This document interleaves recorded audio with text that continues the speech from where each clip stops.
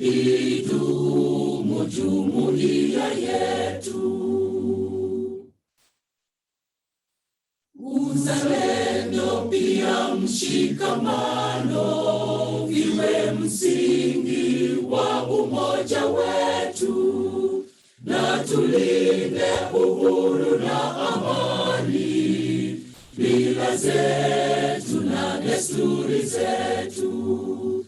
Jumuiya yetu sote tuilinde, tuajibike, tuimarike. Umoja wetu ni nguzo yetu, idumu jumuiya yetu.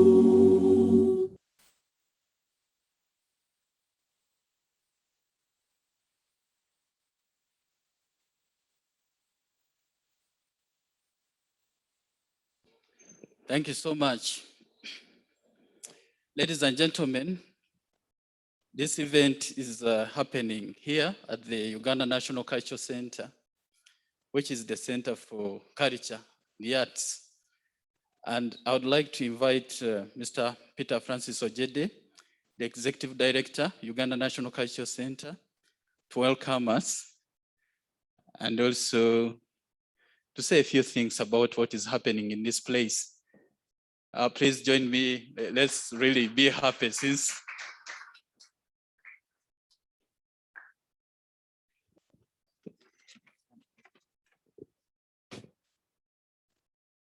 let me pick it.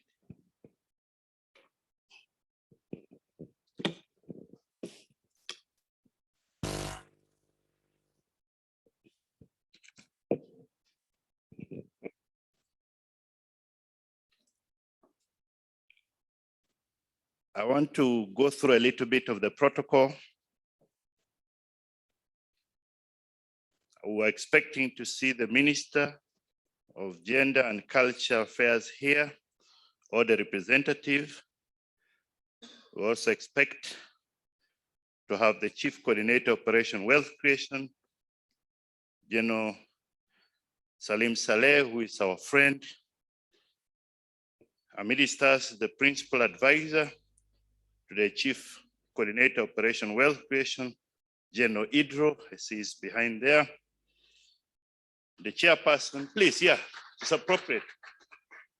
The chairperson, Board of Trustees of Uganda National Cultural Center, who is also my chair, you can see he's behind, and the other board members of UNCC, the chair board of UPRS, and your other colleagues, board members, the Registrar General of Uganda Registration Services Bureau, who is the regulator, the Executive Director, UPRS, artists, the press, ladies and gentlemen. It is with great pleasure that I welcome you here today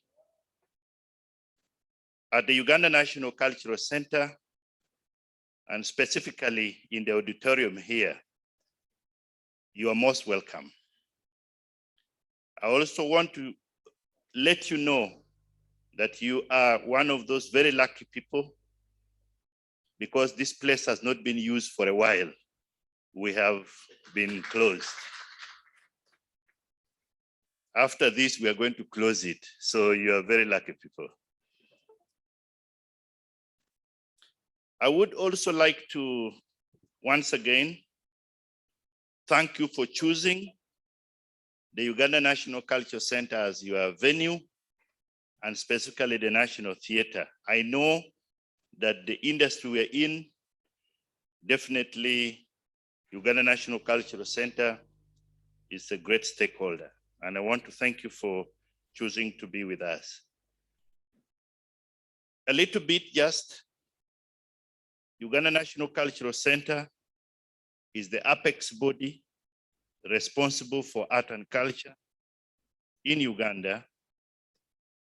And therefore, we're very, very happy and we're excited to partner with our friends and the institution that supports art, and that is the UPRS. We are very, very happy to partner with you.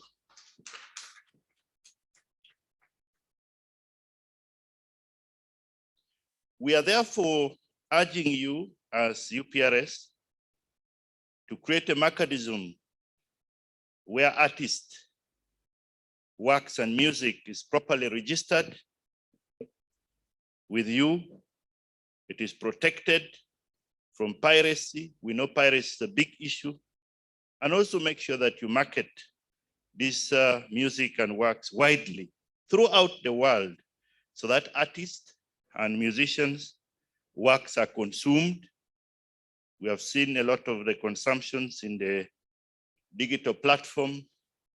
We also want them to be listened to, but they must be paid for so that artists can also earn directly from their works. This is what we expect from you, and we urge you to do that. Another role that we urge you to perform as UPRS is to sensitize the artists and musicians, and actually the public, on the need to register and become members of UPRS. We need many, many members of UPRS, but you need to be able to tell them the value that they can expect from their membership. So this sensitization must be done. This will help artists to help UPRS. They will help them to join you voluntarily, and also so that they can earn from the works and build a critical mass in the industry. This is our advice to you. The other virtue which we would like to recommend to UPRS is that you should uphold the principles of accountability, the principles of honesty, and the principles of transparency. If you can do this, then you can have members who will trust you and the members who will want to work with you.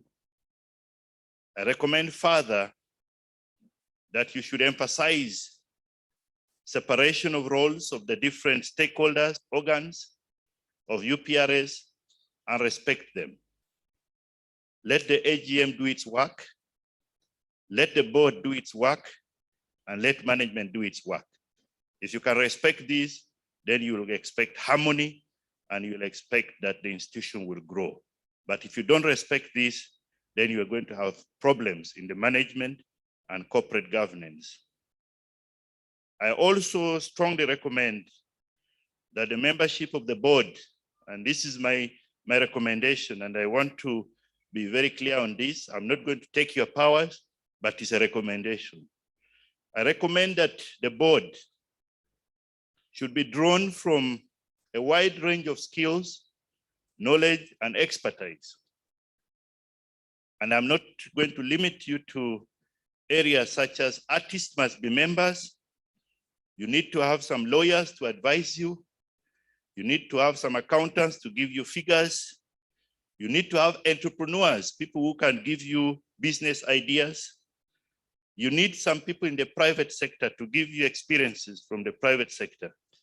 But above all, you might also need to have some government bureaucrats to give you the feelings of how government works. Sometimes you do everything and you get frustrated with government because you don't know how it works. You may want to have in your board some of these, and this may help to strengthen your institutions. I also urge you to rethink UPRS as a powerhouse of artists so that you can strengthen it financially and administratively. And as I get to my conclusion, I have some specific things that I want to recommend as what I call low-lying fruits, things that you can do without necessarily going through a lot of procedures. I want to recommend that you need to develop as UPRS a robust mechanism for collection of artist royalties. And here I'm trying to recommend what we call online platform. And this can be done in partnership with institutions like us, UNCC. We're already doing one, and you could partner with us to be able to develop the online platform. You also need to partner with Ministry of ICT, NITA Uganda, and other private sector players. If you did this, then you'll be able to move very well. I also urge you to collect royalties and pay artists promptly. Don't just do it. Get the register, collect and pay, because that's what artists want. They want to be paid and they want their money. So prompt payment is important. And this one, you don't need anything. You just need to have the money and the mechanism of paying promptly. You need to invest heavily in sensitization of artists on the benefits of being a member of UPRS and how it works. A lot of people ask questions about UPRS, what is it? And they're going to eat our money. Where is the money going? How are we going to get this? You need to be able to make sure that people understand you very well. Lastly, you need to be very transparent and truthful to members if you are to maintain what we call loyalty. And then you'll be able to build a critical mass and a brand. Once again, with those few remarks that I was asked to do, I'd like to welcome you to this Uganda National Cultural Center at the National Theatre. And I want to wish every one of you a fruitful deliberation as you go through your annual general meeting. You're welcome and thank you very much. God bless you.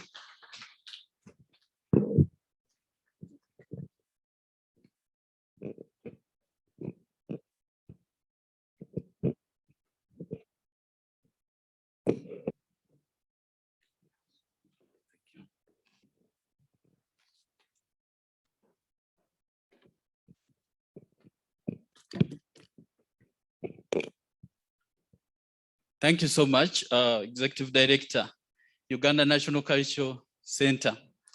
Ladies and gentlemen, I would like us to change our way of appreciating people. Several months ago, we're in a place where we're dealing with military people and they know how to thank people. So some of you have been there. So let's appreciate once again the ED. Asante sana. Good, very organized. Ladies and gentlemen, having listened to the ED, UNCC, probably some of you are coming to this place for the first time. This is the auditorium for the National Theatre, and it seats 477 people. So you can plan an event here, and they are building capacity so that if you want to shoot anything, you want to record anything, you want to produce anything, you can come in here and do everything that you want to do. And as you know, the future of content is quality. So these people are putting in place those things that will enable you to achieve quality. Having listened to the ED, let me invite, it's my pleasure to invite Mr. Anthony Mwanda, the Chief Executive Officer of UPRS. Anthony.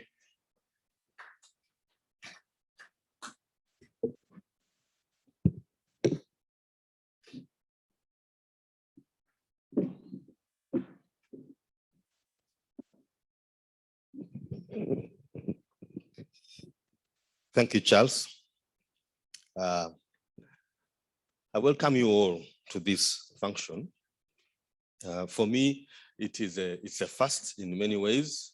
It's a first that I have the responsibility to put together annual general meeting. It's a first for responsibility at Uganda Performing Rights Society.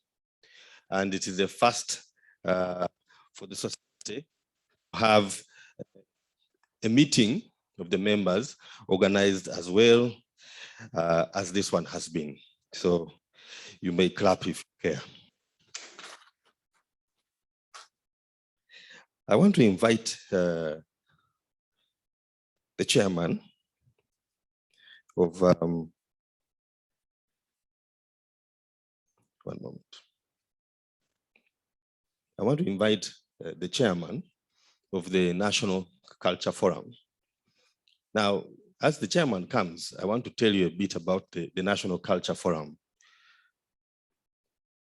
In the culture domain, there are about 17 domains, and that includes the singing, the playwrights, the book writers, people who make drums, backcloth, and so on.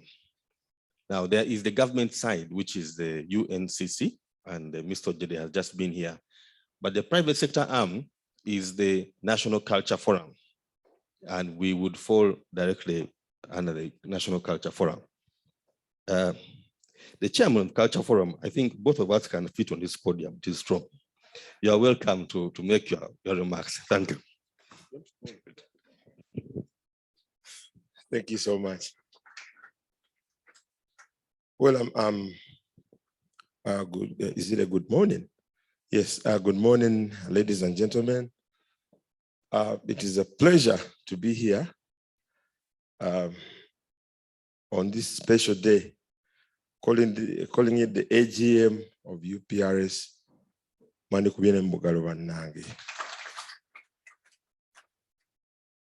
I would say all protocol observed, because whoever is here is a leader. Whoever is here is big. National Culture Forum is the apex body of all associations and federations in the creative industry. The domains we have are not only music. We have theater people. We have the indigenous knowledge. But today, we are dealing with the music. UPRS is the gate of this industry. It does not do any good if you have a good house without a fence. It does not do any good to have a Uganda without a URA. So the collective society of the industry that we're in is called UPRS. If we embrace and empower UPRS, Gemanyiga industry. If we empower the people who collect for us, if we teach the people, if we sensitize the people in Uganda about compliance of UPRS, the industry will be flying in the air. Abantu abasinga balina amabaala, and they don't know who to pay, where to pay, and when to pay. But just imagine a bar without sound, without a kaledio. It cannot work. But that kaledio works with the music that was created by a creator who is dying of hunger. There is no bus in Uganda without a TV. People are not buying cars without radios. That radio does not only bring Salongo Johnny Bilango, it will bring some music.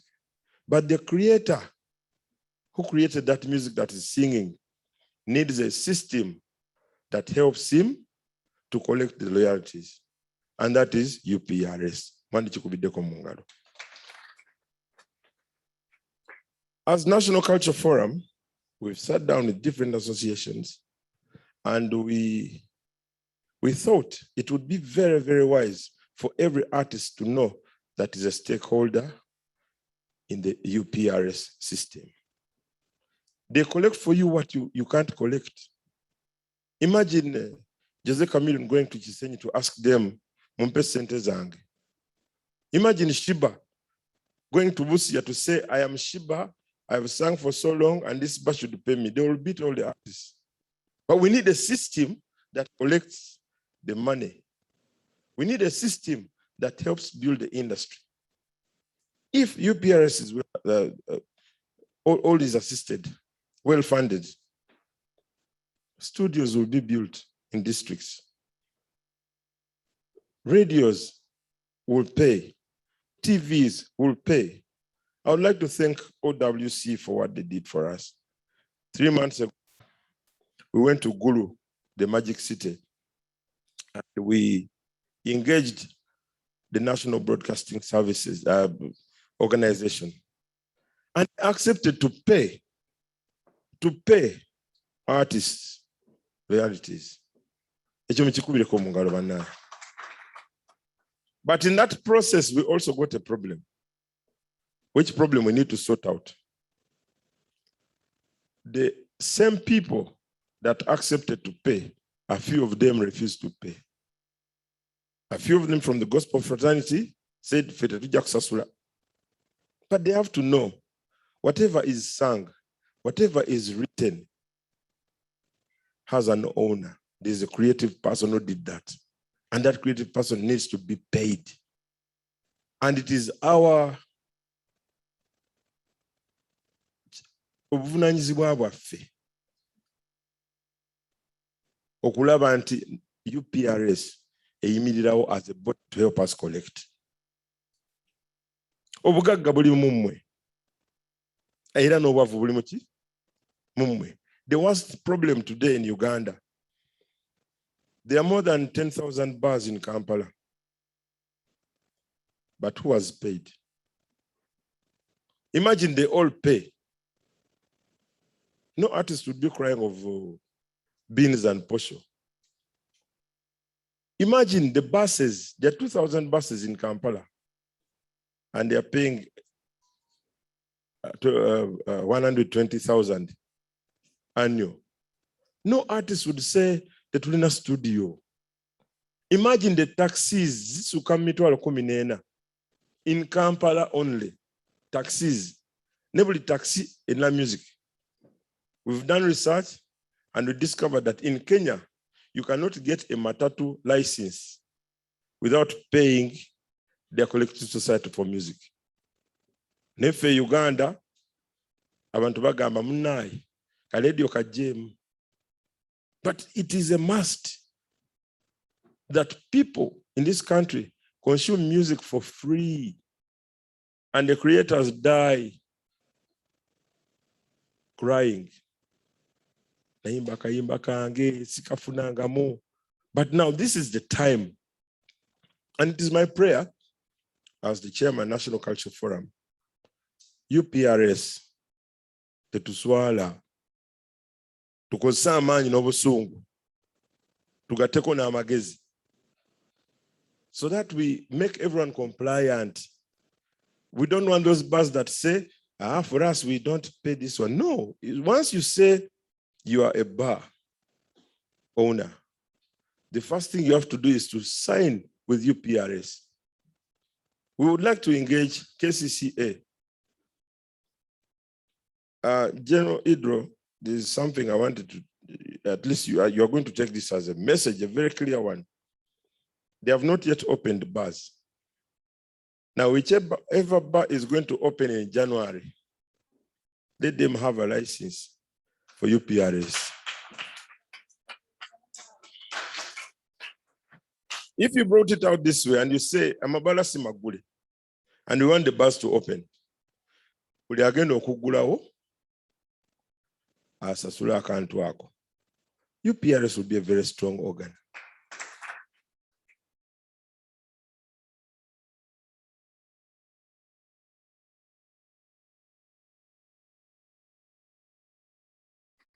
The masses, they don't see. Before you get the PSV, live on handouts. UPRS is so strong and so rich, but so poor at the same time.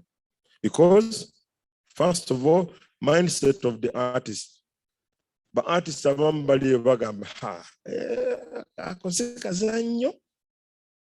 have grown. In Tanzania, you cannot do business without paying the collective society. You cannot be doing anything about music without paying that license. But in Uganda, you find a very big hotel. Sija kwogera Manyagazi Hotel. But there are reciprocal agreements that allow you to play Michael Jackson and play Ragadi at the same time. So we need to sensitize, first of all. Nanyini wa hotel agamba for 30 years I've never paid. How can I start paying now? But this is what we have to tell people. You always took water for free from the lake. But once the National Water and Sewerage Corporation brings a pipe to you, you start paying. So it trains a gamba, no, there is a creator, and that creator needs to be paid. The reason why we go to church, we are paying God for what he has done for us. Kakati nafa abayimbi tubasasule bwetuti. On this special day Nali sirulabangako. Nze mbadde lwagadi emyaka gyange 3 plus. On this special day when we say entalo ziweddewo, let us work. I want the artist to be rich, the producer to be rich, the publisher to be rich, the collective society to have money to give to the people. Kati UPRS yabeerangawo and people don't know who is supposed to take what. To know the statistics of the industry, we begin with UPRS. Whoever has registered means that is the number that we have. But so many people, Musanga is a big star. You tell him, Mpozi Gwolichi, UPRS, but this is my appeal to every artist in Uganda. In Uganda, if you're registered, that is very important. We also have another message for General Idro. We have been pushing the private copy levy. And UPRS is the mother of this now. Private copy levy that the president, to make sure that people, whoever has a flash, a disc, there's some little money that is given to the industry. So that we stop becoming beggars. When we went to Gulu, people said we are beggars. We are not beggars. We are only trying to streamline things and put them in the right direction. Because at the end of the day, if you get me as Ragadi, you just need to take me to Karamoja and put a chikari. Do not fail to get 50,000. That means I'm a business. And this business can be streamlined. Abayimbi people never gaga nyo, never have nyo. Kubateba manyi nyo, echino bayambe nyo. Whoever is here, we want you to take back the message. UPRS should be embraced, should be empowered, should be known. It is someone's small business. It is for all of us.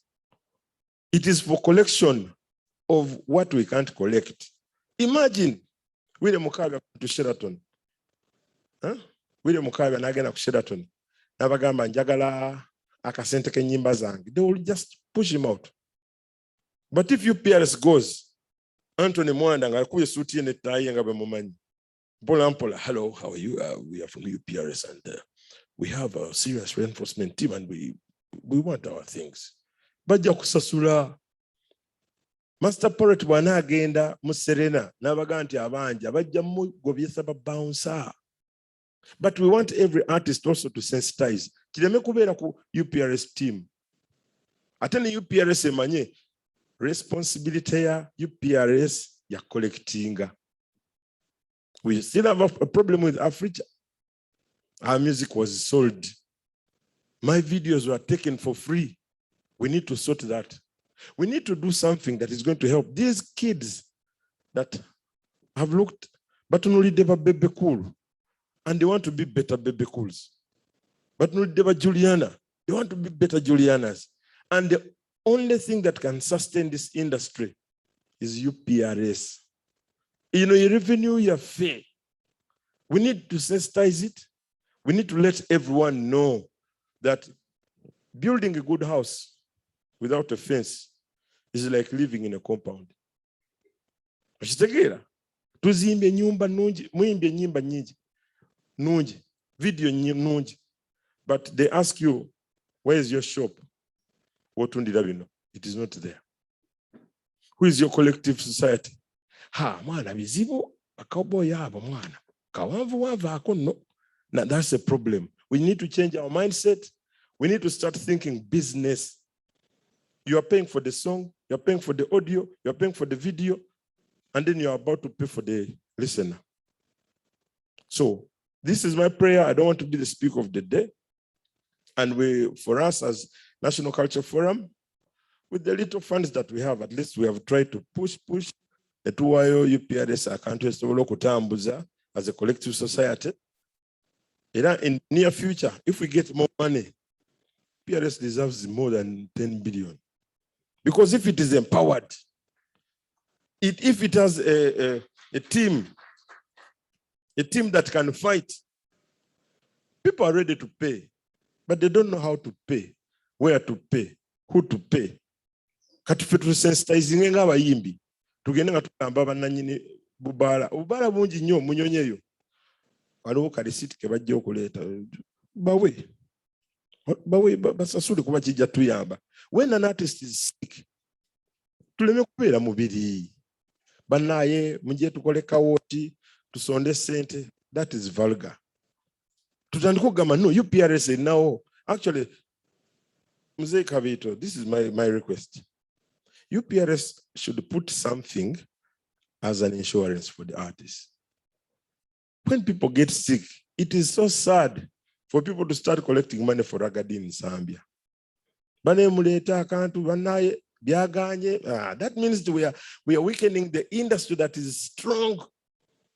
Mwalaba collecting for that lady, people collected 60 million in one day. And what happened? Stories after. Our valuation, our addition to any value that we have should be a strong collective society, strong associations, and a strong response in mindset. Because of Wongo Wafebutu Sumbua, whoever was cheated by UPRS long time ago should not be crying now.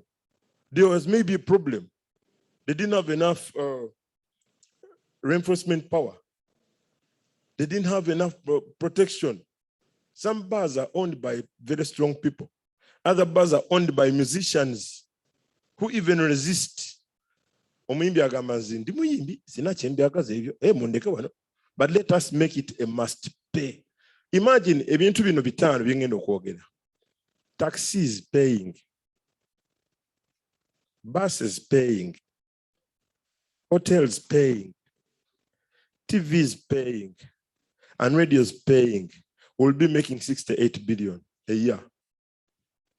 Because there are 321 radio stations. There are 47 TV stations. And that is just the beginning. Because for them, the TV is kiriza. We're not going to use force. We'll go back to our partners in UCC. Paying for the industry. No matter what they say that they are not playing Ugandan stuff, somewhere, somehow, they are talking about Ugandan stuff. And the Ugandan stuff, who makes the news? The artists. Imagine a program on TV. What TV would that be? Imagine a program only talking about politics. Politics never take our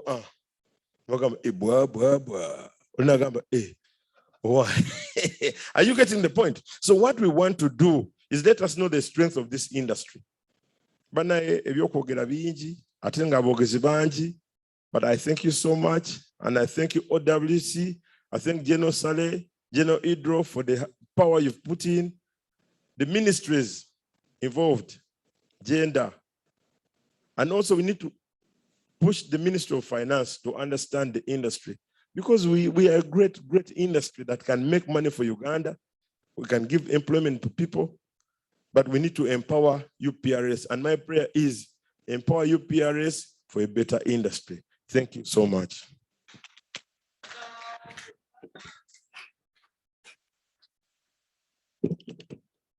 Thank you so much, Jaja Ragadi, Chairman, National Culture Forum. Ladies and gentlemen, as I listened to him, I remember a story told to me by one of my bosses. And the purpose of this story was to get me into action. He said, Charles, for us, the elderly, when we are driving, we very much focus on the behind lights. That means, so every time they are trying to drive, the focus is on the behind the lights.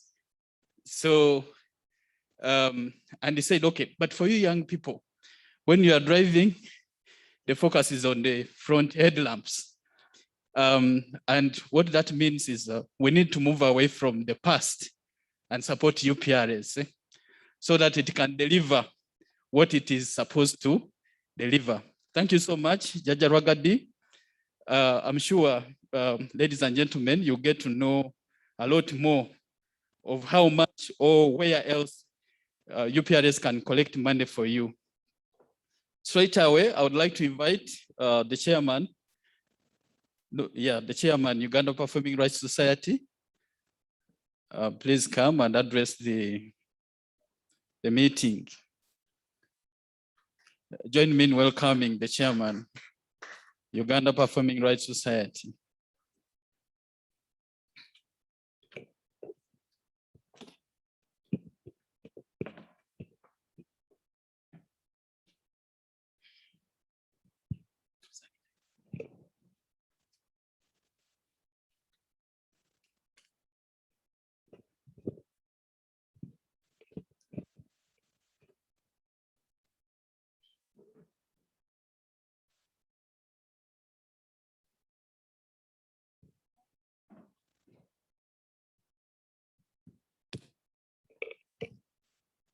It's unfortunate that the Honorable Minister cannot be with us.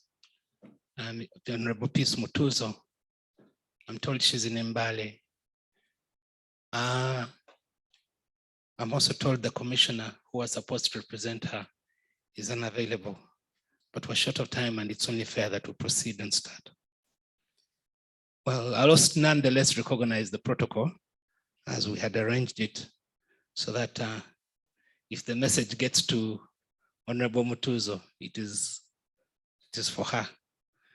So Honorable Peace Mutuzo, Minister of State for Gender, Culture, Ministry of Gender, Labor and Social Development, the representative of the Chief of Coordinator, Operation Wealth Creation, Office of the President, Professor Mangeni, the task fell on you, I'm told. But I also must recognize the presence of Mr. Idro, General Idro, our good friend of music. The representative of the Registrar General, Uganda Registration Services Bureau, Mr. Gilbert Agaba, Director of Intellectual Property at URSB, who is with us online. The Chairman, Board of Trustees, Uganda National Culture Center. The Chairman, National Culture Forum. The Presidents of Uganda Musicians Association, Uganda Gospel Artists, and all other associations present. Dear UPRS members, guests, friends of music, both present here and online. It gives me great pleasure to welcome you all to this opening ceremony of our AGM. This meeting is a major milestone in the 36 years history of the society. Aside from the regulator's special general meeting held in October last year, this will be the first recorded, legally constituted AGM of the CMO.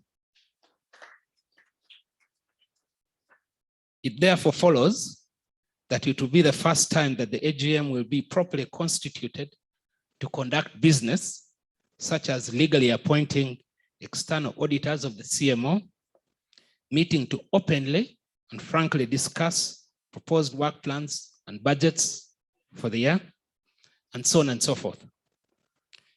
This achievement is profound, especially when seen in the context that the society is presently at its weakest as a result of the COVID-19 effects and the resultant legal restrictions on the entertainment industry.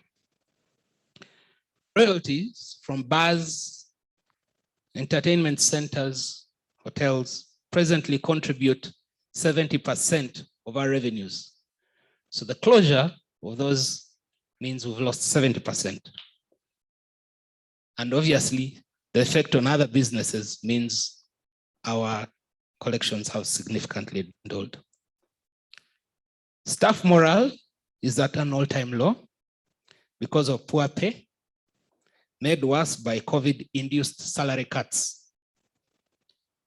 Members, UPRS members, and musicians are justifiably upset because of the society's inability to effectively collect and distribute royalties over the years.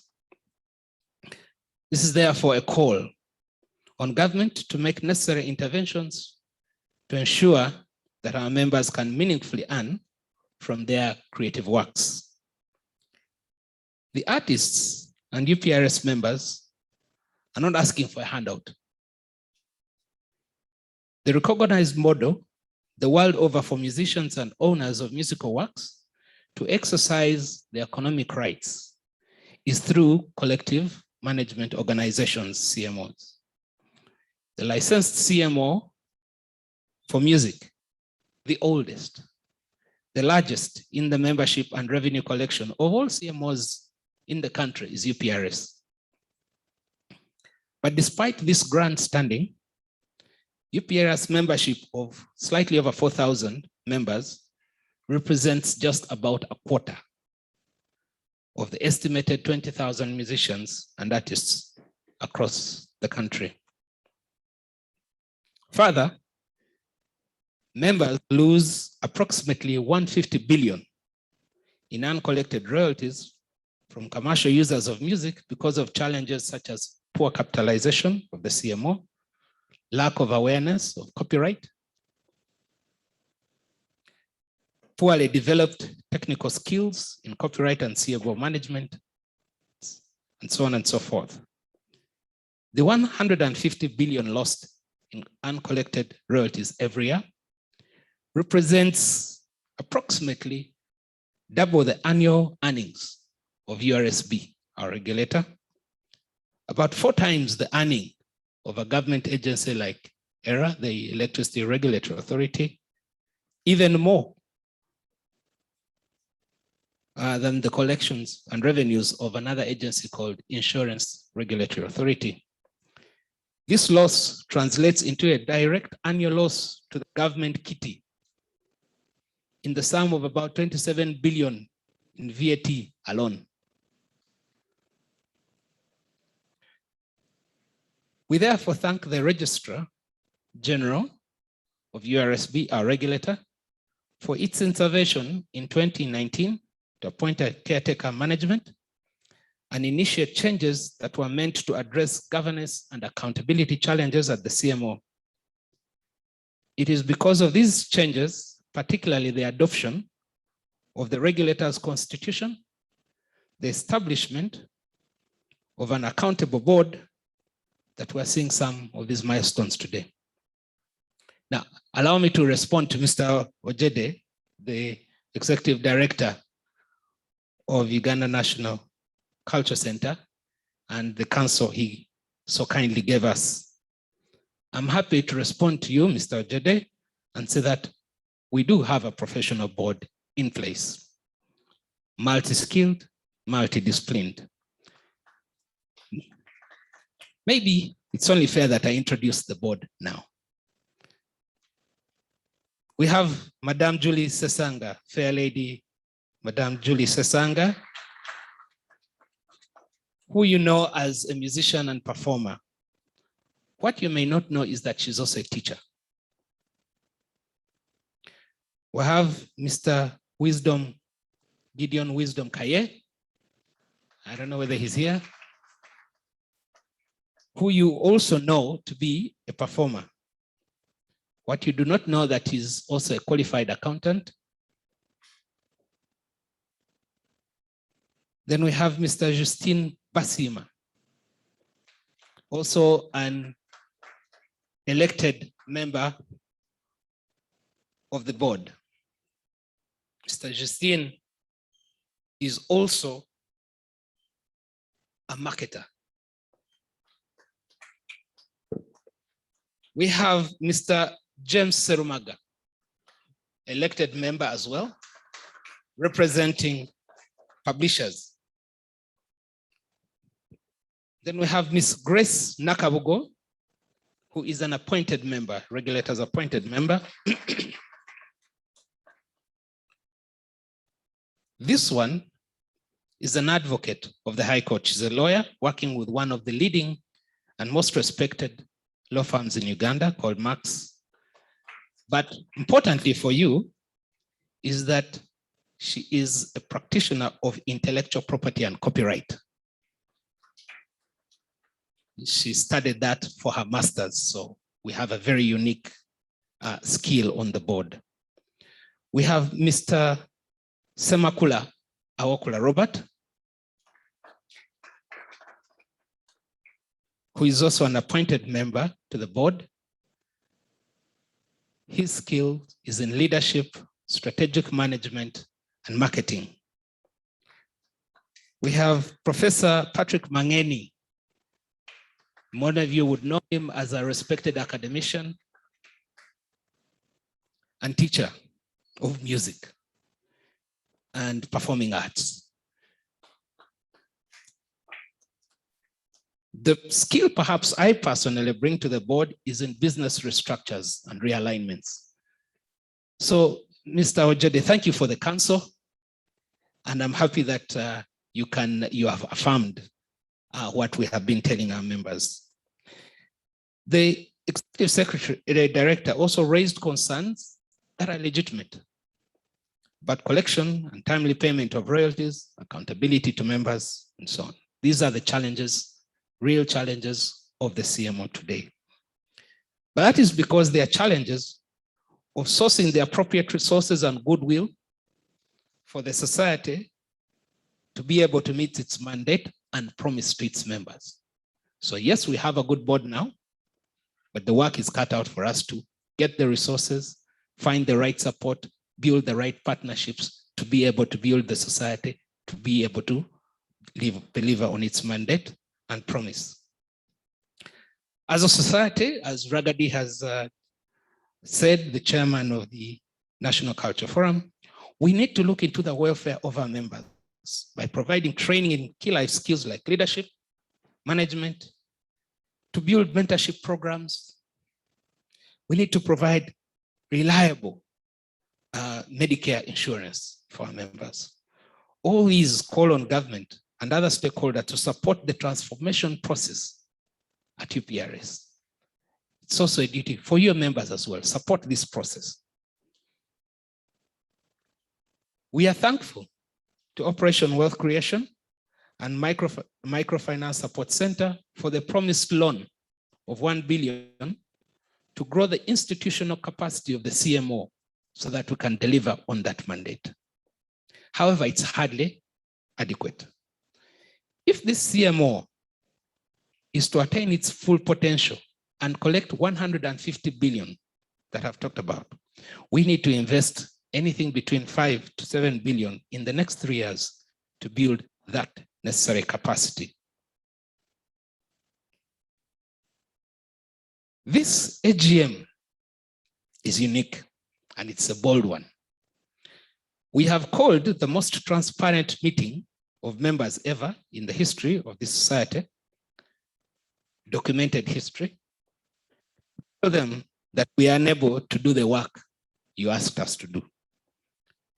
Ideally, we should be in hiding. But here we are, ready to account and face you. Face your wrath and your frustrations because you are justified in your perceptions. This is the kind of accountability that the board is ready to bring to you. So let me look all of you in the eye and tell you this. The COVID-19 effects have not spared the society during the year that we'll be reviewing in the AGM. Royalty collections started dwindling as early as March 2020. The sustained COVID-19 restrictions on the entertainment industry and the resultant shrink in the society's revenues and savings means that the society will go another year without paying distributions. There it is, I've said it. I've said it. We have said it. But I have hope. The board has hope. The ambitious plans for our growth, using the loan we expect from Microfinance Support Center, gives us a chance to look at a better tomorrow, 2022 and further. Our engagements with key stakeholders and potential partners has shown us good promise. Some have in fact contributed to this AGM's preparation. And for me, this is a sign of good things to come. Let me list and thank them now. I want to thank Operation Wealth Creation for its generous contribution of 100 million towards the preparation of this AGM. We are particularly grateful to General Kaleba Kandwanaho Salim Saleh, the Chief Coordinator of Operation Wealth Creation, for personally coordinating and realigning key government agencies and other stakeholders to serve you better. UPRS and its sister collecting management organizations, UFMI and Euro, are working closely with OWC and Ministry of Finance to ensure the introduction of the private copy levy to curb piracy and boost the revenues and royalty collections for you musicians. This hassle-free stream alone could fetch UPRS 30 billion, and earn government 5 billion shillings every year in VAT alone. So it's a win-win situation. I'd like to thank Stanbic Bank for its generous contribution of 6 million this is AGM. Our discussions, go on, please. Our discussions with this partner and the potential partnership we are trying to explore is deliberately steered, designed to ensure improved collections of royalties and improved accountability standards of the CMO to you, the members, and stakeholders such as them. So when we partner with a big name like Stanbic Bank, we cannot be involved in hanky-panky. So it's also our own protection. Because when we're in hanky-panky, then they go, you fall, you eat us. I want to thank a new television station in town called CTV. CTV gave us 1 hour live broadcast for this opening ceremony. Had we started at 10 sharp, we would all have been on TV. Now they might have gone because they're supposed to go at 11. But our partnership with this TV station is designed to improve a countrywide registration process for all members, because we believe that there are approximately 20,000 musicians across the country that qualify to join the CMO. I want to thank our partners, UNCC, for giving us this free venue. As the ED has said, we are lucky, so let's feel lucky. But that's because we have also risen to match their expectation in some measure. We have worked closely with UNCC and our colleagues at the National Culture Forum to advocate for a stimulus package for our members from government in view of the compromised financial standing of the CMO. So if you've received any package, that's because we have been working closely with these two partners. I want to thank NITA Uganda. Uganda gave us a kind contribution of 6 million shillings also towards this AGM. Then they paid for all the Zoom licenses we are now enjoying. So thank you very much, NITA. NITA has also made a further contribution donation of 4 laptops to the CMO. This is in addition to furniture and the 15 computers given to us last year. Still on the subject of computers and laptops, I also want to thank, and I'm happy to announce, that URSB has also given us a laptop.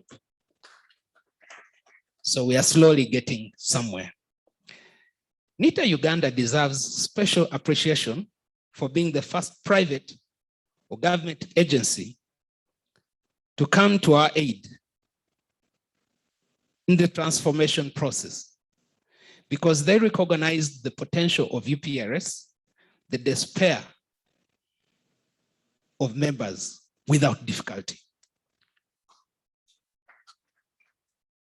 The automation project that was started last year continued in the year to be reviewed, and significant progress has been made.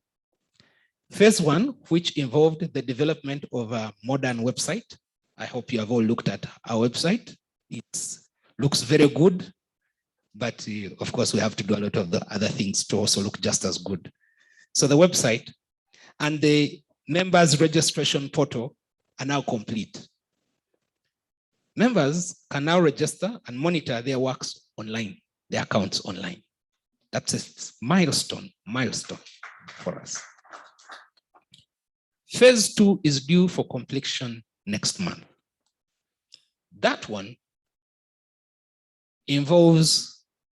will enable commercial users of music to apply and obtain licenses online. They can also pay online. So that will ease a lot of these excuses. I don't know, you hear of people, where should I pay, money being eaten and that sort of thing. So this is one of the strategies attempt to automate the functions of the CMO so that we are as transparent as possible.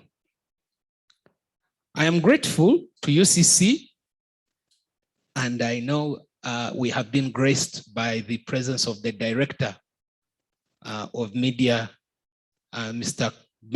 Medi Kagwa. You're here? Please do stand up and get acknowledged. Yes, Dr.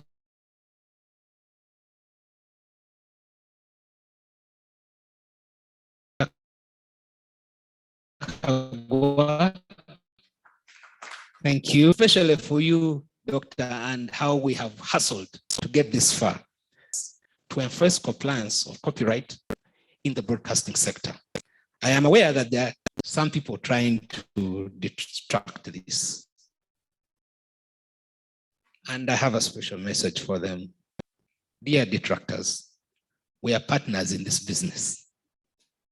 Our membership is your partner. We need you as much as you need us.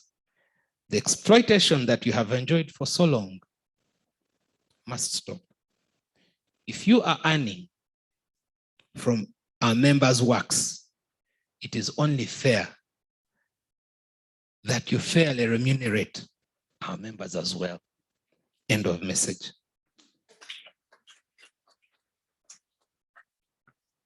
While the events of the last 2 years have exposed institutional and financial weaknesses of the society, they have nonetheless demonstrated its resilience too.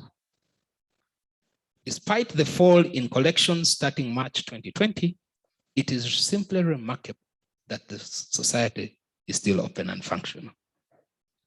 So there is hope. 2020 therefore promises to be an exciting year, as the quiet investments we have made in the last 2 years will be put to test. So to all members, I say again, there is hope. We will win this one. I want to thank all members who have continued to advocate for the society's importance in the protection of their rights. I want to thank those that have held us accountable, because in doing so, we have had to check ourselves. I want to thank new members for joining us. The growth of our repertoire and membership by a stunning 66% and 53% respectively, recorded in the last 24 months, validates the confidence that owners of musical works continue to have in the CMO, despite the understandable negative perceptions that continue to bedevil its image. Lastly, I want to extend our gratitude to a very, very committed staff. The staff may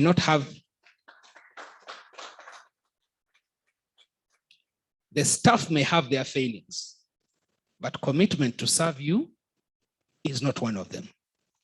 Let me just introduce some of them and say something about them. Maybe you'll have some more compassion for them when you criticize them. Mr. Anthony Mwanda, our acting CEO. Mr. Mwanda worked for Uganda Revenue Authority for 18 years, rising to become the manager of the tax investigation unit. His training in tax investigations is at the hands of such acclaimed institutions such as America's FBI. No, I kid you not. And the internal revenue services of the United States, United Kingdom Scotland Yard, and Her Majesty's Revenue and Customs Service, Australia's Tax Office, and South Africa's Revenue Services. When he left URA, he joined the IMF and the World Bank, and he helped revenue authorities of Rwanda, Ghana, Liberia, Nigeria, Sierra Leone, Swaziland, where he was recruited as a personal advisor to the Commissioner General of Swaziland's Revenue Authority, and went on to become His Majesty Mswati's personal consultant on tax affairs. He has also given similar services as an IMF consultant to the revenue authorities of Zambia and Zimbabwe. So this man has tested the dollar. He is not here because he lacks where to go. He can't go anywhere, but he's with us earning only 3 million shillings a month.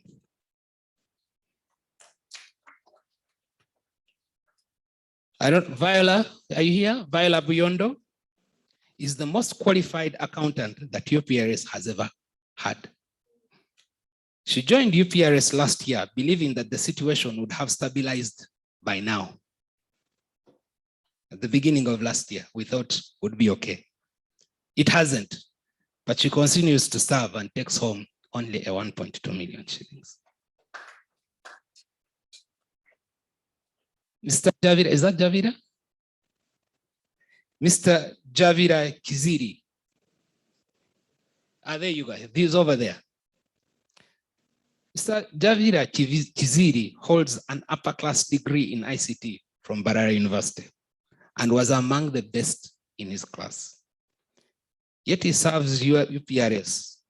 He has served UPRS for 10 years, earning only 900,000 shillings. His colleagues who he beat in his class are earning much more elsewhere.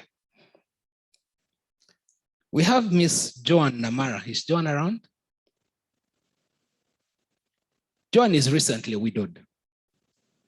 Her husband worked in the United States, but returned home when he was diagnosed with cancer. And she nursed him while earning only 600,000 shillings. She still works with us. We have Salongo Sesamba Robert. Salongo around? Salongo is a veteran of the 3 Kisangani battles. He has a garden at his home for subsistence means only. After the COVID challenges and the resultant reduction of salaries that we affected, Salongo carries steamed cassava every day to share with colleagues for break tea. When he does not come, there is a problem.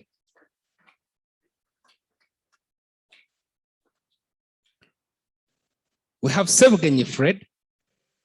Sevgenyi lives in Amaojolo, is the licensing officer. He arrives every day at the office before 6 a.m.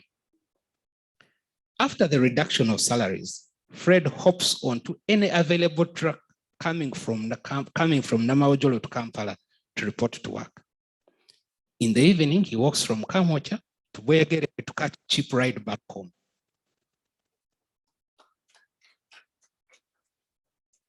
Then you have George Sevliva. Is George around? George is a university graduate and a pastor in his local church. Although he's a trained licensing officer at UPRS, he's really no more than a delivery boy. He rides around our border, drawing errands, meeting all of you. And sometimes he covers as much as 120 kilometers a day. That is the distance from here about to Masaka. He does that every day. Lastly, I want to also mention Efrance Namala, who is our acting licensing manager.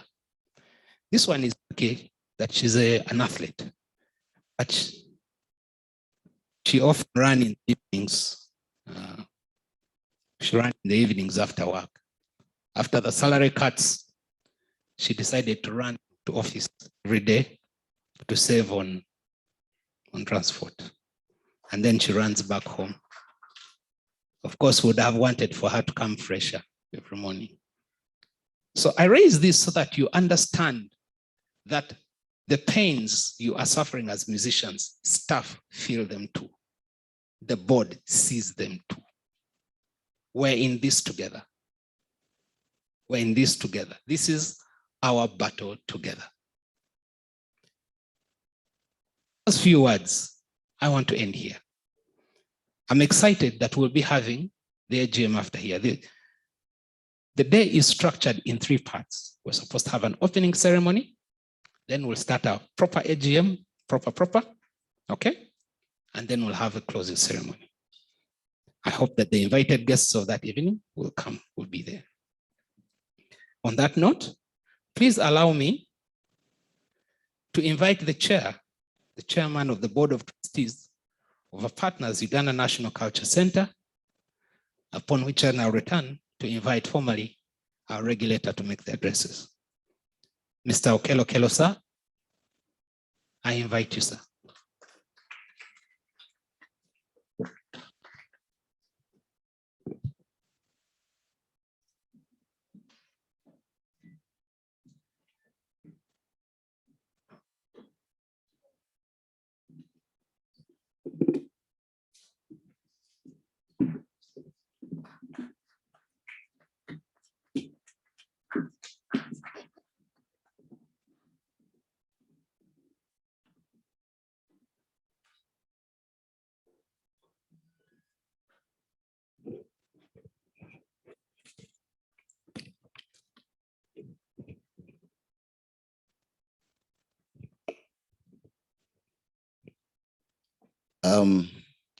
Mr. Gabito, when you were talking about your staff, I got very depressed.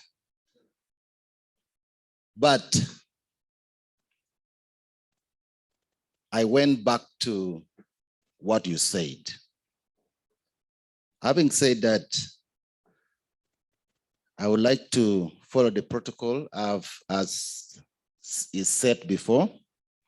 And I would like to say the State Minister of Gender and Culture Affairs, the Chief Coordinator of Operation Wealth Creation, General Salim Saleh, who is very ably represented by Dr. Patrick Mangeni, the Principal Advisor to the Chief Coordinator, General Idro, Karibuni Sana, the Chair Board of UPRS, Mr. Kabito. I am also a board member. You forgot to introduce me, but it is okay. I was waiting for you to introduce me, and I tell you I am the owner of this place. So I want to thank you for technically avoiding it. And Dr. Antege, yes. The Registrar General or the representative, the representative of UCC. Doctor, thank you very much for coming. And we know you have really, UCC has played an important role in supporting the industry. My Executive Director, Mr. Peter Francis Ojede of UNCC. My board members of UNCC. I started by saying that when Mr. Kabito, Chairman Kabito was introducing his staff, I was worried. I was very worried because the details were very challenging emotionally. But when I looked at the board of UPRS now, I saw a clear future, and I want you to give a big round of applause to the regulator for making sure that this board is in place. I also want to say that when the acting ED of UPRS was giving his remarks, he very smartly brought in the chair of National Culture Forum. That was a very important strategic way of doing things. National Culture Forum has a huge responsibility. And I'm very glad that it is being chaired by my brother Ragadi, and I know, yes, and I know that it will bring a lot of changes in the music industry. As the chair UPRS said, that this is a very special day. This is the first AGM. AGM that is very unique. When I tell you it is not good, but I will. That willpower and strategic interventions that the board is putting in place is very important. So this is a very special day, and I would like you to give a big round of applause to the board and the members of UPRS. As UNCC, we just want to congratulate you. We want to congratulate you upon this day, but also we want to clearly make people aware that this is the only collective society for music. So being part of it and being a registered member is important for you as an artist in Uganda. So I would like to encourage all the artists, all the musicians everywhere in this country to register with UPRS and become a member, so that this gateway to your opportunity, this gateway to your future is empowered, first by your membership, secondly by the government, and you can see that the goodwill by government is there. So I would like to encourage all the members to join UPRS.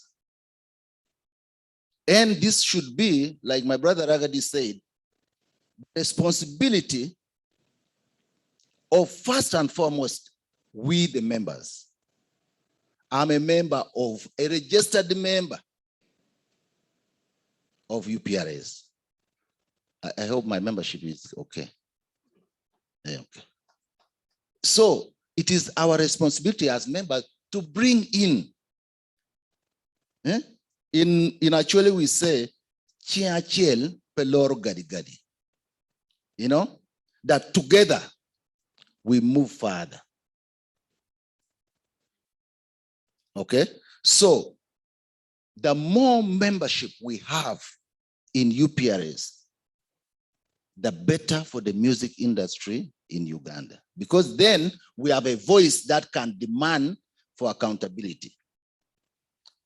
My brother Ragabi was talking about the difference between fighting a giant as a toad. Imagine a frog slapping an elephant. So if you're a musician, if you want to demand for your rights, be the elephant. And the only way you can become this elephant is by being part of UPRS. I want to say that it is clear that government of Uganda is very, very interested in growing the music industry in Uganda.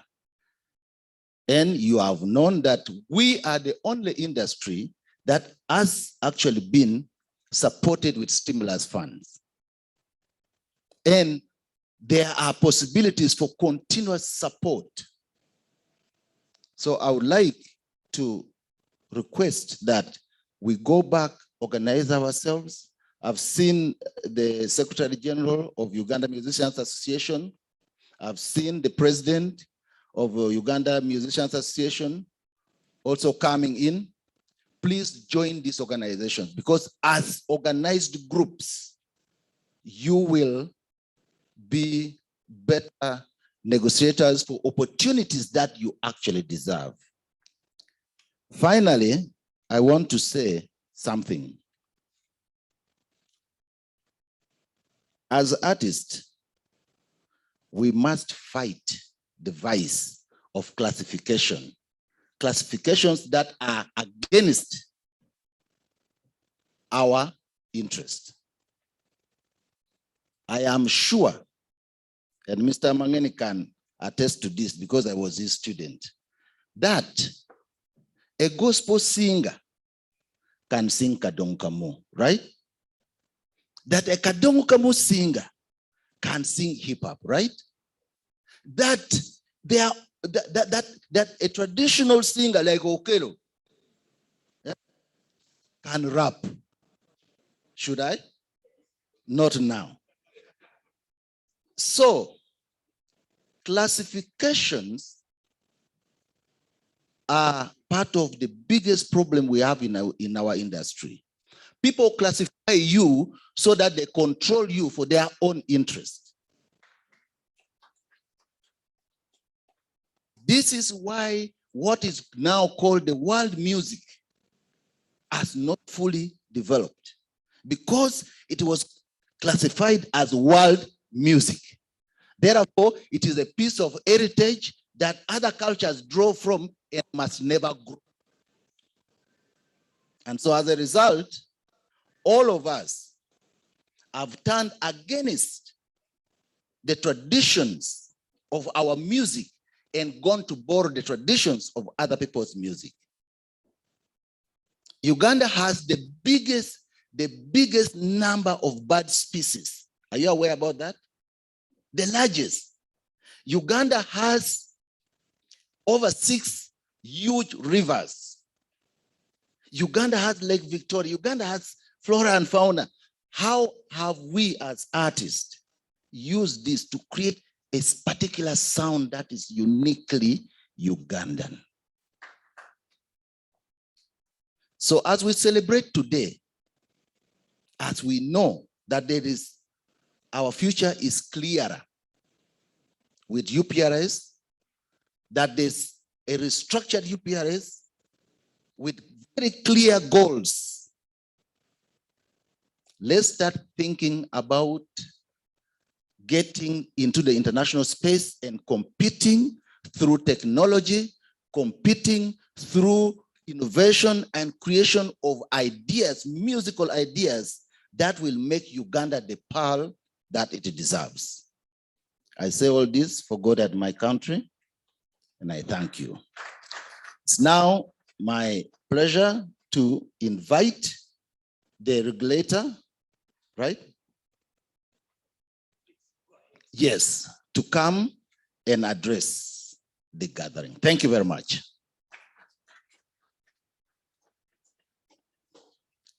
Oh, you see, science. The regulator is online. Don't panic.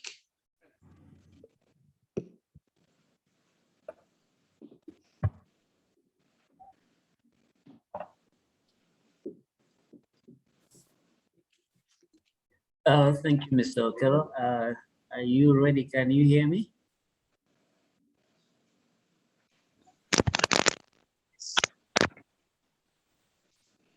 Yes.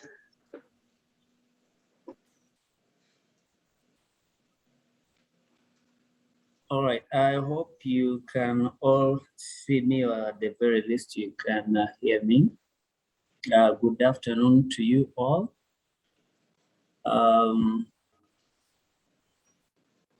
Minister of Gender, Labor and Social Development, in absentia. The Chief Coordinator of WC,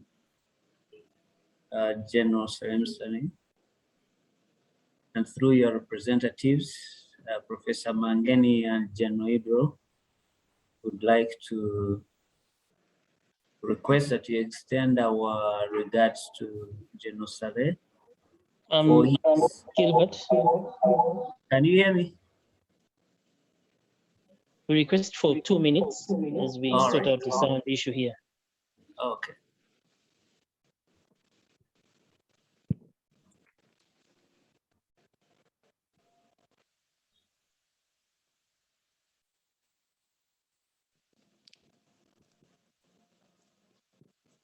You may commence.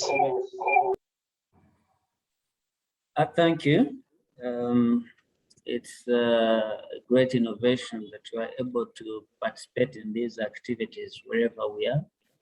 And I'm here virtual and getting live feedback from all the participants. And I would like to appreciate UPRS for this innovation. I was going through the protocol. Of course,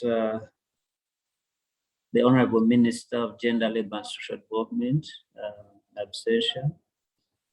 The Chief Coordinator of WC, to whom we request his representative, Professor Mangeni and General Idro, to extend our sincere gratitude for his unequivocal support to the creative sector. I think what he has done in the few months that he has been involved in this sector, it would have taken us years, and we are certainly very grateful for his unwavering support to the sector. So kindly, Professor Mangeni and General Idro. Gilbert, I'm so sorry, but you're going to have to be interrupted yet again.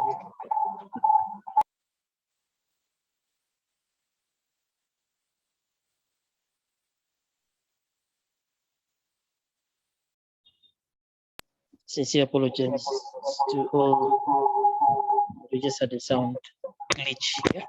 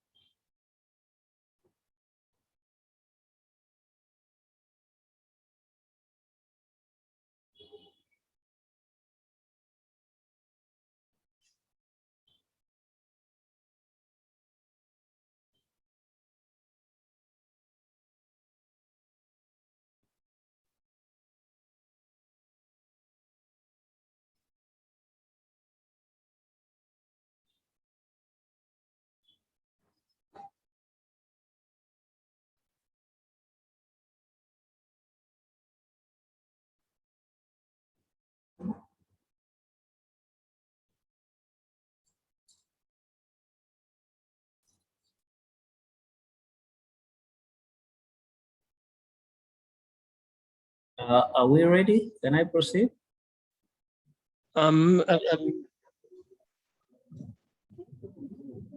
Sorry, just give it a few more seconds. We are trying to get the sound. We sincerely apologize once again to all members on call, but we needed to have the sound feedback into the auditorium here, which hasn't been that successful.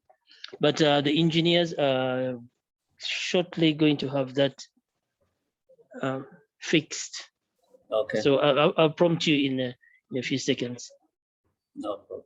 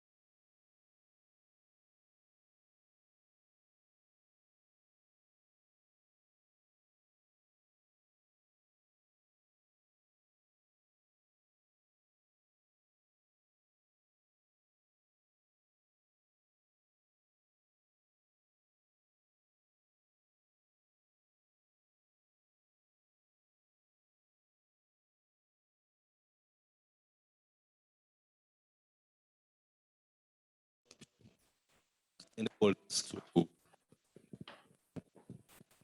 Can you hear me without this?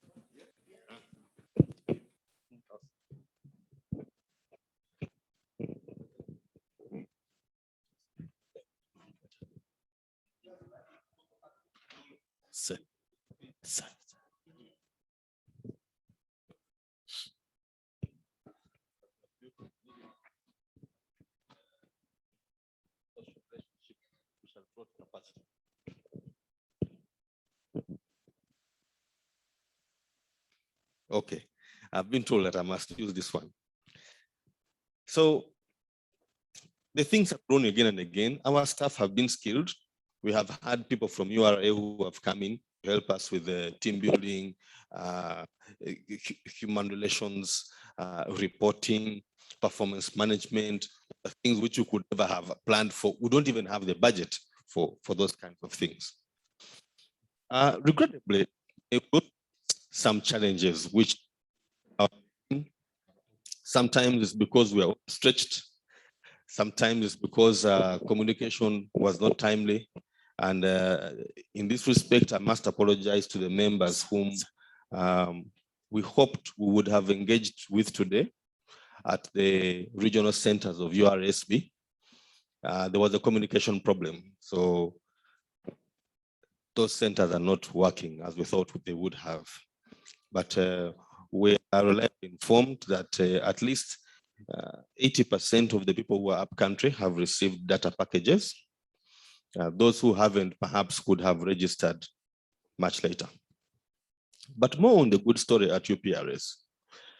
The potential that we have seen and we continue to see in on the business side of the things we trade in continues to grow, and it is encouraging. We have a lot more interest in people who want to work with us with regard to electronic usage of our works.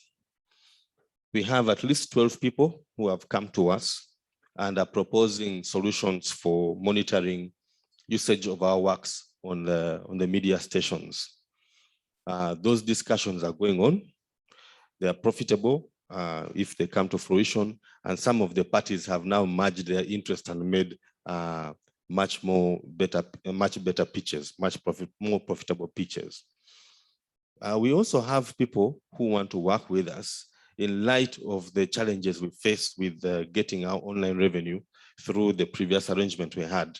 We have other people who are proposing to build another platform for us so that we can gain from usage and sale of our works from the online platforms. That, if it comes in, will be the magic bullet that the chairman talked about to bring in revenue. But all of these things need support. And I also want to re-echo and underscore the effort, the support that we have got from Operation Wealth Creation.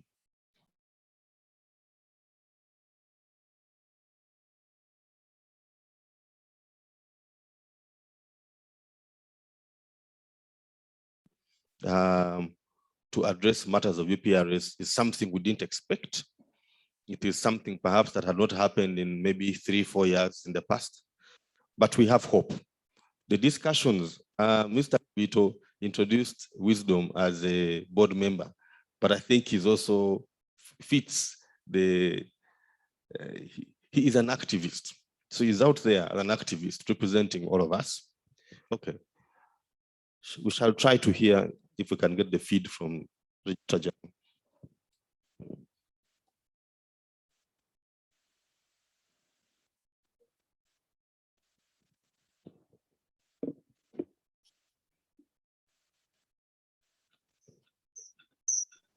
Gilbert, you may now commence. Apologies for that.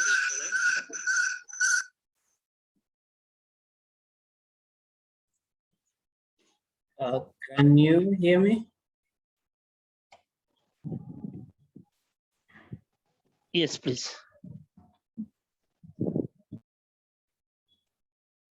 Okay.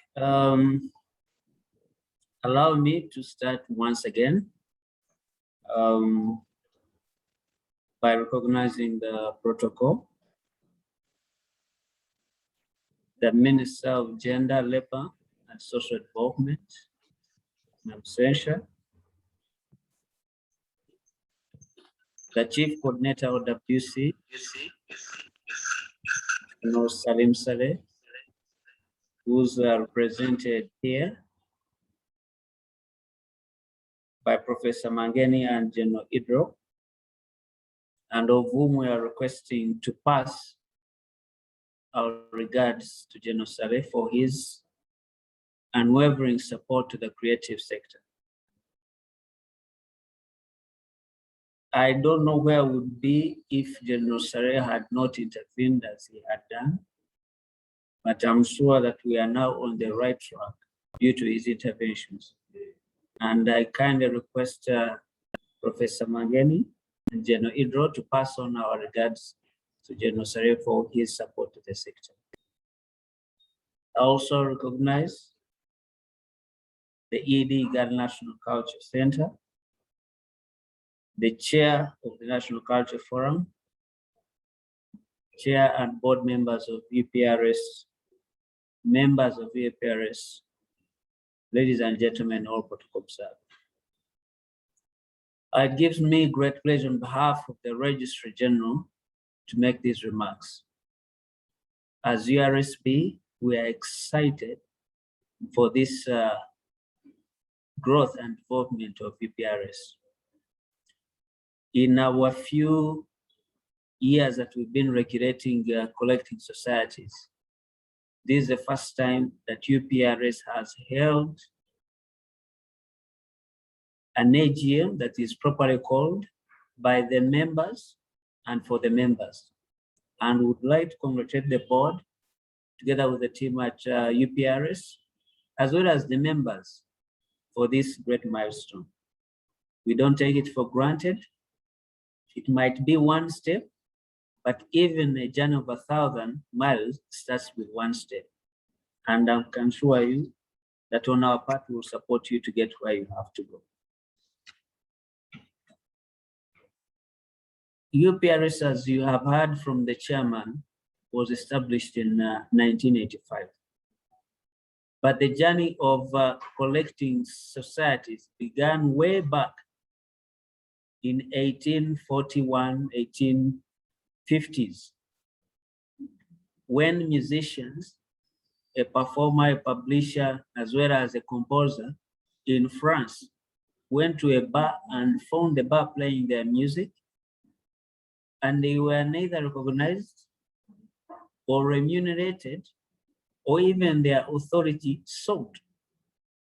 So they went to court and sued this bar, insisting they should be paid for the use of their work.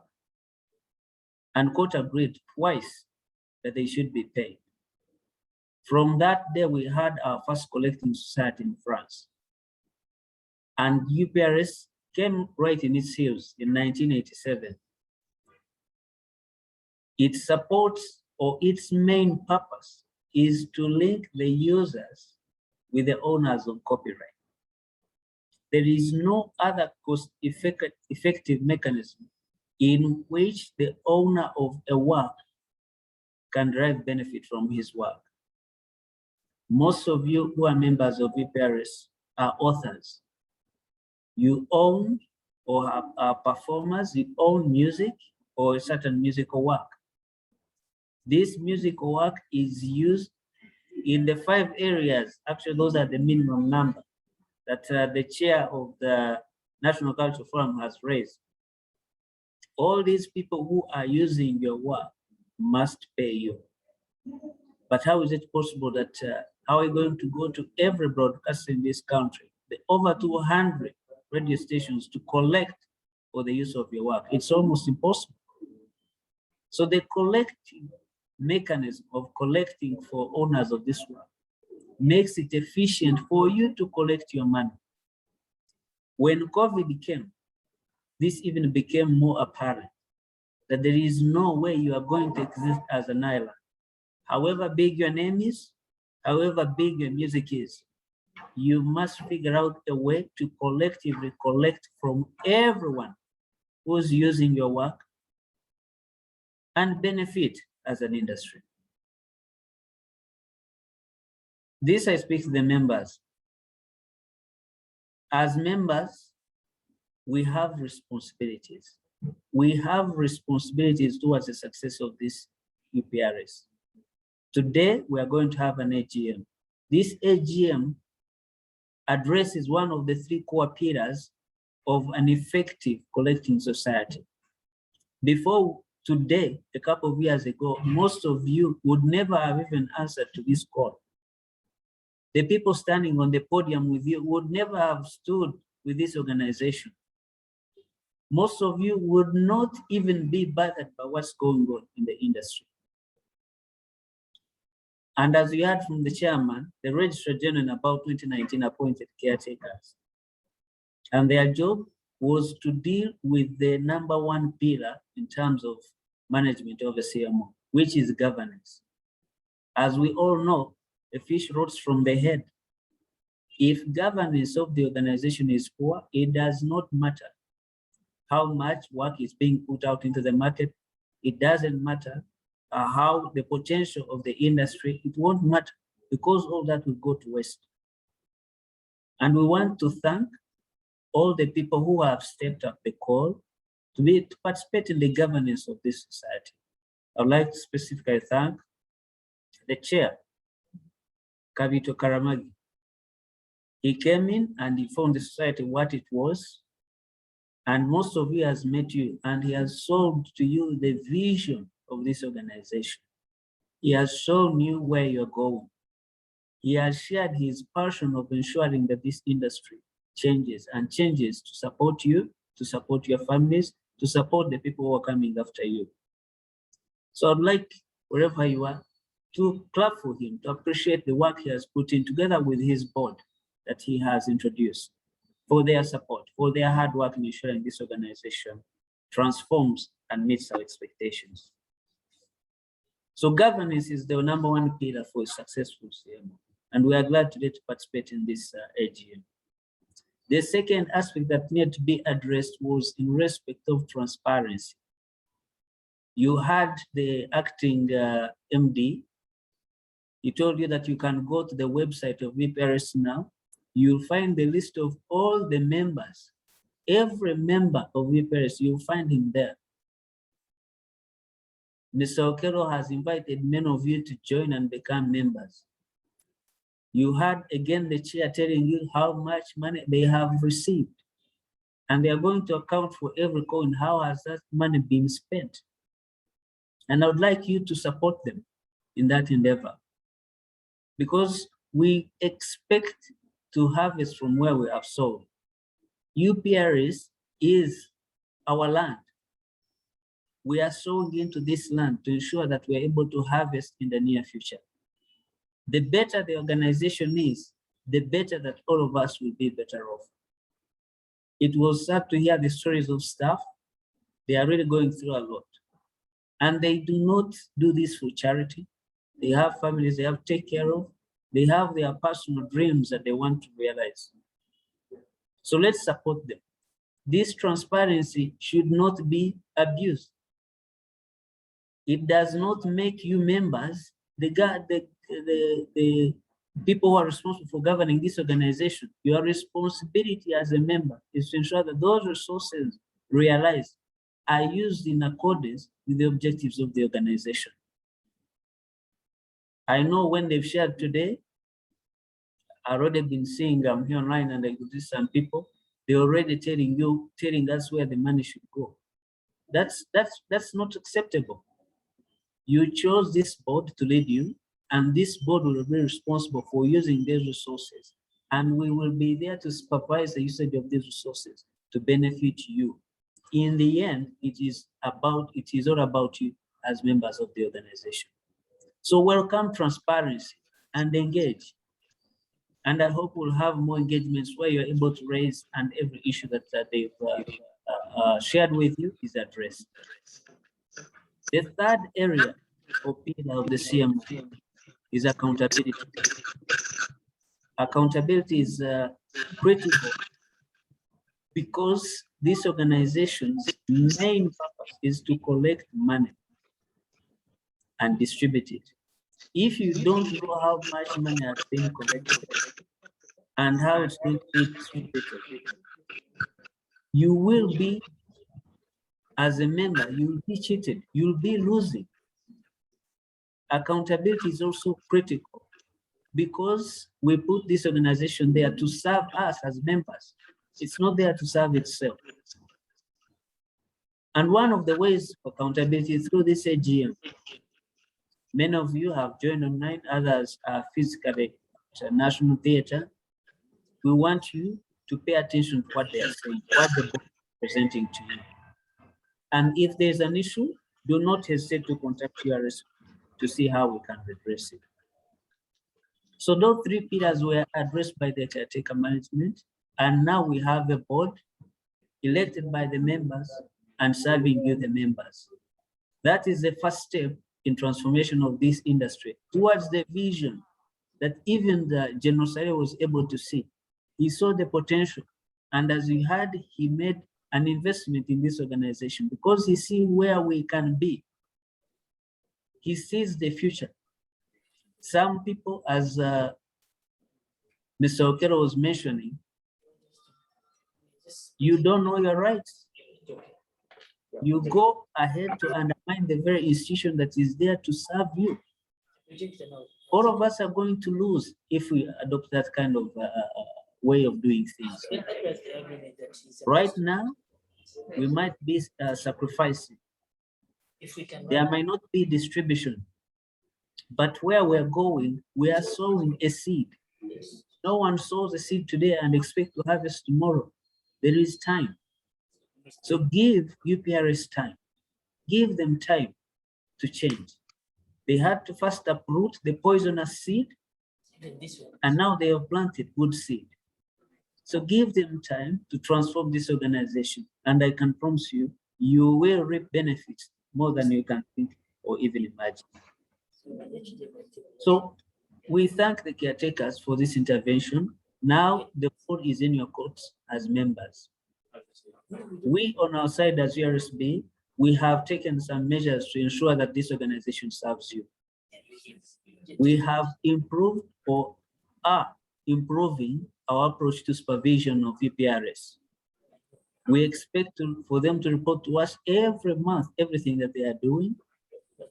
We hold quarterly meetings with them. We visit their premises to see how they are performing and how they are serving their members. And we support them in these measures to support the industry.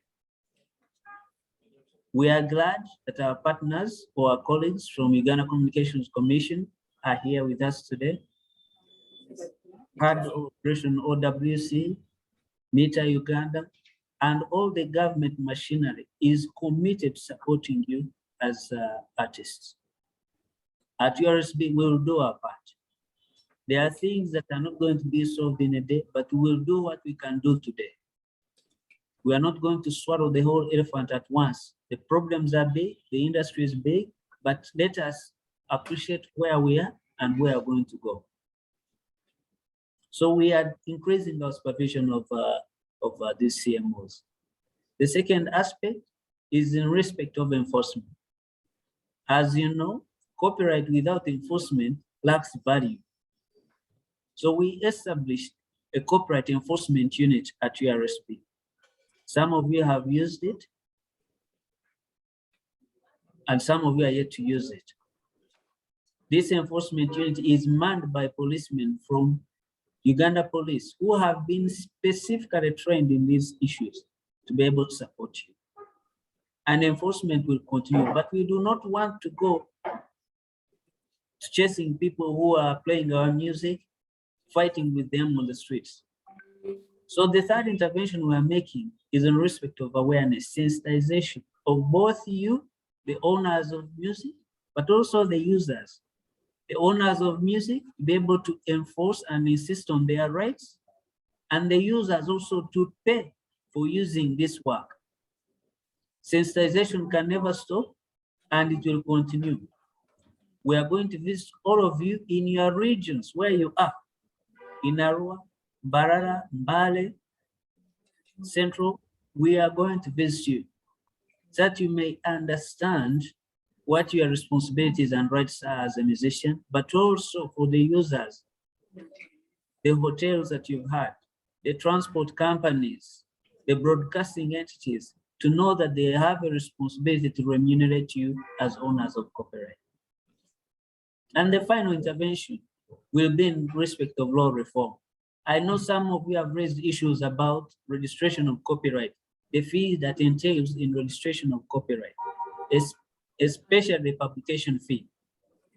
This publication fee is administered by Uganda Printing and Publishing Corporation. For when you apply to register your copyright, URSB will charge you 50,000, but UPPC was charging a considerably higher fee. Through the Office of the Attorney General, we are meeting with UPPC, and this fee is going to be brought down. This fee is going to be reduced to ensure that you are able to register and protect your IP rights, your copyright. We've also put in some measures to help you. Even if you have an album, you can now register it using one application form. You don't have to file for registration of a single song, which will be costly. And we are continuing to also domesticate international treaties that are going to help you to be able to enforce your rights even outside Uganda. During this COVID period, we've, for example, realized that the best way to enjoy our work is through these online platforms, and the users are not limited to our borders. So how do we enforce our rights outside Uganda? So through the cabinet, Uganda has ratified two important treaties that will be helpful to your industry. One is known as the WIPO Copyright Treaty, and the other one is called the WIPO Phonograms and Performances Treaty. Cabinet ratified these treaties, and soon we will start on the process of domesticating them into our copyright law, so that might benefit you. You will be able, through these mechanisms, to enforce your rights wherever in the world that someone is using your work. So law reform is an important intervention that we hope will help your industry. And finally, we would like to commit you as URSB that we are going to bring to bear the whole of government machinery in cooperation with all our partners. We are committed to working with every department of government to help you as musicians benefit from your work. We are going to support the board, and we are going to support the management of UPRS to be able to serve you better. We only hope that you give them time, but also hold them accountable. Know about your rights, know what you are entitled to, and ensure UPRS is doing it. Ask for the information you need as a member, and you'll get it. So we are committed to serving you, and we hope this is a first step towards the journey that we are taking. A time when Ragadi one time mentioned to me and said that, I want to come to URSB and I have the biggest car in your parking lot. And we are looking forward to that time, that he has enough money that all of us would want to join the music industry. But at the moment, we are going to serve you to get there. So join us, support UPRS, ensure that it meets its obligations as members, and engage us. Don't come with only complaints, come with ideas. The other day we were meeting Bebe Cool. He had great ideas on supporting this industry, and we welcome these ideas to support you. So join us, let us support this industry as it grows. And I hope that through this AGM, this wasn't part of the speech, but after Mr. Kavita mentioned the suffering of staff, I hope you as members are going to approve an enhancement of service of these people. They are serving you, and what they are investing is going to benefit you in the future. So consider it and allow it, and ensure that their salaries are enhanced even after this AGM. Finally, I would like to again thank UPRS for inviting us. I'd like to thank OWC for the support, NITA, and everyone who has supported this organization. And we look forward to great milestones to be achieved with UPRS. Thank you very much.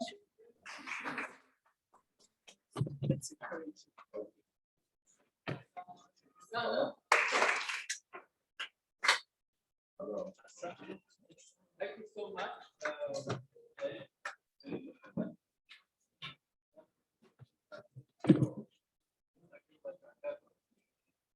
Louder. here. The members here are excited with the support that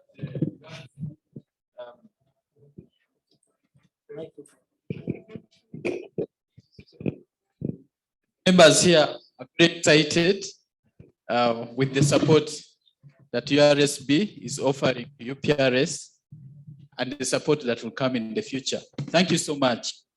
Ladies and gentlemen, quickly, I would like to invite you, represented by Joshua Akandonaho. Joshua, are you there?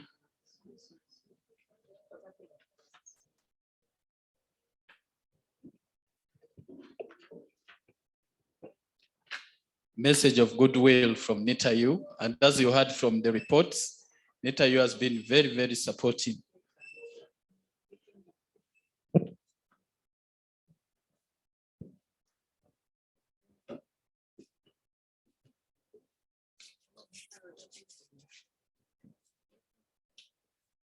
Good afternoon, everyone. The mood is not a happy one. What's the problem? Good afternoon, everyone. Today is a momentous day in the lives of this organization. And as NITA, we're also happy to be part of this journey. When UPRS came to us, first of all, we had to do an analysis of the entire organization, its objective, and its values. I shared the idea with management, and management was so pleased to be one of its partners. As we speak, TAA is the official IT partner for this organization. And in that, having looked at the relevance of this organization to the industry, we decided to go on and support its digitization journey. And by doing so, we built a very good state-of-the-art website where members can go online and be able to register. We've even integrated the payments to that website, and members can be able to pay their dues online. And we also hope that we'll even revamp it to even enable payments now to the artists. And all that will be done online, ensuring transparency and accountability of the members' resources. In another vein, we've also looked at the need to provide performing IT equipment to the board and to the executive and management of UPRS. Please accept a humble contribution of 4 laptops. Last year, we did provide CPUs and monitors. And from the pain from the board chair during his presentation, I'm going to take back this message to my bosses, and they'll be glad to extend more IT equipment to this organization. In the areas of contribution, we still being the network enabler of government in terms of connectivity and bandwidth. We're also extending connectivity to UPRS. And according to our earlier plan, we're supposed to connect all those locations.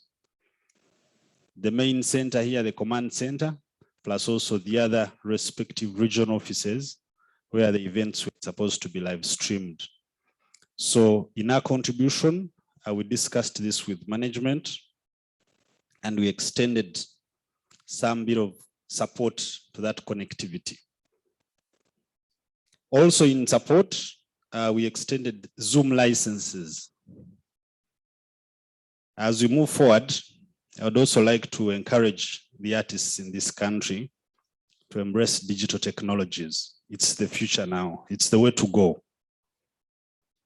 But as we embrace digital technologies, we have to be very, very, very mindful of the do's and don'ts. We have to be very, very, very careful with how that content is secured. People are enjoying our content without paying, which is a pain. They are consuming our content without bringing something to the minds behind the advancement of that content. I was hearing to Ragadi's presentation. When you move to most of these countries, be Spotify or any other virtual content platforms, members subscribe, they pay. It could be a monthly subscription, it could be an annual subscription, but at least there's something that goes to the minds of the content builders, which are the artists today. So I want to bring this message of hope. NITA is ready to partner with you and be able to build systems, be able to build applications, be able to build content or support the content digitization of the authority or the organization. And that will do. So please, members, I'd like to thank you for being part of this AGM. And the message from NITA is that we are much obliged to be able to support you in all your endeavors, in all your digitization processes and journeys. And I would like to really, really thank the management that even with the little resources that are available, something has been done. There is some light that is really at the end of the tunnel that we're all seeing. So I'd like to credit the current management. I'll also want to thank the board that is coming on board. It's now fully constituted, so artists don't need to worry. I like the diversity and the broad in the multidisciplinary approach that was used to be able to bring a number of wide talent onto the board. I'll also encourage the board to also look into acquiring someone with vast ICT knowledge to be able to at least bring some IT competencies to the team. So with those few remarks, I want to thank you so much for being part of this journey. And I would like to extend the messages and the apologies from our executive director. He was supposed to be here with us today, but due to other cross-cutting roles and things that really caught his attention. There was an urgent board meeting that he was supposed to attend, but he's with us. He in fact called me and asked for the Zoom links. I engaged one of the members. He gave me that Zoom link and he's actively watching and following the proceedings. Thank you so much. Asante sana. I think if UPRS were a home, each of the pillars is very strong.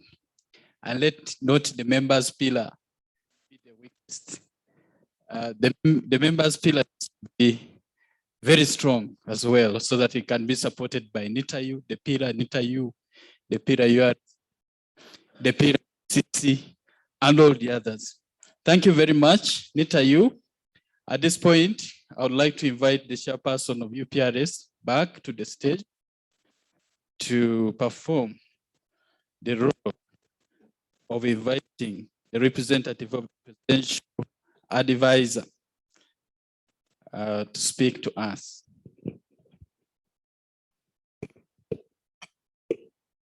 Thank you very much, Mr. Watambuze. First of all, I really want to apologize to Mr. Okello for, I don't know, I flipped. Mr. Okello is a very valued member of the board of UPRS. I want to confirm that. Mr. Okello is what he calls himself an artpreneur. He's a cultural artpreneur. And now these are the new things coming up. For an old man as him, he realized this very early. So my apologies, Mr. Okelo. The other one to apologize to is Dr. Peter Nawentege. He's also a board member. Mr. Peter Nawentege is a very interesting blend of talent. He's a songwriter, he's a medical doctor, and he's also a financial analyst. How he mixes all this is simply amazing. He's online, he's shifted jobs. He's now based in Nairobi, Kenya. So we're happy for his promotion, but he's still very, very much a member of UPRS, even though he's across the border. We are online. We are available to have these discussions online. So I want to apologize for those two. Somehow I think there's some paragraphs in my speech that I jumped. Now I have the unusual honor of inviting, before I do invite the representative of our chief coordinator, the chief coordinator of wealth creation. I want to thank Mr. Gilbert Agaba, the director of intellectual property at URSB, who is representing the Registrar General. I just want to ask that you take what he has said, to heart. First of all, we are all working to get with you, but it's not going to happen just immediately. Give us time. Hold us accountable, but be fair to us.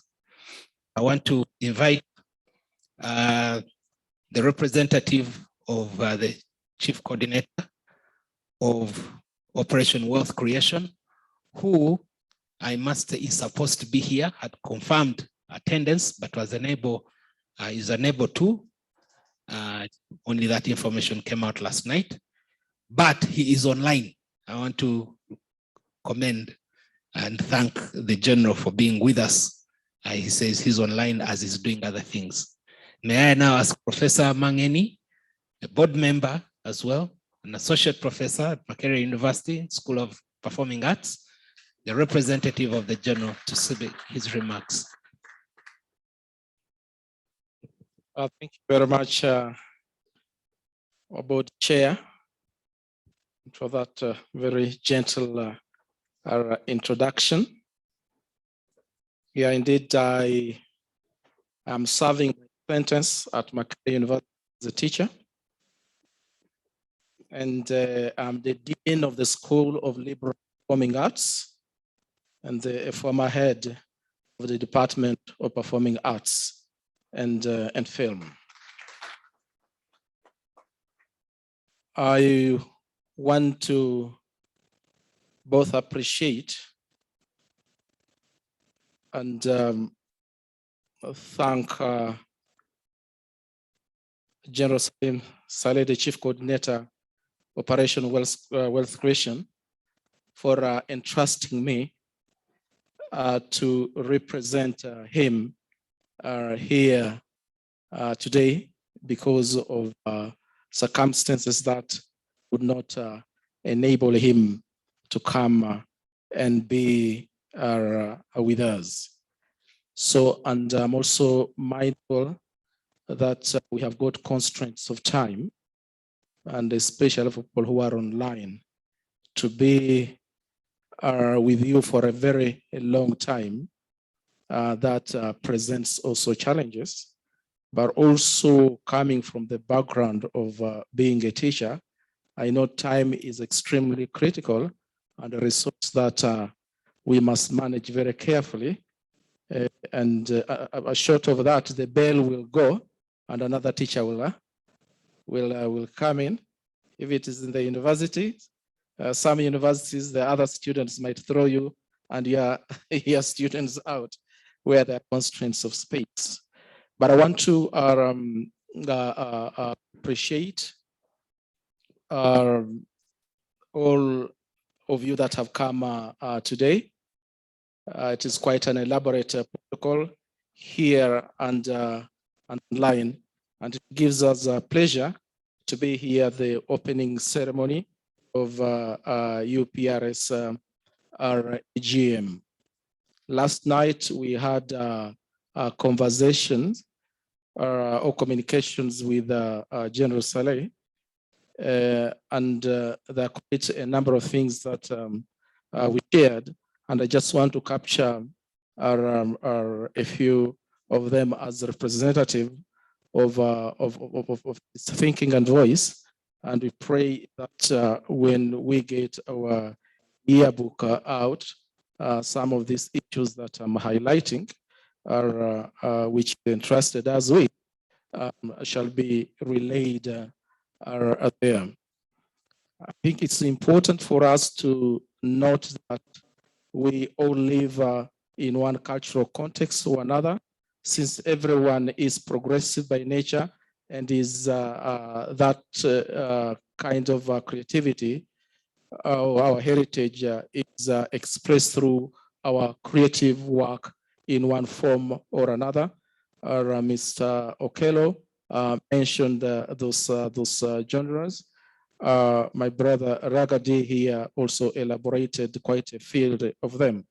Consequently, His Excellency the President guided investment in the culture and creative industries of Uganda in order to establish and raise awareness of the economic value of creative industries in the country.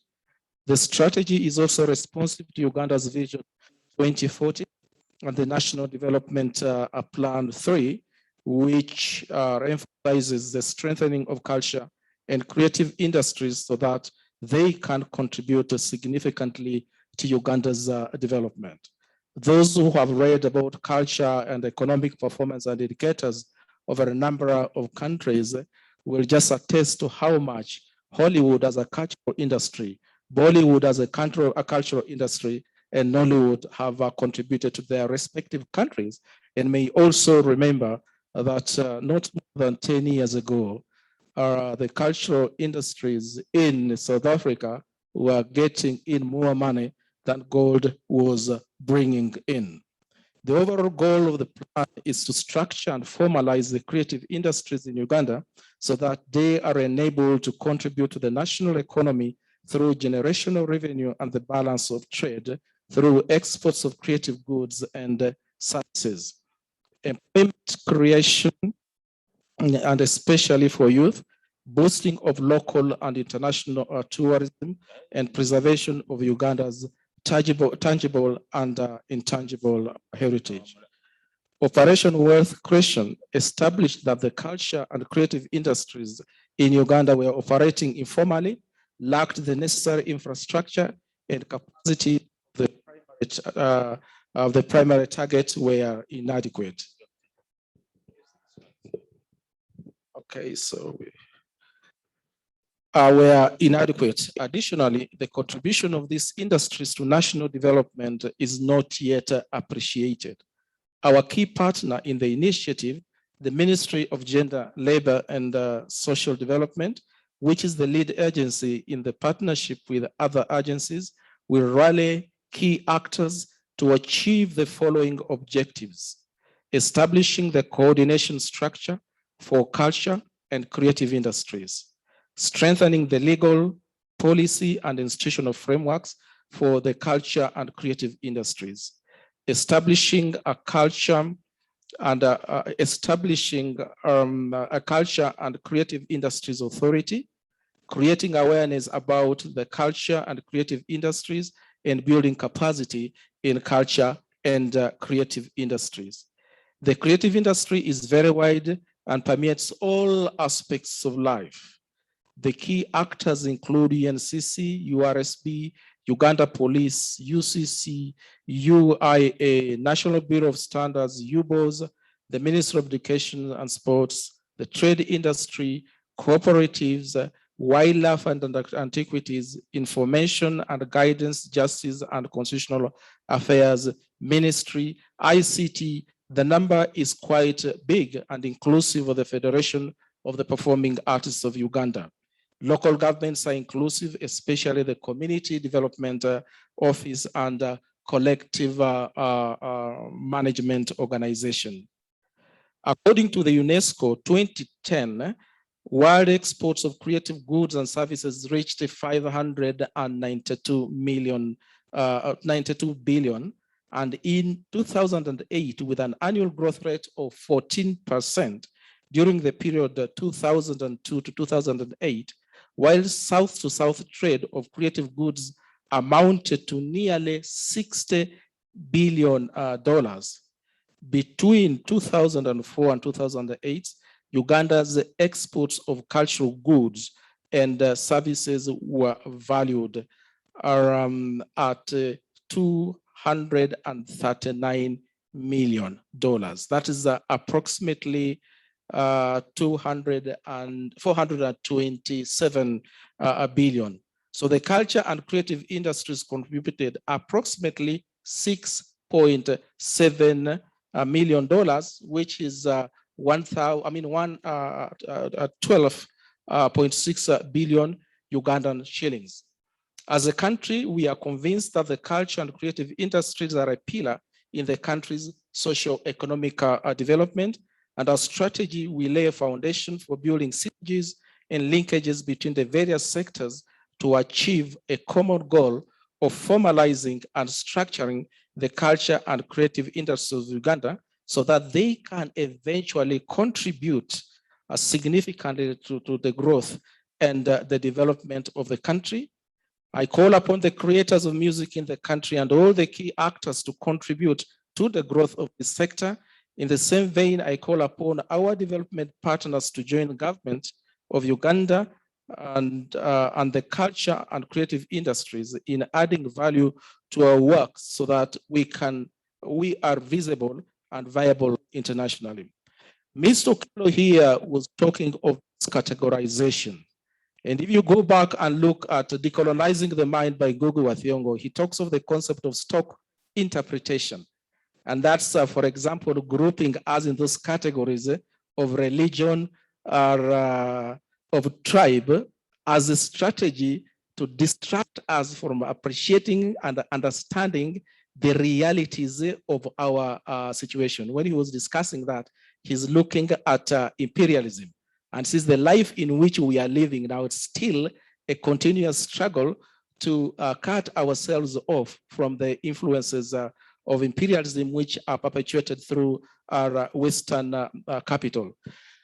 I want to draw this to a close by just reiterating the significance of this meeting for us, for the artists, for the industries, and for the economy, and the importance of us appreciating the institution of having structures to work in, our role in these, and also to know that the arts is just beyond the economy. You know, the arts have got a very fundamental function in terms of knowledge, in terms of attitudes, and in terms of values, and in the construction of a national culture. And so as we are working towards the aims that we are looking at, let us have the bigger picture in terms of our role and the function that the arts are playing. Much as we are looking at the money that will come to our pocket, the car that my brother Ragadi might go and park at UPRS, let us remember that we are building for the children of our grandchildren. And that's where the focus should be. Thank you very much. Once more, I'll relay this appreciation to our General Salim Saleh. I'm just traveling to Gulu in a few moments from now. Hopefully on my way, I should be able to meet him and relay this. Once more, for those that have supported us, this endeavor, I think the list has been long. We do appreciate, and for the artists, let's embrace today as an opportunity and exercise our place with responsibility. May God bless you.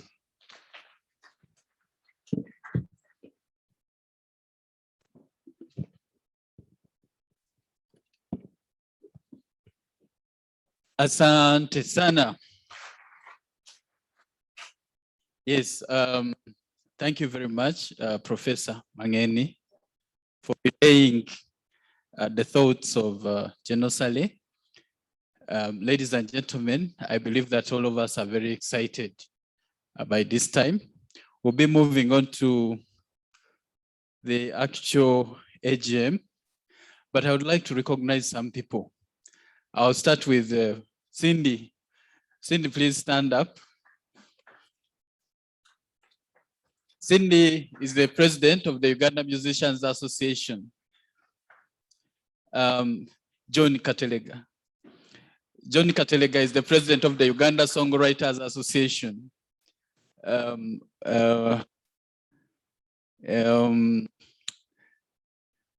sure that somebody talked about General Philip Idro, but he didn't stand up. General Philip Idro. General Philip Idro is the principal advisor to General Saleh. He's a very philosophically grounded person. And every time I want to listen to him, I'm sure many other people want to. I'd like to recognize Mr. James Wasula. Please stand up for recognition. Yeah, Mr. James Wasula, I think I've been there since 1985 with UPRS, formerly running it until when the new team came in. Thank you so much for the years that you made sure that this ship, SHIP, does not sink, but rather that it stays afloat. And at any one time, of course, the captains change. Thank you so much for being a worthy captain for the time that you were.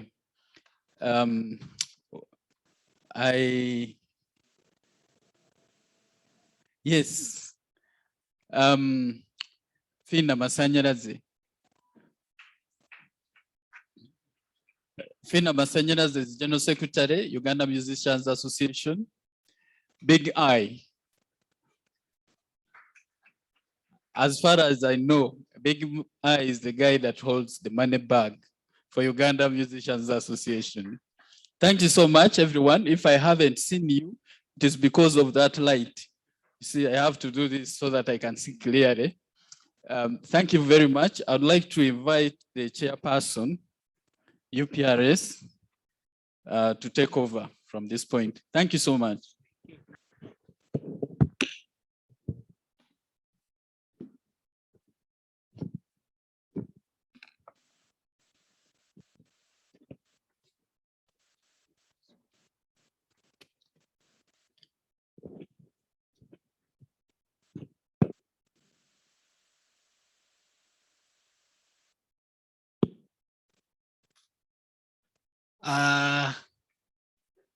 That ends part one.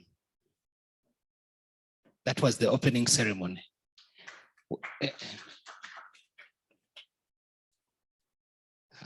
If we had kept time, we're actually significantly behind schedule. So let's try and start. We are now going to start the AGM. All together? This is the beginning of the AGM. All right? We are going to be learning together, okay? The way AGMs are handled world over is the way we're going to handle this one, okay? And try to mirror it to make sure that it fits into your unique industry as much as possible. All right? Now, let's deal with some preliminaries.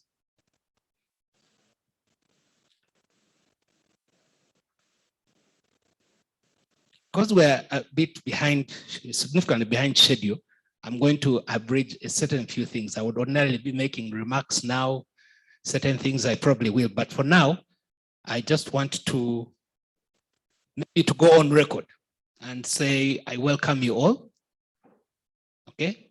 We're having our AGM. It is my pleasure to welcome you all here. I hope you're keeping well and safe. And I want to confirm that this AGM shall be held in conformity with the given government guidelines with respect to public gatherings. It shall also be held in conformity with the law, particularly the Companies Act and the Copyrights and Neighboring Rights Act. Now, at this point, I want to ask Secretariat, the Secretariat, Acting CEO, please confirm that we have the required quorum for this meeting. Under the Constitution, the Articles Memorandum of the CMO, we are required to have a minimum of 100 members attending.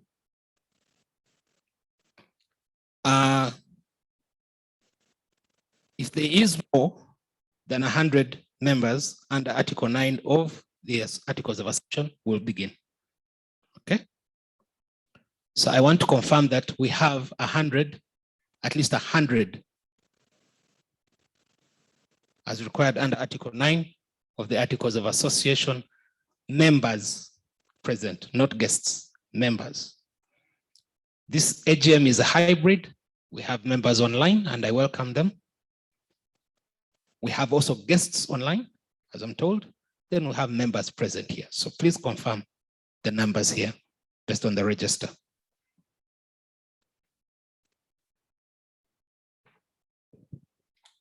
Thank you, Chairman.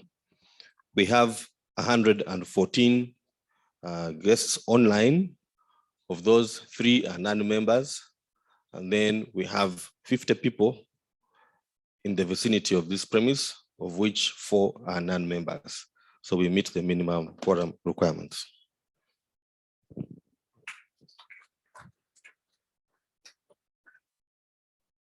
Okay. In view of confirmation, it is my pleasure, therefore, to declare this meeting duly convened and constituted. Before we begin our meeting, I'd like to request Prince Nick Nyombi to come and open this with a word of prayer. Mr. Prince Nick Nyombi from the Uganda Gospel Artists Association.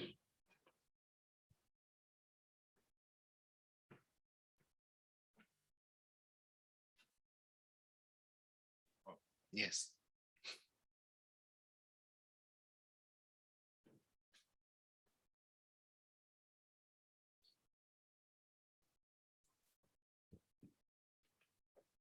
The chairman wanted to be sure I'm compliant as far as COVID SOPs are concerned. So I did that.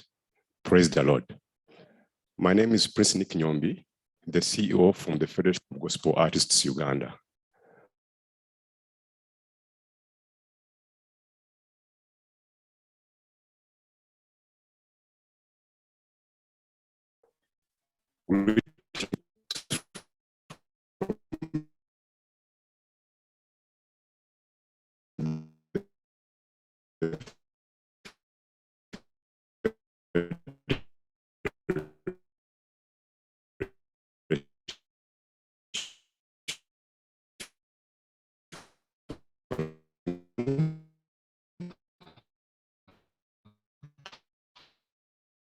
That will progress our interests in the interest of every member of UPRS and the arts fraternity at large, for God and my country.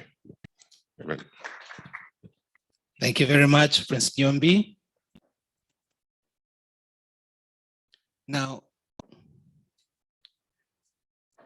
I'd like to make some introductions, again, for the record. For the record, I'd like to introduce those that are key and present here.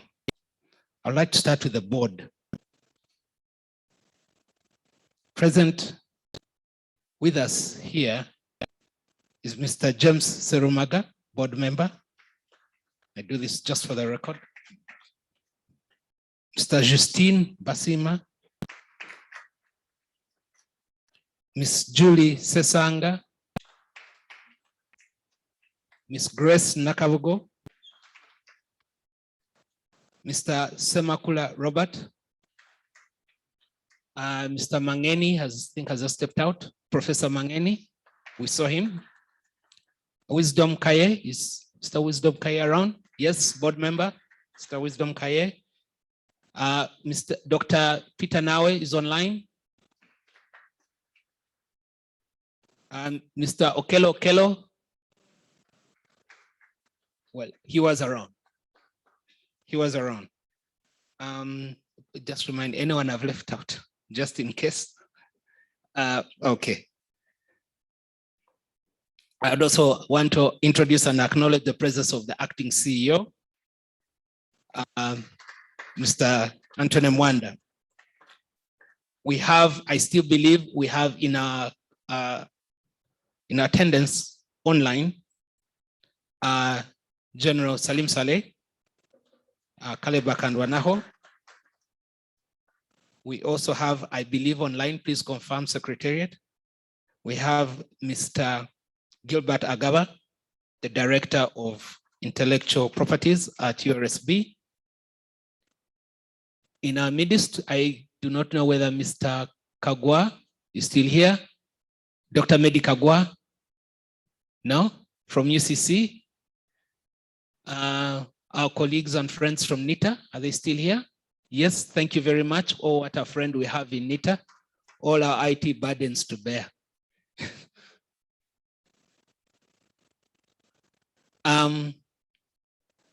I'd like to make some more remarks after those introductions, but I do not want to really repeat what I've said. I'd like to adopt that I stated earlier. UPRS is going through a very difficult time because of the COVID regulations that are still in place. We still remain institutionally and financially weak to effectively serve you and meet the promises we make to you. However, there is hope. There is hope. The stakeholder engagements that we have had, the promises that have been made to us, give us hope. We believe that also this year, the government of Uganda finally took significant cognizance of the importance of this sector, and particularly the importance of this CMO. I believe that the coming year is going to be one of significant changes. It's also going to be one where we're going to test a lot of what we have been doing in the last 2 years, taking advantage of the COVID lockdowns. We didn't sit back. You will recall that last year we started a rebranding process to look better, to look cleaner. That's why you can see something like this. And it's because of this rebranding that you're getting partners like NITA on board. And I really want to thank NITA, particularly really NITA, you have been a good friend. And I'm happy that this friendship has continued even after the exit of our friends who were in management at the time. So please send our regards to Dr. Hatwib. He's really our good friend. And of course the team, which I hope that we can host at a very grand gala one day. The team led by Miss Julian, the team that is behind building all these portals. It's all technical work. You people, we tend to see applications off our phones, but the thinking, the work that is done behind there, no wonder it is their intellectual property. They have a lot of work that they do, and we take this for granted. It doesn't happen overnight. So we thank Madame Julian Nkwanju for all that she has done with that team. So we'll be in a very different place if it wasn't for friends like NITA, if we hadn't also taken the decision to rebrand, look better, and see corporate. Members, we have some resolutions we'll be passing today. We'll be putting them to vote. Significantly, one, we need to appoint external auditors, okay? We have not been audited for about 3 years.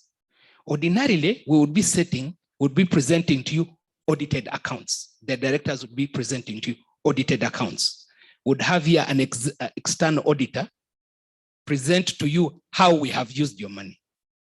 But last year, we did not appoint an external auditor. The external auditors were found in place were not properly appointed. So we are going to have to appoint auditors that are going to look back about 2-3 years. Are we together? And those will come next year, okay, to tell you what we found. We're together? So that's an important resolution. We have work plans. We have been working without a clear work plan approved by members. The law requires, particularly the Copyrights Act demands that we must present work plans and budgets before you for approval, okay? These have to be also approved by the regulator.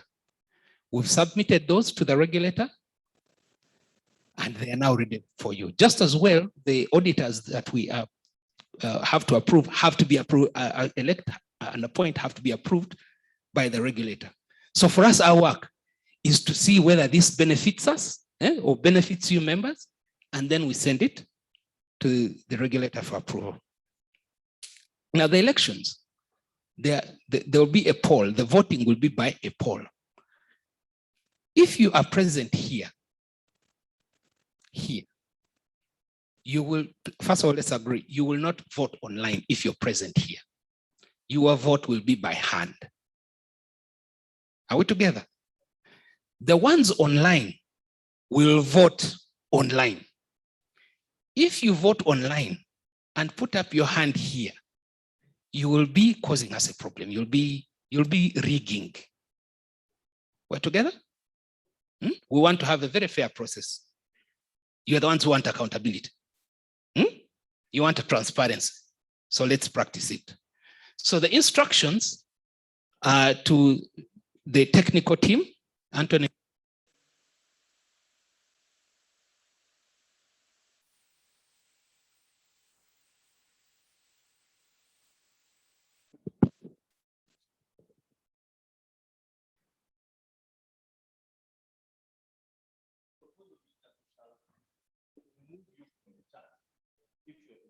If you're in this, you vote by hand. We're together?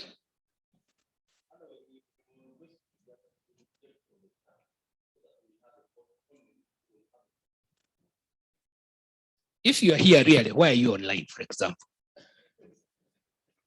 Unless you want to rig. So let's be open, okay? We have together.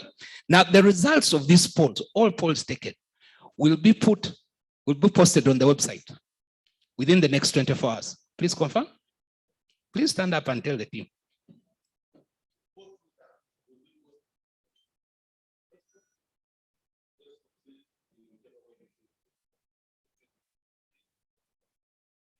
We're together?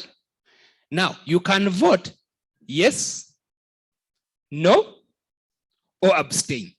Abstain is saying I will not say anything. Okay? Together. Now, with that, just maybe one more thing. I know we have overshot our time. We are, Secretariat, please confirm that there is some provision for some bites as we go through the AGM. The rest, the AGM, we planned for this, we thought it'd be done, but we are learning also that musicians don't keep time. We are learning, and not all musicians keep time. So please confirm we are.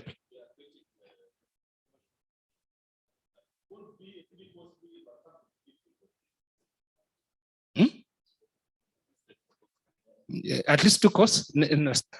The CMO is weak. We're together. So please stay around. Please stay attentive. And let's go through this quickly. Okay? Now, can I ask you, Anthony, to kindly come and confirm that we issued a proper notice for this meeting? This is how the things are done. Okay? All of you who want to be chairman, man, one day, please learn. Okay? Together? So now we are required to confirm that a proper notice was given, sent out, and that it is confirmed to this meeting. Mr. CEO, please come make that confirmation.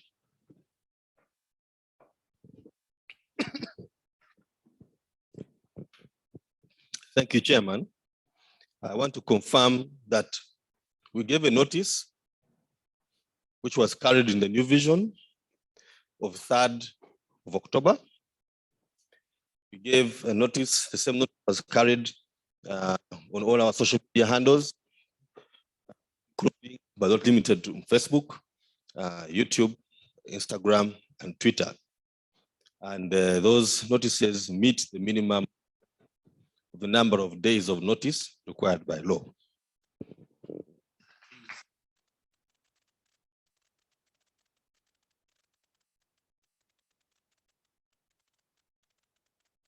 Which notice should have been due would have been on the 24th of this month. So they have gone more than 21 days.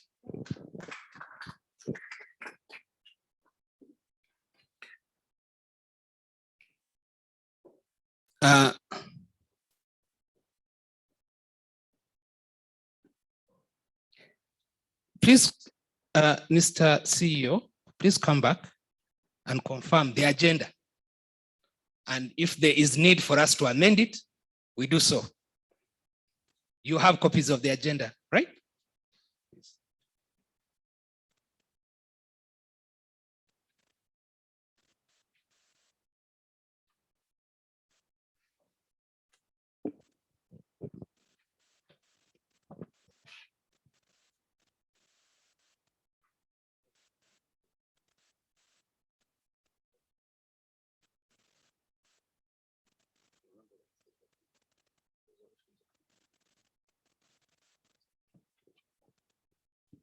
Thank you, Chairman.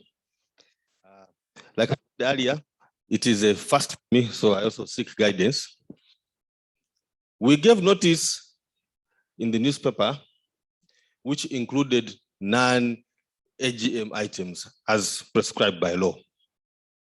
So I am required to amend that agenda to leave only those items which are required by law.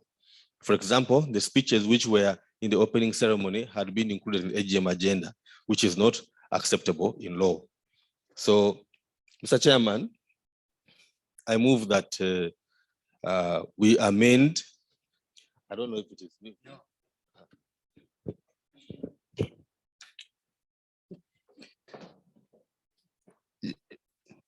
We all have, what do we have? Which agenda we have? You have a draft agenda with you that were given in interest, right? And we go through it, it has 3 parts. Now we're starting the AGM, okay? So we will be looking at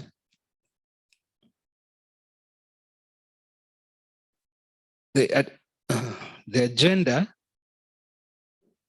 We'll be looking at the adoption or lack thereof of the last AGM, okay? Minutes of the last AGM, correct? Okay. Then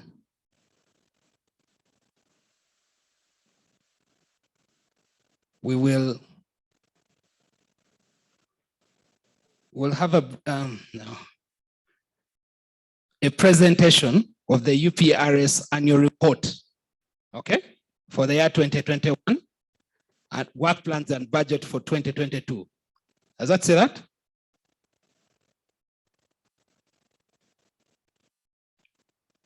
Is that what you have? Let me go through it as it is. A motion to adopt the AGM agenda. We have that? Adoption of minutes of the last AGM. We have that? Mention of minutes of regulators 2020 special general meeting, correct? Presentation of UPRS annual report for the year 2021 and work plans and budgets for 2022. You have that? No?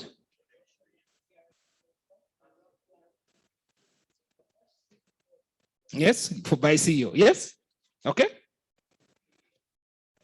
You have, oh, the years are not, okay. Oh, no, wait a minute. Yeah, annual report for year 2020. We're talking about 2020. Well, in October, we have to account for you for the last 10 years, 10 months. Okay. Now, then we'll have reactions and remarks from you on all that, correct?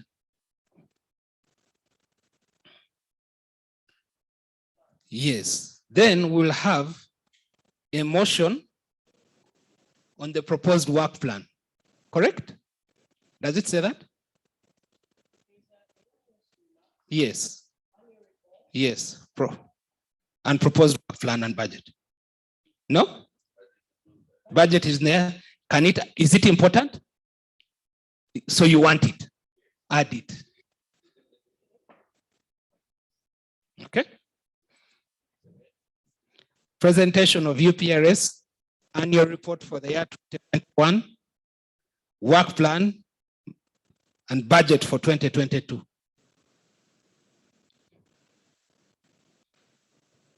Okay.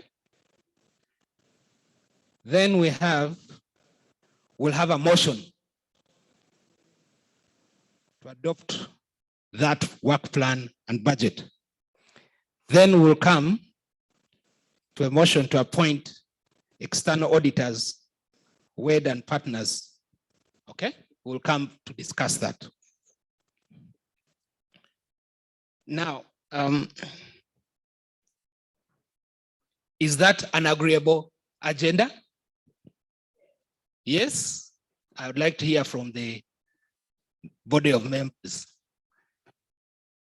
Yes, I would like to particularly hear, are the ones online? Are we good online? Now, if that is okay, can I ask a member to come and move a motion for the record? Yes, sir, Mr. Sam Gombia. But there are many microphones. No one should be coming really. Someone should move around with microphones. Secretariat, Anthony Hook.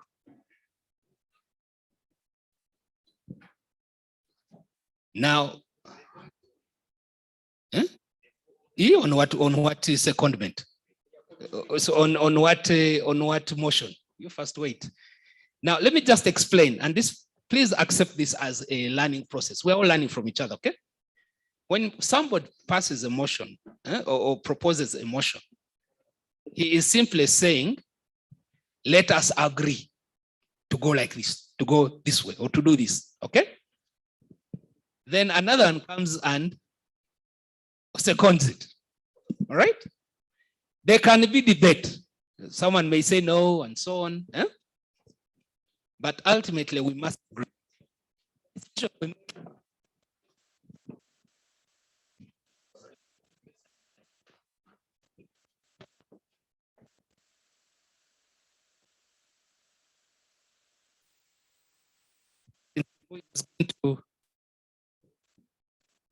To pass this motion. Oh, sorry. Yes, well said, Mr. Gombia.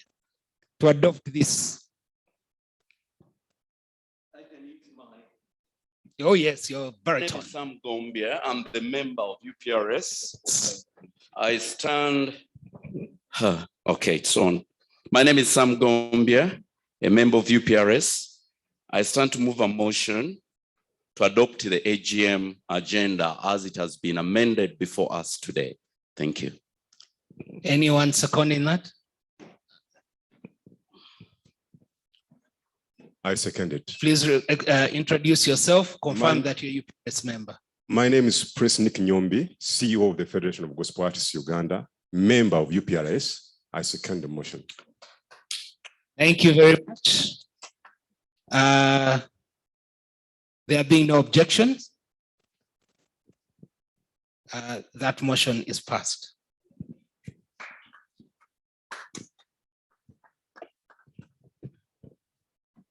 Okay. Now, next on the agenda is to discuss the minutes of the last AGM. Okay? Now, we have no minutes of the last AGM because that AGM was deemed illegally and irregularly constituted. So instead, I would like us to make note that we do not have minutes of the last meeting because of the irregularity of that meeting. So everything that was deliberated there does not bind.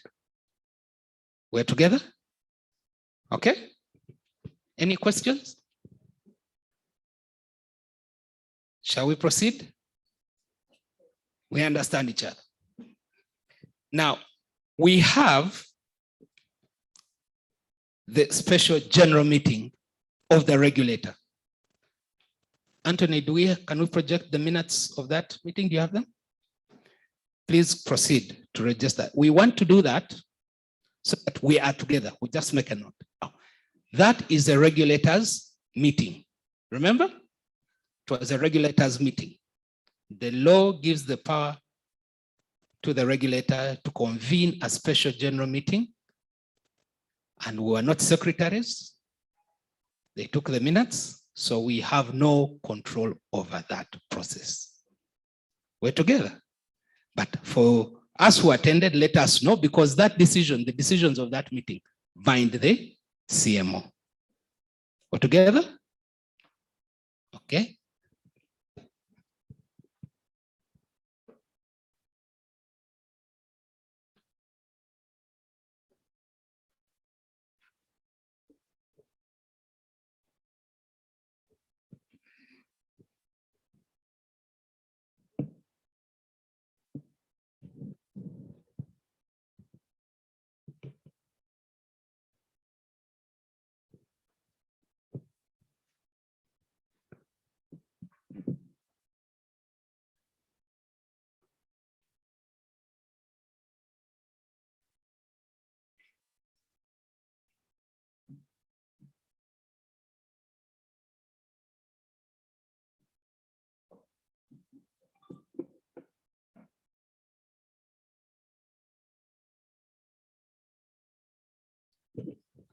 I'm sorry, this seems to be taking some time, but in all honesty, this is how AGMs are done.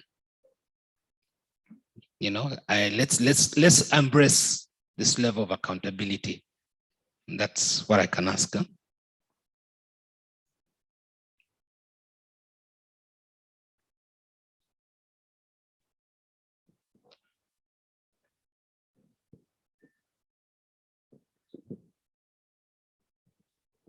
Yes. Okay. Oh, they're on the screen. How many are logged in? Oh, they're here. Here we are. Can the light come down? Oh, no.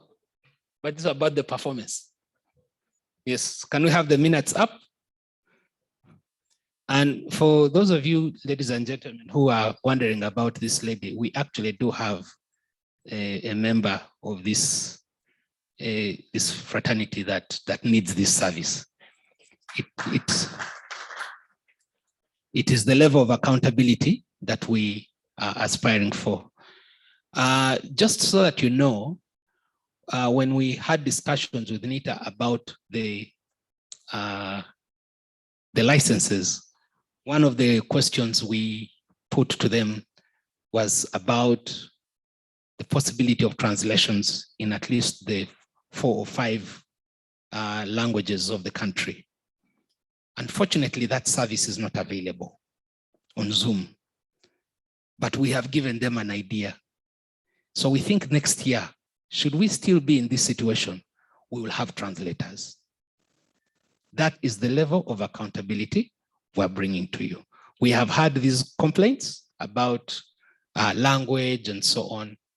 We do hear you, we do. Allow us to progress. We do hear you. So I see some comments online to that effect. I also see some comments about data. Data was sent out to all members that registered. Some people say they have not got data. I can confirm to you that we did not have the rushed decision made last year. where long after the meeting, we were still trying to have people, the telecos send data. The instruction to load data was given to the telecos yesterday. At least that's what the secretary informed us yesterday. So, and you were supposed to have data by 9 a.m. So if you have not, there must be a problem. Either the last time we had people had credit on their phones, so the money was taken. Some people, I think, had lost their numbers. Now, what can we do for you if you are in that kind of situation, really? Pay for you your loans also? We are also struggling. So bear with us. We are trying to reach you. Also, you try to. So bear with us. Are the minutes up? Secretariat? Time.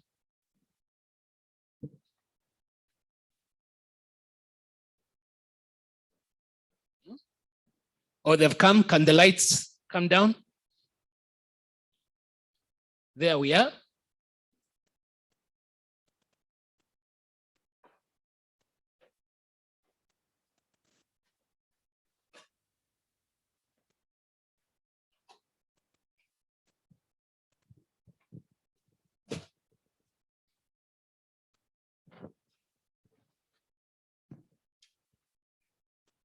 Well, that was the agenda.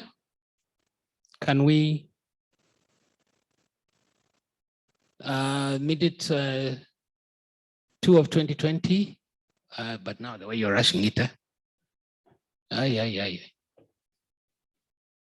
So we had remarks from the Registrar General, represented by the then Director of Intellectual Property, Ms. Kainovisho. She introduced herself, the caretaker at the time, Mr. Ambrose Jack, Director of Internal Audit, URSB, Mr. Abugo Michael, URSB, who was also designated as meeting secretary. So you can see we didn't have any control over this one, okay? Mr. Kainovisho stated the reason for convening the special general meeting. She quoted the law. She read the speech of Mr. Bemanya, who had delegated her to speak on his behalf as he was attending other duties. Madame Kainovisho, the director, stated that the meeting came at a time of the advent of COVID-19 and how it was affecting everybody. She talked about a new normal that called upon all of us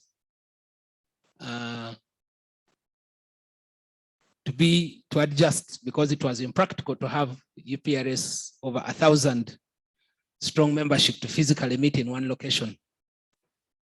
So we had adopted, the regulator adopted the virtual conferencing platform. She also gave a background of the inquiry into UPRS by the regulator, stating that it had started as far back as 2017.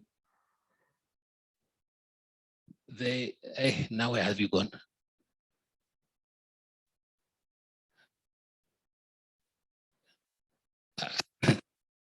I'm an old man, Jesus. Hey. Okay, there was an ad hoc committee that had been constituted and to study and conduct this investigation, made findings. A series of meetings had been held with the board, at which some of the senior officers were asked to step aside to allow the investigation to progress for the caretaker administration to commence. And so that happened the 29th July, when the caretaker administrators were appointed, Kapito Karamagi, Rita Birungi Baguma. The regulators were asked to inquire and provide findings, the financial conditions of UPRS.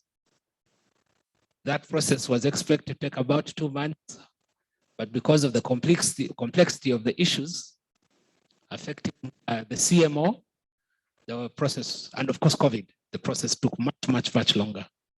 Now, among the findings was lack of systems, processes, a fragile corporate governance and administration structure.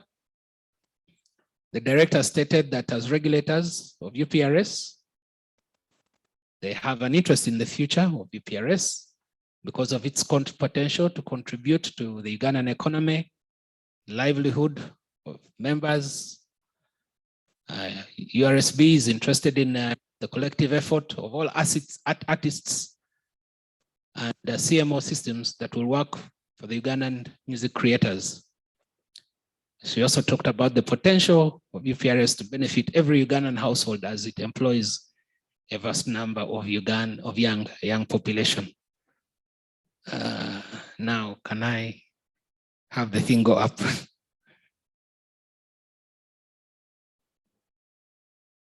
Okay. Madam Kainovish also stated that it is time for infringers of copyright to confess their wrongs, amend their ways, as enforcement of copyright was taking on new energies from both URSB and CMOs. Kainovish also urged users, especially broadcasters, to compensate with value for owners of musical works, whose works they use commercially.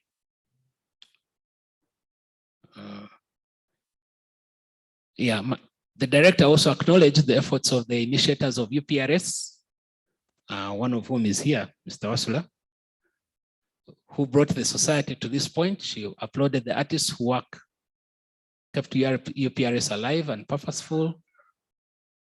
She stated that the task ahead of UPRS and URSB is a big one, but with the commitment of all stakeholders would prevail.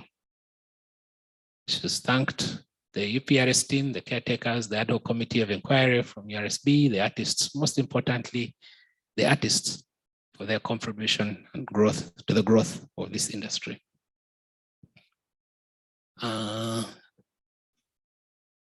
Now, those were the remarks of the Registrar General, the Director, then representing the Registrar General. I don't think anyone has anything to say here. That's what it was. Does anyone recall anything different? And even if we do, we'll just be saying, sorry, no power. So the report of the Ad Hoc Committee, it was delivered by Ambrose Ekaju, the chair of the Ad Hoc Committee, and the director of internal audit at URSB. He stated that the objects of this committee were to ascertain whether UPRS was compliant with the Copyright Act and other laws in protecting the socioeconomic interests of its members, whether UPRS carries out public awareness campaigns as required under the law, whether UPRS is transparent and accountable in the distribution of royalties, whether UPRS holds annual general meetings to elect leadership, whether UPRS Executive Committee causes auditing of accounts in accordance with the Act, and whether there is transparency in the financial dealings of UPRS. Now the findings, the other was to find whether UPRS is being run in the best interest of stakeholders and members, and whether UPRS was fostered harmony and understanding of its members.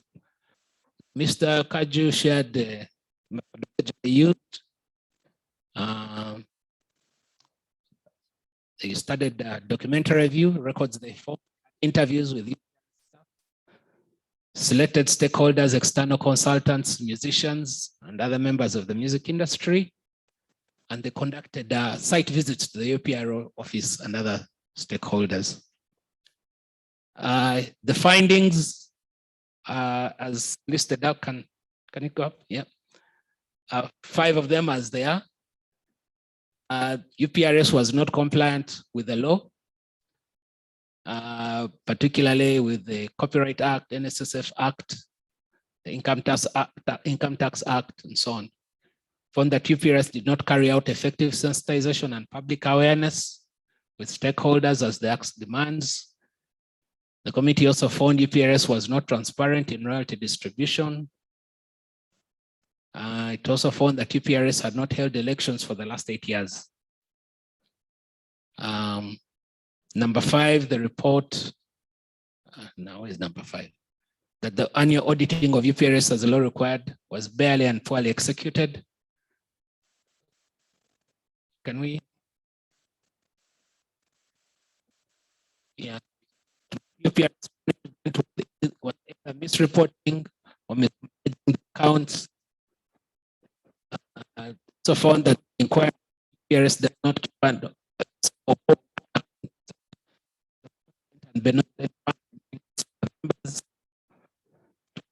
mandate of UPRS was unclear in identity, work, obligation. Can we? Yes. Okay. The report, no. Can we, how did the other conclude? Yeah, the financial mismanagement, traits of negligence on the part of UPRS management, lacks of debt management strategy, unreliable, unrealistic, and unapproved budget and strategic plans. Now, do you understand why we're here? It had failed on part of setting a benevolent fund as required by the law. UPRS management grossly failed and was operating contrary to the law on many grounds. So those are the findings of that ad hoc committee by the regulator. Now, the presentation of the report of caretaker, I delivered that report, sadly. We stated that the role of the caretaker was to facilitate those investigations into the operations and presented the findings that Mr. Osula, Dominic Matovu, the forerunners of the society established the group that promoted copyright law. They did. However, UPRS management had not operated in compliance with the legal requirements, particularly the Companies Act and the Copyrights and Neighboring Act. The CMO had enormous financial potential, capable of raking billions in shillings in royalty collections within 24 to 36 months. The current board, while passionate, lacks the minimum required leadership skills and competence to steer UPRS to its full potential. The staff appeared well-trained in the technical aspects of copyright and management, but lacked the required management and leadership skills necessary to perform and run the society to its required standards. So, the next item was about the amendment of the Constitution. This was done by my colleague, caretaker at the time, Rita Baguma, on behalf of the Registrar General. Please note that this was the Registrar General's Constitution. Amendments, the law permits the Registrar General to do that. And so a note was made for the incorporation of standard form for the Constitution of UPRS with the aim of ensuring good corporate governance by insisting on a code of corporate governance. Could we raise this? Yes. Into the articles of association, to which UPRS would report its compliance to the Capital Markets Authority. Mr. Birungi also stated that a few definitions had been incorporated in the proposed constitution to provide clarity in the constitution. That was significantly failing in the last constitution. She also remarked the need for UPRS Memorandum of Association to have due recognition of the Uganda Companies Act as amended as a basis for most of its amendments. She also proposed the amendment of Article 2 and 3, which state that requirement qualifications for persons eligible to UPRS membership and board respectively. The proposed amendment to Article 4 to allow for voluntary registration rights, making possible for members to opt out of the assignment of specific rights arising from their respective works. You should have a right, shouldn't you?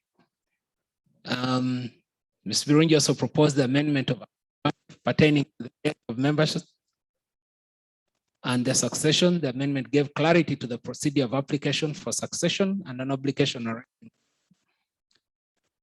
She also proposed the amendment of the right pertaining to children, allowing for guardianship orders to allow UPRS to administer the rights of the same. She also proposed the amendment of Article 6B to make provision for virtual meetings and attain quorum through the same. That's how we can have this virtual meeting now. The last time we had to go to court to get a court order. That's money spent. Okay.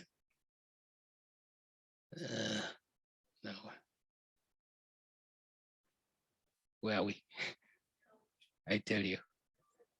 Second last, and then it disappears.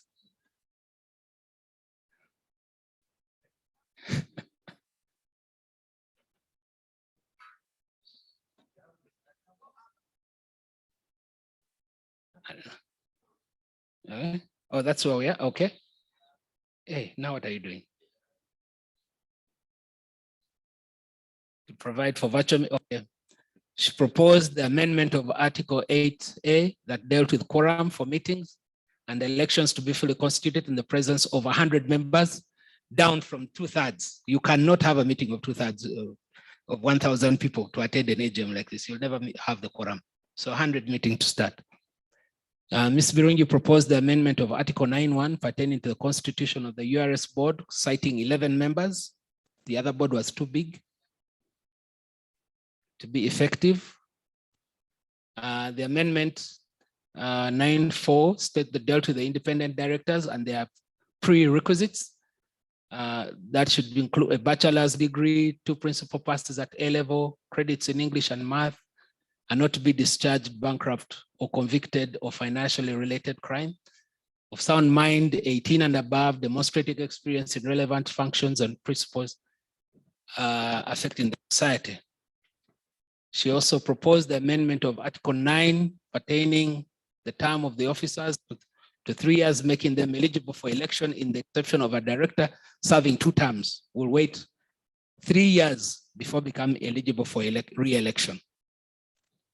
She also proposed the inclusion of a board nomination process to streamline the procedure and sieve the qualifying persons down to the numbers required by law in the best interests of the quality of service for UPRS. Suggested the quorum of the board be 7 of the 11 with the option of virtual meetings. Virungi also proposed the amendment of Article 14A pertaining to the proposition of the institution of board committees to serve specific ends in the leadership of the society. And so 3 committees were proposed: the Audit and Risk Committee, Technical and Finance Committee, and Members Affairs and International Relations Committee. Then we had the election of board members. The voting process was overseen by the chair of the session, the Registrar General, representative of the Registrar General on behalf of the, and then the election was as follows. Mr. Justin Basima elected to represent producers. James Serumaga, board member representing publishers. Juliet Sesanga, board member representing performers. Mr. Wisdom Kaye, representing performers. Dr. Peter Nawentege, representing composers and songwriters. The members appointed. These, I do not know, that's where the problem is. That one, I think, is where I can say, because it's appointed by the regulator. Oh, they appointed the regulator, appointed Dr. Patrick Mangeni, Mr. Robert Semakula, Kavito Karamagi, Sam Okelo, Abola, and Gertrude Wamala are directors appointed by the board, by the. Now, what happened is that Ms. Rogaba declined, gave notice she would not be able to serve. So as a result, the regulator decided to replace her with Madame Grace Nakavugo. But I raise this so that you understand the meeting. Those are the minutes of the meeting, which ended at 2:30.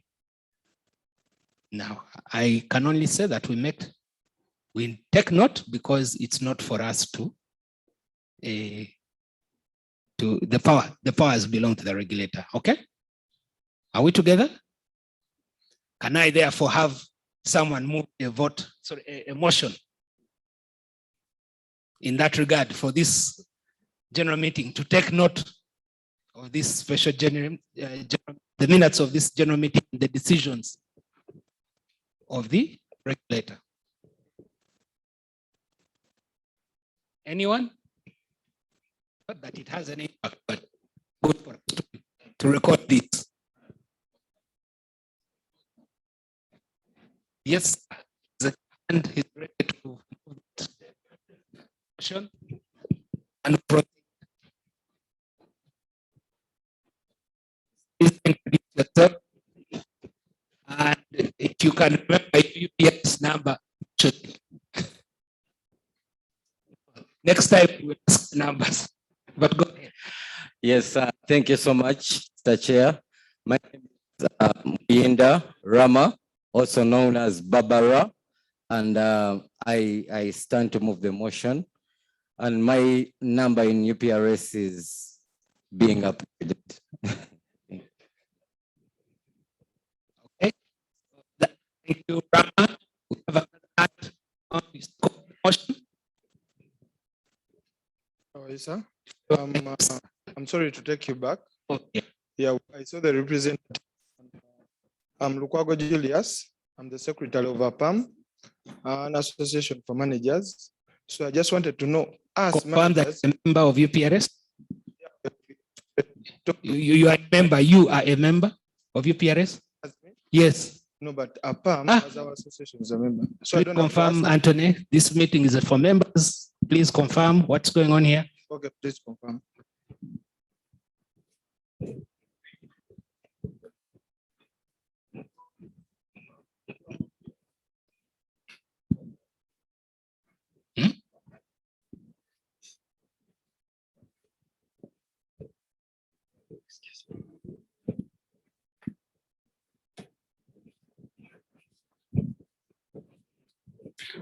Please, let's be clear. This is a members meeting only. You may have come as a guest, but you're not participating in the deliberations. Okay? Members to decide, members to vote.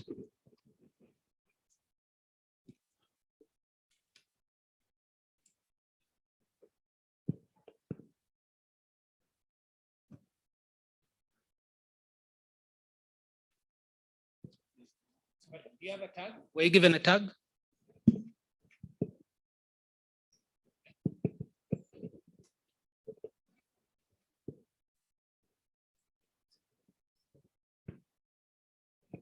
Mr. Chairman, he mentioned that he's an affiliate member. Let Secretariat confirm.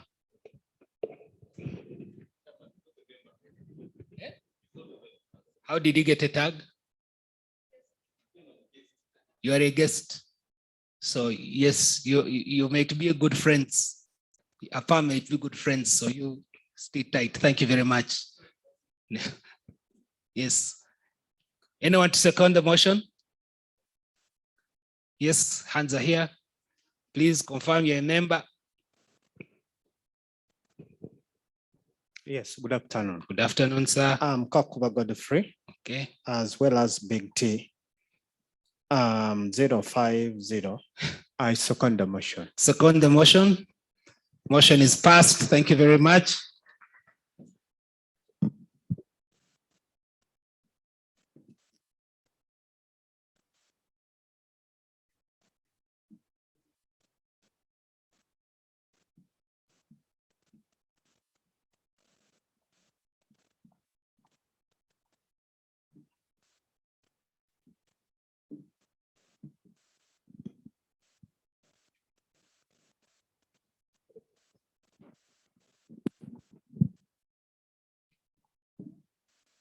Okay, thank you very much.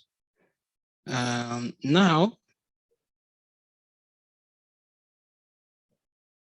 sorry, I have to catch up where my notes are.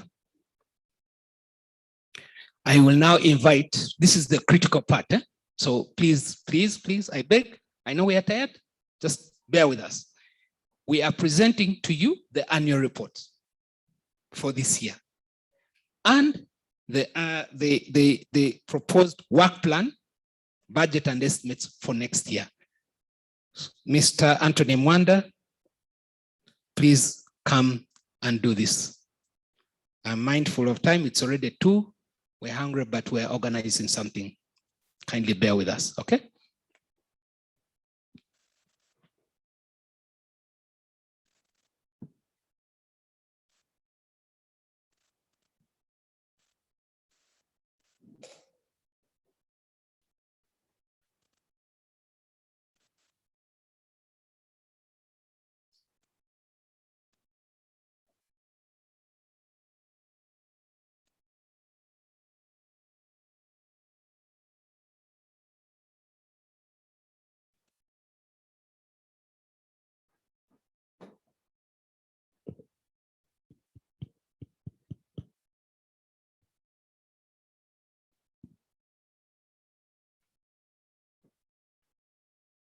Secretariat, are we okay? This is going to be projected.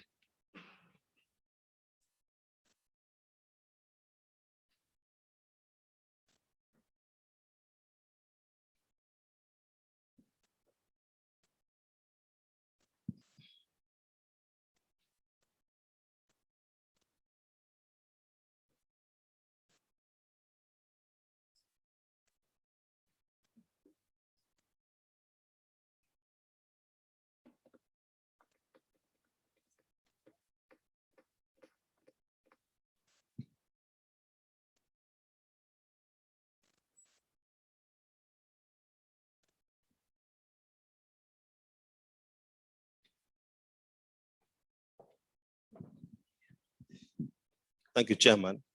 To the person up there, we have the annual report. Okay, so I want you to put the annual report, then we'll go through it, then this one will come after the annual report. Annual report is a PDF document.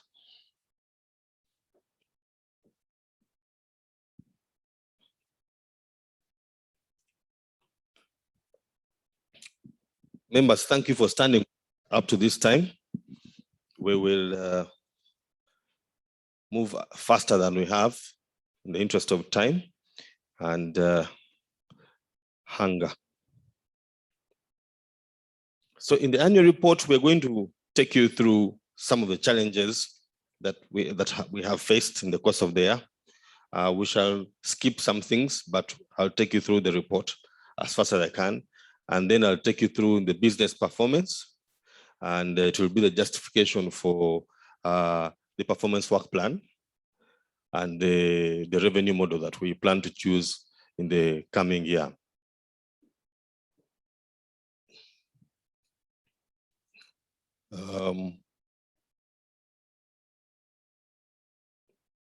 Okay.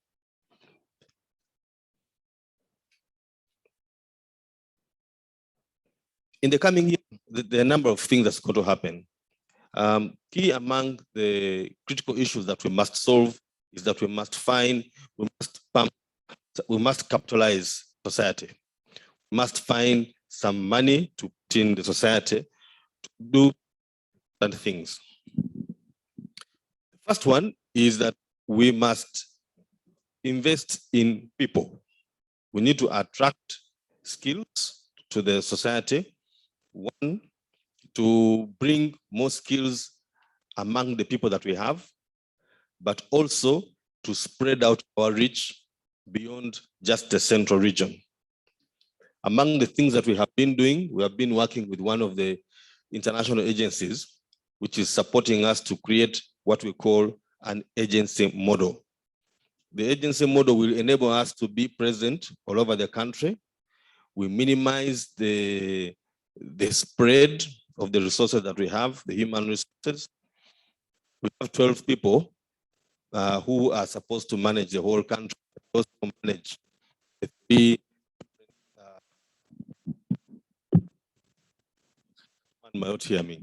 but they manage the three pillars of the society. We have the documentation, which is for membership. We have the licensing, which is also compliance, and then we have the support.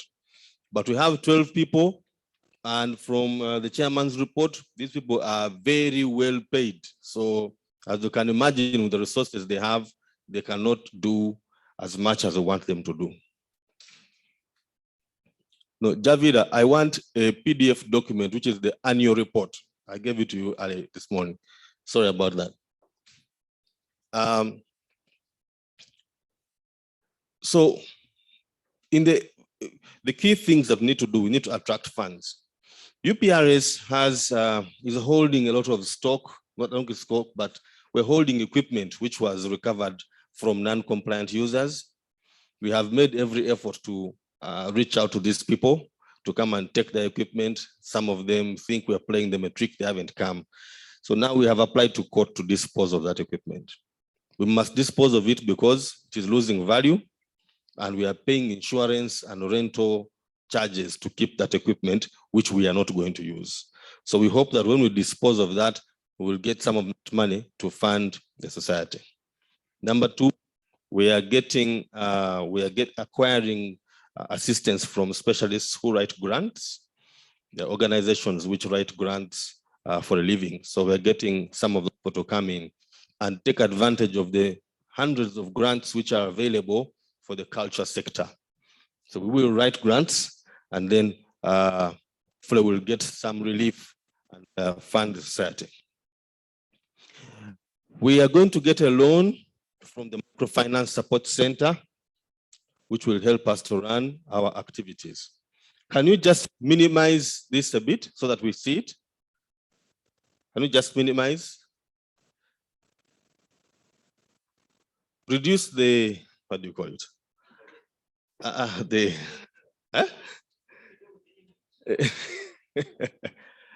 Make the image smaller. The percentage. Hey, magnification, reduce the magnification.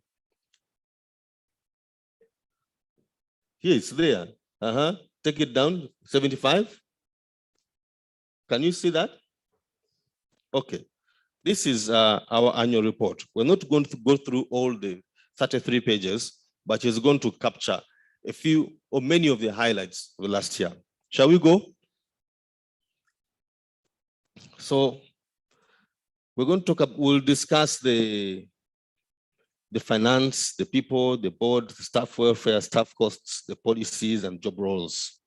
We're placed here with the beautiful image of the president of UMA. I saw her earlier. Okay, next.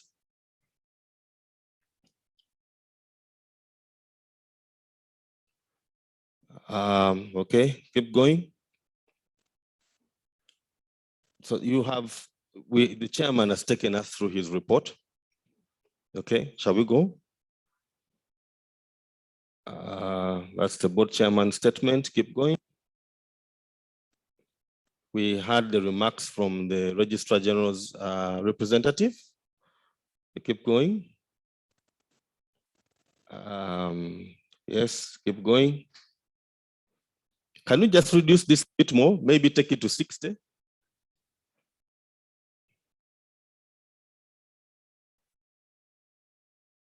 Wow. This guys, okay, let's go to 75. Thank you. Okay. Shall we keep going?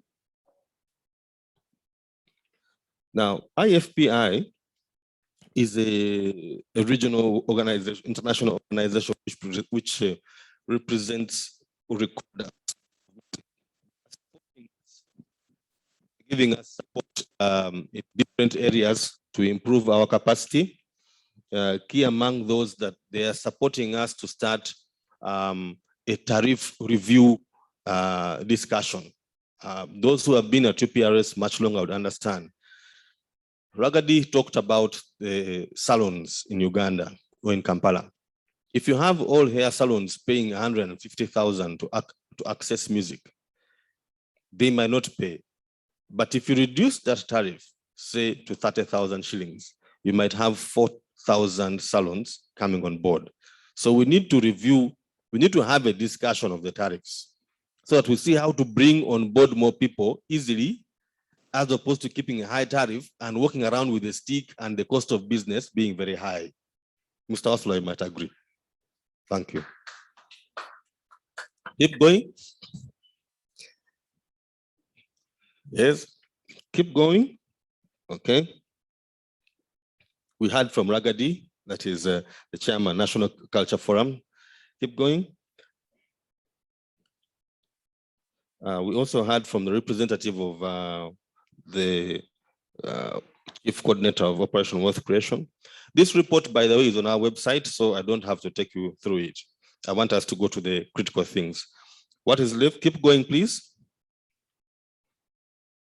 Okay, that is my report. It is also in there. In here, I talked about the growth of the industry. YouTube has grown 19% during the COVID time. Spotify has also grown about 23% during COVID time.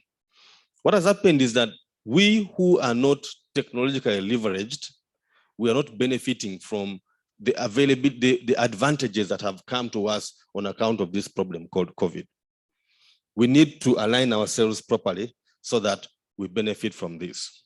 The discussions are ongoing about the coloring back tones. And in my work plan, I believe that by September this year, when the budget speech has been read, the budget speech will be next year, September next year, because they will read the budget speech in June, and then hopefully 3 months after June, there will be the implementation, and hopefully the coloring back tones and private copy levy will come on board as revenue streams for UPRS. Keep going. This report is available to you all, so I'm not going to go through it. Okay. Okay, keep going. These are our board members. Now, with the exception of 1, 2, 3, 4, number 5 from the left or second from the right, that is Mr. Peter Mukuru. Mr. Peter Mukuru has been nominated by the regulator to come and bring on board his services. Mr. Peter Mukuru is an expert with African Development Bank. He's head of ICT. He has been head of ICT at UCC, at UBOS, and at National Water. So in response to Mr. Ojede's earlier request, we are bringing on board a very resourceful person in the area of ICT. The rest of the members, you know them. Keep going. Keep going. I wish this was bigger. Some of these things are difficult for us to go through.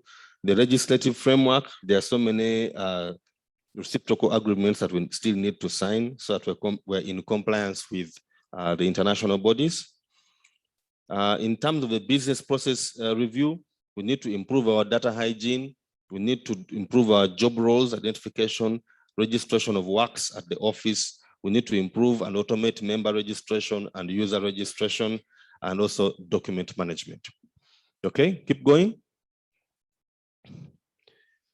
Now, this graph here tells us about how we have moved.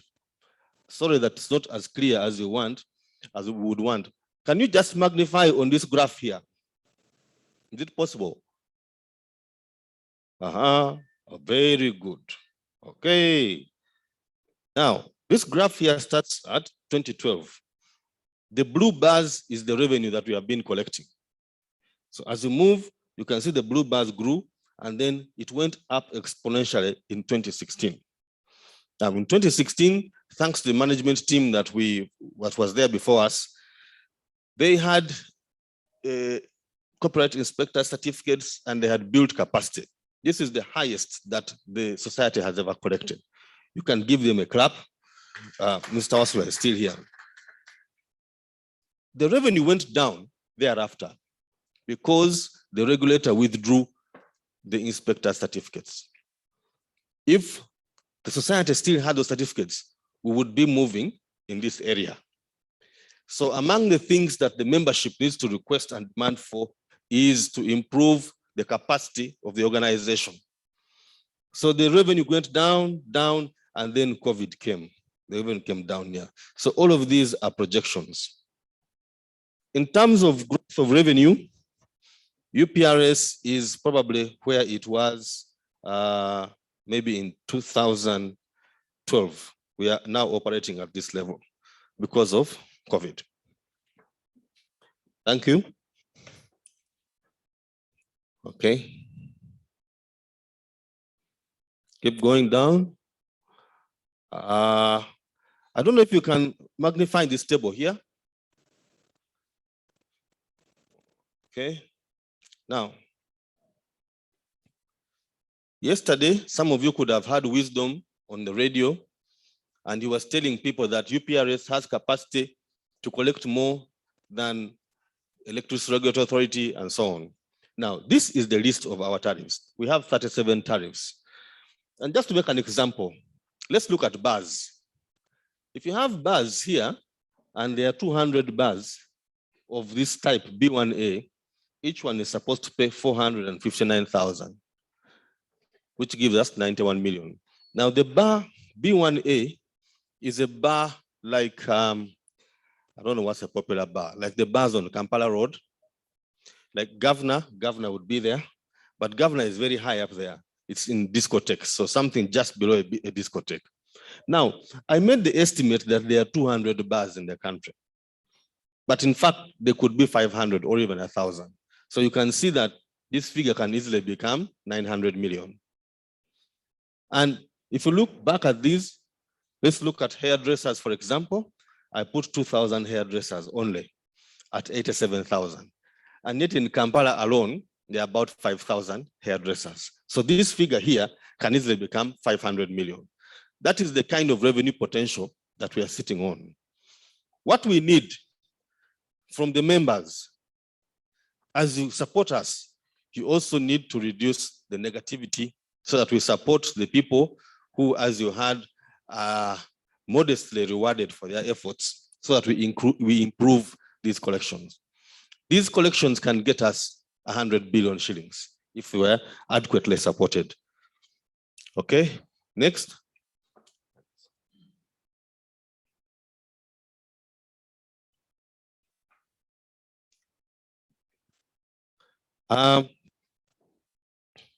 Okay, keep going up.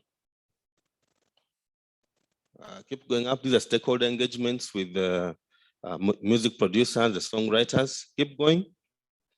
I want to focus on the financials. Keep going up. Okay, just stop there. Okay, but we have seen this. Okay, keep going up. Aha, now I want us to go on this one. Now, keep going up. Go. Okay, now bring that page here in the middle, that one.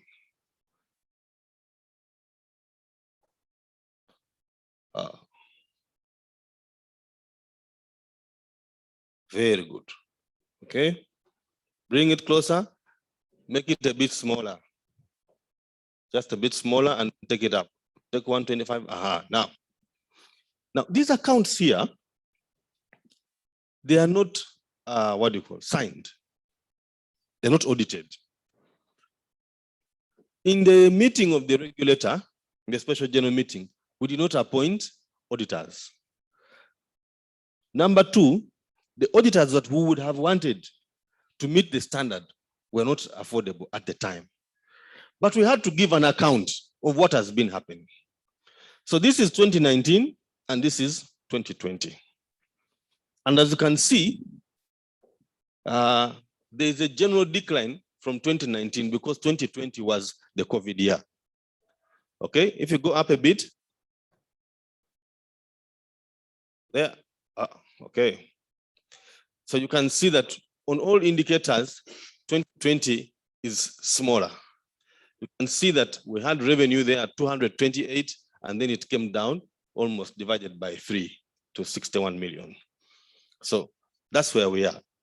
Now, these accounts, we are going to take them to an auditing firm. Hopefully the meeting here will pass the auditor, and then we shall have them audited. Then they'll become company reports, which we can put on the website, and then people can access them and ask questions.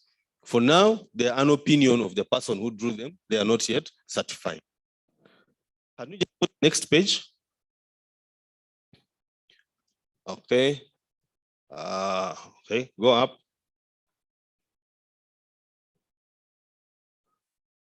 Okay, now there we are. Just go up, take, very good, right there. So now this is license fees. 2019, 710 million. 2020, 257 million. For me, this is the key thing. COVID has come, it has hit everything, but members are still asking, hey, we want to be paid. It's not that the society has money and can't pay, but if we did not manage within the means that are available to us, given the drop in revenue, we would have closed the doors. With guidance from the board and the management team, we have remained open despite this obvious drop in revenue. This is probably the worst. This revenue is probably what was here in maybe 2010, 2011. So that is how far down we are. I don't know that because the point is taken that the society is limping, is doing badly.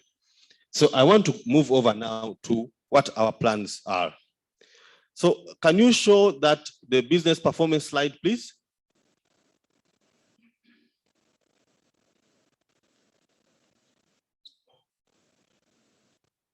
The PowerPoint presentation, the business performance.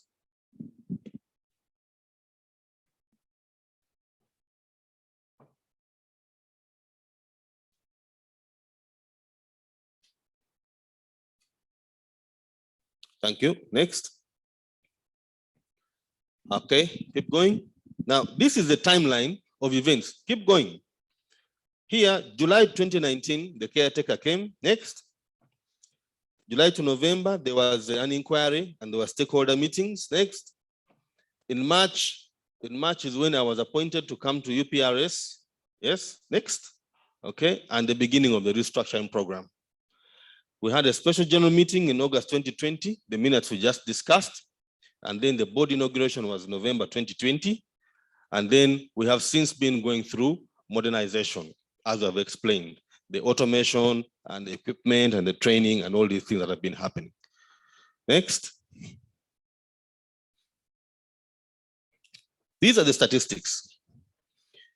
4,000 members on the register, 600 composers, 3,500 performers, and 42 publishers. Now the 42 publishers might look very small, but the publishers own a lot of these works are co-owned by the publishers. And for those, especially the media houses which have been mentioned earlier, they should know that a discussion with the performers here does not necessarily commit the publishers and the other people. You cannot say, or you the performer can't say that I want to play my song on this radio station, but you are disenfranchising the other people who co-own the works with you. Okay, next. Okay, the vital statistics. This is the growth. Now this one. Okay.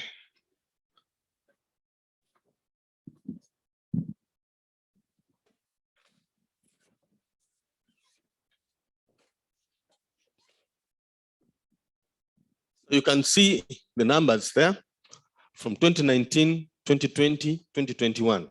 That is the growth that we have been having. Okay. Now, these are called assessed users. These are the users of our works, the commercial users who pay us money. So this is the growth. But I want to report that this figure here has now increased by 5,000. So it is 7,500 users. It has increased because we have acquired data from, among others, KCCA, Entebbe, and from URA. So they are not assessed. Assessed means that we have spoken to them and they have agreed to pay, but they are identified users. So we have identified 5,000 additional users. So if we bring those on board, it has potential to double our revenue. Oh, some people are awake. Thank you very much. Next. No, this one we have seen. In terms of works, we hope to reach, given the modernization that we're talking about, in the next 5 years, we should reach 25,000 registered members. In Gulu alone, we saw 1,200 artists who came to General Sale, and none of them is registered here. In the run-up to this meeting, I have been speaking to many different leaders of UMA and other organizations who want to come on board, and they're in their hundreds. So as part of the plan for the next year, the bigger part of our sensitization program is going to involve moving around the country and onboarding these people. I want to report here that our director, Mr. Semakula, he has stepped out. CTV here has partnered with us and given us an offer for the whole of 2022 in a program called Friends of Music. They are going to brand 2 vans and we're going to move around the country and we're going to onboard as many artists as possible. They'll give us the equipment, they'll give us the transport, and they'll give us the publicity on all their social media and TV channels, and will bring on board people. But in addition, thank you. In addition to that, CTV is going to help us to develop our promotional material, the short videos, the audios, and so on. So we are going to have high quality outputs with effective reach to the people we want to recruit to bring on board, but also to reach the people who must pay for this work. So the hashtag we are adopting for 2022 is music is not free. Our music is not free. You must pay for our music. So music is not free is a hashtag that is going to run 2022 going on, and we are going to bring on board many other players. Mr. Kabito mentioned one of the partners that we've been talking to. The corporates, instead of giving us money, which is something that is very easy for us Ugandans to go and say, give me 10,000, give me 5,000. So if all 4,000 of us went and got 10,000 shillings, that's 400 million shillings. And yet, if the corporate put 100 million shillings in a campaign to support all of us, would get 1 billion shillings. So the compliance partnership with some of the players is that they are going to starve the media houses of revenue, of advertising revenue, unless they are paid up with UPRS. So CTV is also part of that campaign. Next, please. Just keep going, keep going, keep going, keep going. Now, this is revenue potential, okay? I just want you to look at this. If you have 35,000 units of public transport, it will give us 14 billion. If you have 5,000 shops, 1.4 billion. If you have 500 stations, 14 billion. 800 hotels, 420. The mobile discos, 536 DJs, 356 million. The ringtones, there are only 4. This is 283 million, although it is understated. Hey, come back. Uncle. Aha, there. So this one here just shows you how much money we are sitting on. This one shows you why you must support UPRS, because you can't chase these guys by yourself. You don't have the law, you don't have the resources, you're not even interested. Yeah, because if you do 2 concerts, that will keep you going for 3 months. But UPRS does this every day. For every day that we wake up, we do this to chase this money. When the blank tape levy comes in, we're going to bring in billions. So people must support us. Us, I'm also an artist, because you guys are the ones who employ me. We need to support each other and make this thing grow. Okay, next. This is the revenue split model. I have shared it in many places, but the colors are funny. Okay. Now, the revenue is, keep going, even the next one. Okay. When money comes in, if you get $1,000 coming in, it is split like this. There's musical work, which takes 60%, and sound recording takes 40%. The performer gets 200 of the $1,000, as is the producer. The composer gets 300, the author 150, publisher 150. So, for the performer here to go and tell a radio station that you are playing my music for free, he is effectively stealing from these other people.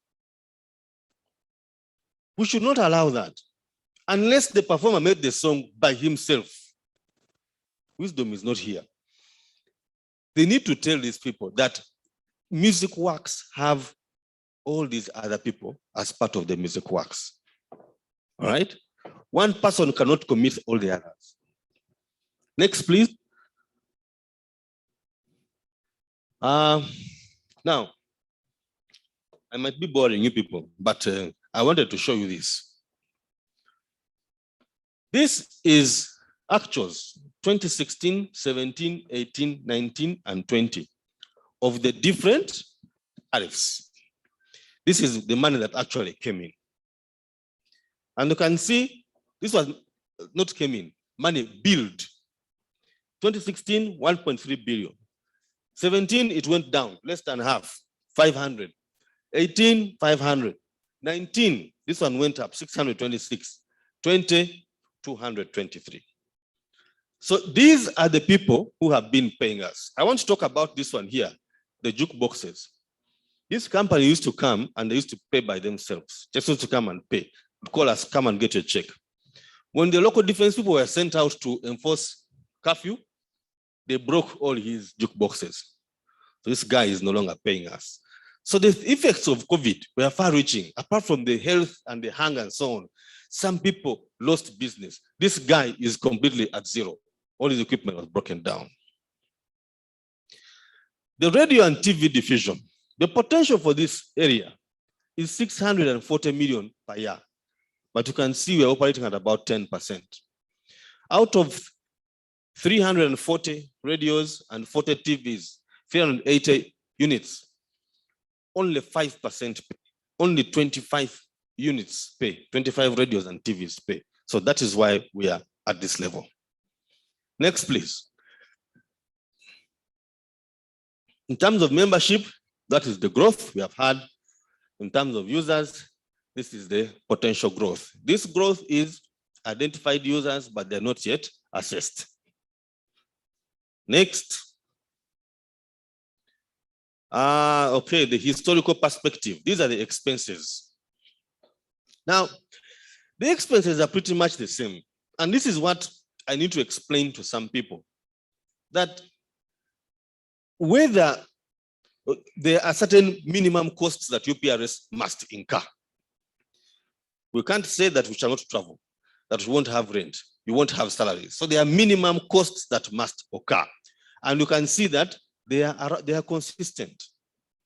These are the employee costs over the years. They are consistent. But what we want to do is to attempt and grow the percentage of distribution. This percentage of distribution is from here. So that is, we want to grow it to 7% distribution. That was, in that year, that was 7%, 11, 5%, okay? But we want to attempt and grow this distribution to a higher ratio so that there is meaningful revenue earned by the music creators. Next. So this is the analytics. This is the revenue that's generated.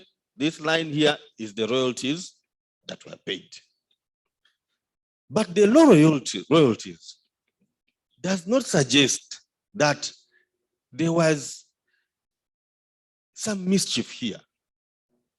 What needs to happen is that we need to work together and grow this one, because the costs of doing business are the same. As you grow this one higher, this bar is also going to climb up, and we pay. Next. So these are the projections, 21 to 25. In the projections, if you project that, if we reach a point where we can distribute 41%, we will be distributing 960 million. So these are the things that we need to envision. But if you demand today, UPRS, come and pay me now, you are killing the seed which could have paid you that money in 5 years. Next. So now, these are the initiatives that UPRS plans to undertake in the next 12 months. The next 12 months, I've told you about the revenue initiative that we want to do. We're also going to get a loan from the Microfinance Support Center. It is a loan at 8%, which we're going to pay back over 4 years. What are the thrust areas that we want to have? So this is what we agreed with the board.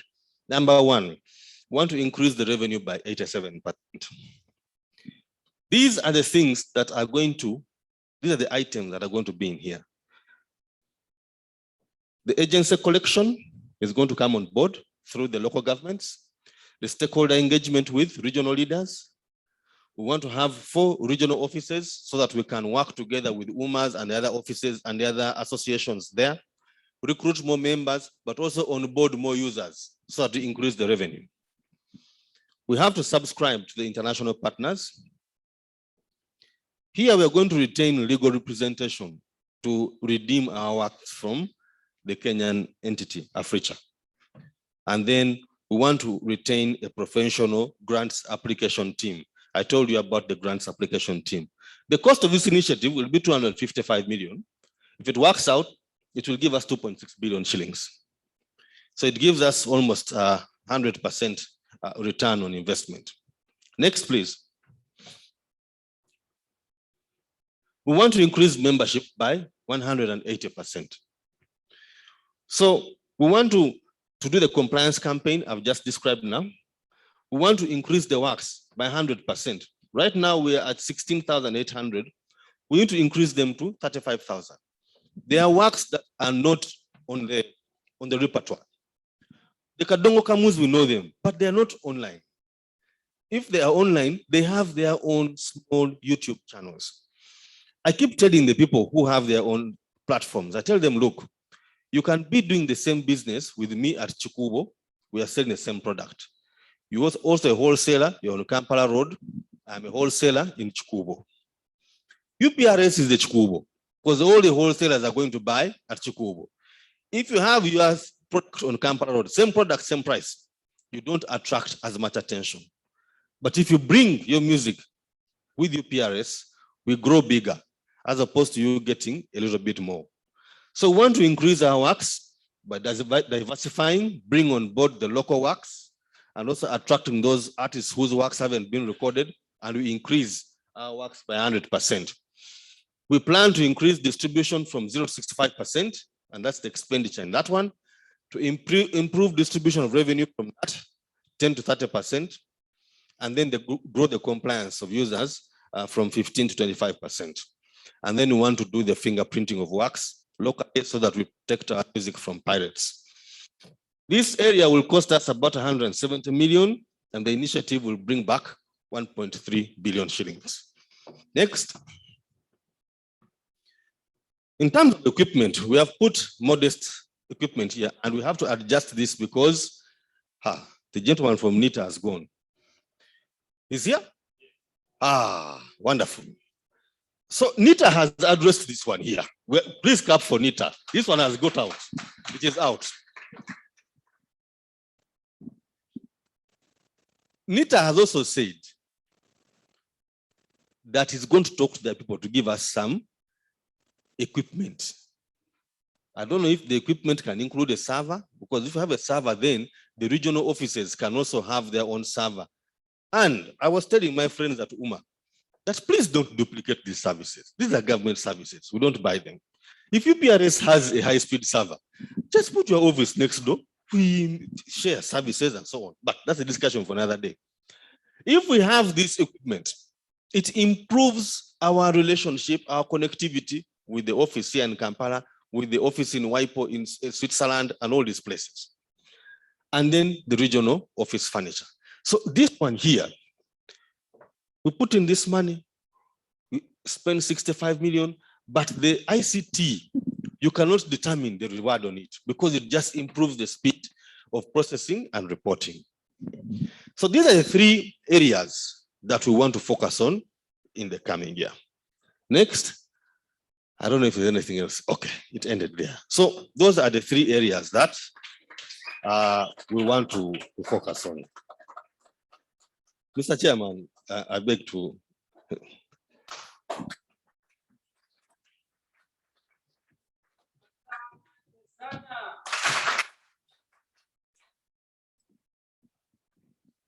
First of all, I hope we still have quorum, because we cannot afford to go through this again. You understand? We can't afford to do this again. So thank you very much, Mr. Mwanda. That is what the board and management are planning to do. Now,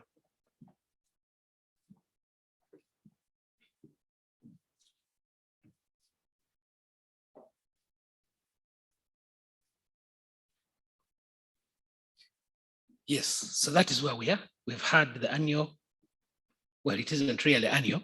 It is the performance for the last about 2-3 years. Let me just say that for people that may be watching online, they who have gone through this, let me tell you, this is a joke. It's a joke, but it's a start for us, and it's okay. It's okay. So whatever people tell you out there that how could this be, how can that, what is lacking, let them come be here and we see if they'll do it better. Okay? So I want to assure you, there are things that are not, they are lacking, but it's okay. It's a start. So thank you, Madam, Mr. Anthony Mwanda. I would have ordinarily now invited the board, entire board, to sit down here and take questions, but I see there are no seats. I do not know whether it is meant to put me in target, because this is the hardest part of any board, to start fielding questions and comments.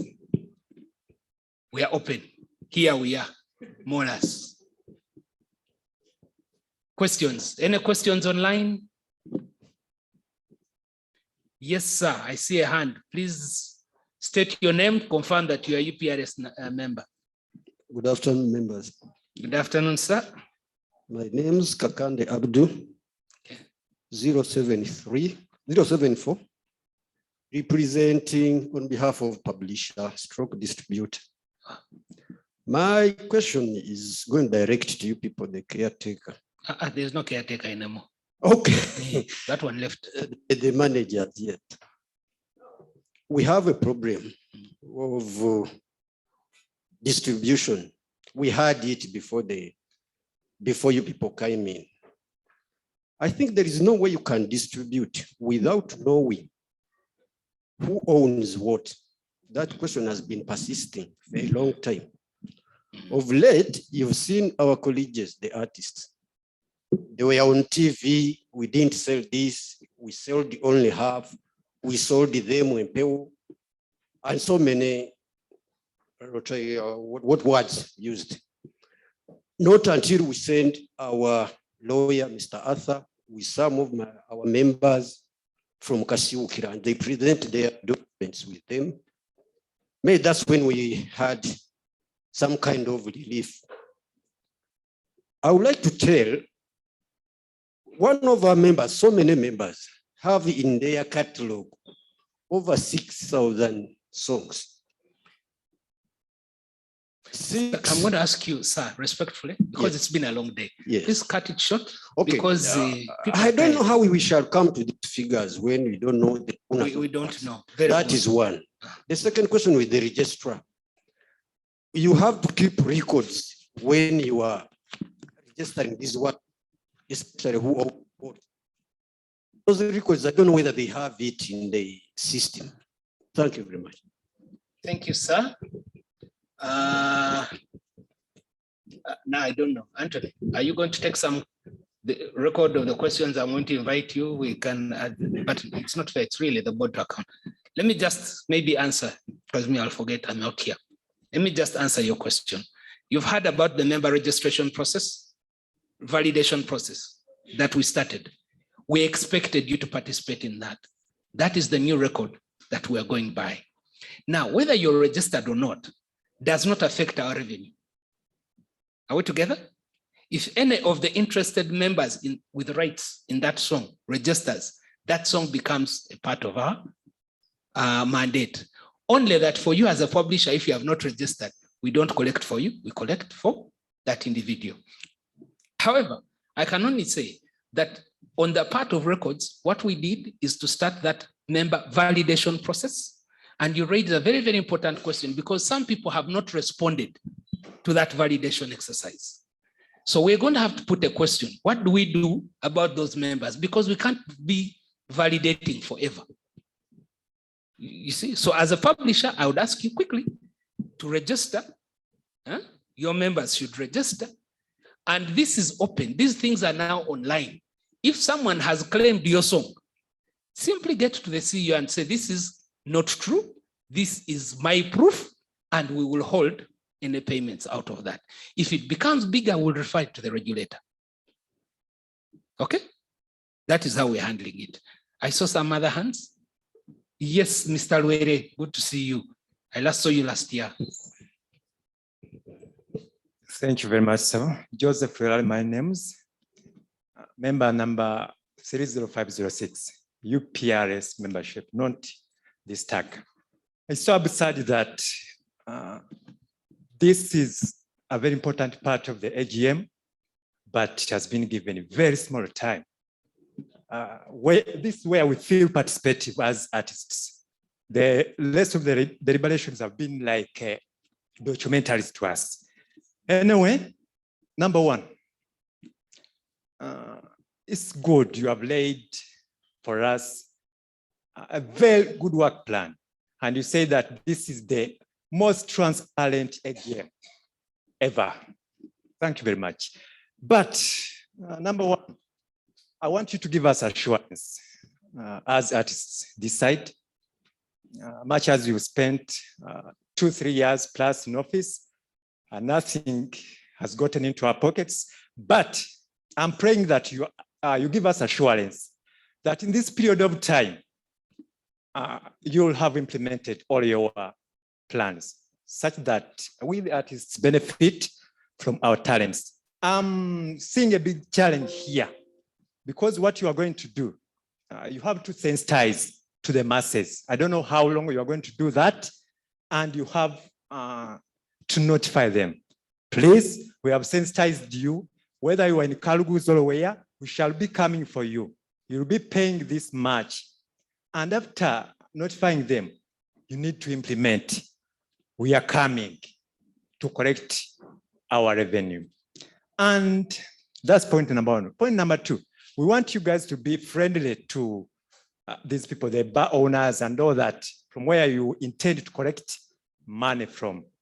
Oh, we don't know, you've not stated the kind of tariff that will be charging, which bar, which whatever, in Kalugu, anywhere. I don't know, you have to substantiate on this. Because these people, we need them. And I don't know how you'll be doing it. Mr. Luere, I beg, I know you're saying already we have a limited time.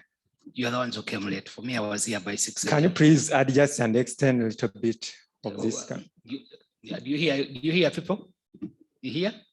I have a lot to share, but currently, Mr. Player. Thank you. Thank you. If I can quickly answer that.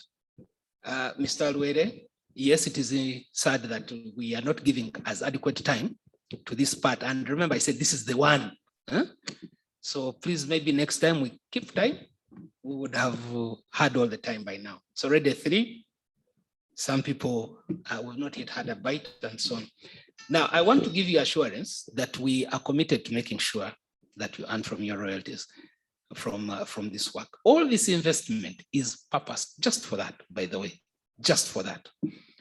Are we going to give you a guarantee? No, not me. Supposing COVID comes again, now what? I face you again and I start giving excuses. I think I want you to follow the words of the representative of Chief Coordinator of Operational Creation who was here. You want to listen to the words of the representative of the regulator. These things take time. A baby is not going to grow that quickly. No pregnancy it's going to happen 9 months. That's it. Okay, you can be born a little earlier and you're lucky, but so we'll do what we can. That is the assurance I want to show you on how we're going to treat the bar owners and the commercial users. I think we've been fair. We tested the enforcements at the beginning. We know they don't work. If you looked at the figures, if we had had time to look at the figures that had been posted up, you'd have seen that the cost of compliance in 2019 went up significantly high. And what was that cost against the return? Yes, we brought money, but so that's why we're doing this. That's why we're doing the business re-engineering process. That's why we're going to automation. That's why we're dealing with regulators. Now, we don't have to talk to the broadcasters anymore. We're talking now to the regulators. We can switch them off. We're talking to big brands, partners. We're not running around like rats anymore. We're flying high like eagles. We pounce. That's what we're doing. It takes time to grow that. Yes, sir. So Brian Nick Benz. Yes. Confirm your name and number. I think that should be a custom to confirm that you are Brannick Benz. Yes. So my question is, what are you trying to do with record labels? Do you need them on the board? Because they are music business companies. So they are not mentioned anywhere. Do you need those people or you don't need them on the board? Thank you. Record labels like Swang Zaven. They fall under what category, those ones? Because they're not, those are producers. but they're producers. Producers are different. Record labels, I think. But you're not listening to us. According to our system, they fall under producers. Are we together? Now, for you might want to think they're different. For us, when they come to deal with us, okay, that's the category. We are not putting them under songwriters because we know what our system says, okay? And they're welcome. We'll have that discussion with them.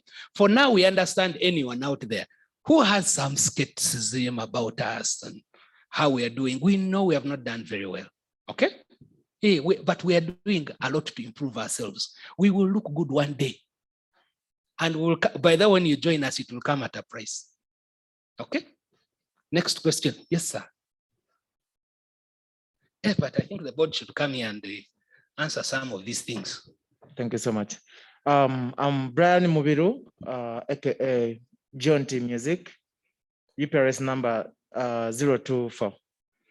My idea is, I've heard of someone telling that like UPRS is working with KCCA. How do you see if you include even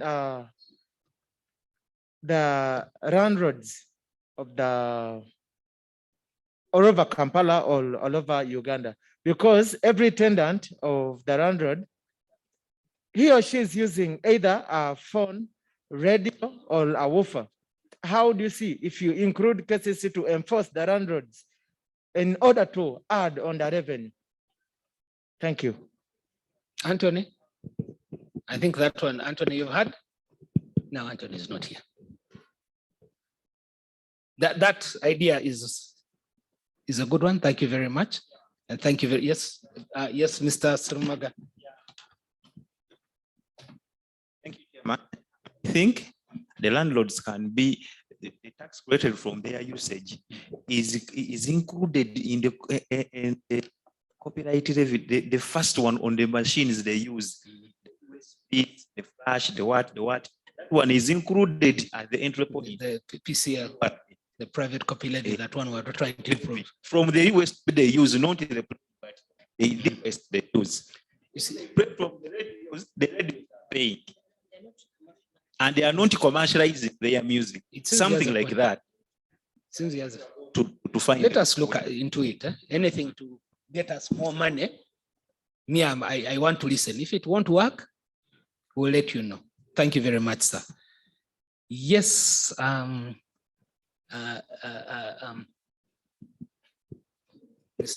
Yes, I'm David. David, yes, David. Yes, my name's again, I'm David Tayewa. I am a member of UPRS 1 as a publisher representing 2 entities. That is Opus Music Publishing Africa and Voices and Beats Records, also representing Voices and Beats Records as a record label. I have questions.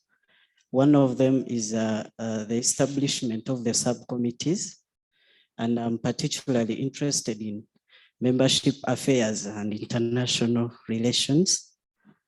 It seems on the side of membership, there's not much work being done, especially in sensitizing members, but also looking at other innovative ways how we can attract membership. Yes, another thing is that there are new financial innovations that are coming up, especially the ones that was brought by the passing of the National Intellectual Property Policy in 2019. And out of that, we came with valuation of intellectual property, I was also one of the people that developed a model on that. However, we feel that under the Articles of Association, this membership clause should be changed somehow. Maybe it could be according to ranking. Even on voting, even on everything, there are people who have spent 10 years as members. There are people who are just coming in. And then we should look at such priority areas per number of catalog you've registered. You could be ranked by the royalties you've received from UPR. Can I quickly chip in on that one? Yes. Again, let's remember that the institution is resource scarce. It's really resource scarce, okay? So to talk about mobilization and I understand the mobilization and sensitization at the level that you'd want it, there was no way we could do it. The mobilization in the circumstances, sensitization was done through Zoom meetings. I hope Anthony talked about that. A couple of Zoom engagements that were done throughout the year. The one that you're talking about, the scaled up, COVID could not allow that. Numbers, restriction on numbers could not allow that. But our partnership with the OWC did very well. I think you want to be fair that we've done some part in that regard. So in the circumstances, that's what we could do with the resources, and we relied on the partners that we have. On the innovative ways that you're talking about, again, just by the way, just know that really UPRS is being, I don't know, it's like the only person giving direction. It's a one manager institution serving the entire country. So be fair to the man. You want him to break? Being innovative, he's running around like a rat. Look at it. Where is he now? Because he has to organize your lunch and so on. You see? So we've not yet built that capacity. Let's first deal with the first things first, the foundations. We will address those things later. Okay? Things like the financial innovations, we had, you and I know we had a meeting about the collateralization of that. It's a good idea. It's a brand idea. But how do you collateralize an asset that does not have, is not showing data regarding its performance? You know, the reason why a bank will not take your Chibanja, it's because we'll probably ask what's the cost? That's what they'll ask. So what's the cost of a song? It's out in there, it's neither here nor there, no data. That is why we have to develop this institution from the foundation. And I think that the management and board have come from a right position on this one. Next question. Yes, Director. The members, I think the members have to know about the existence of the committees. Oh, yes. Yeah, inform them. Okay. Now, the committees are board committees. Okay? The board works through committees. If the entire board is to meet each time, it would not be sustainable. So it's cheaper. The Constitution provides for committees through which certain decisions can be made and then referred to the board. So the work is generated through the committees. The committees, of course, have not worked that much. You don't have a report here. That's why I'm saying that some people would have wanted to know, but how is the board really performing? And I'm sure some people out there are laughing and saying, but you guys, this is a joke. It's okay. We are just learning. These are baby steps. So the committees generate business for the board. They make certain key decisions that are needed immediately. The bigger decisions are made to the board. That's the way corporate governance generally works. And that's what we're introducing here. So your membership there has got to be from the fact that you're a board member. However, the Constitution also allows for the committees and the board to appoint selective people that can come to the board based on the need, and I think there's a limited number that is allowed. However, that hasn't happened because we're still trying to survive. We're still trying to breathe. This thing is still on, we might have got out of the ICU, yeah? But we're still in hospital, we're still hospitalized. Yeah, we're still on the ward, okay? We might have started eating, eh? But we're not running, we can't run, okay? That's where we are. There was a hand here. Okay.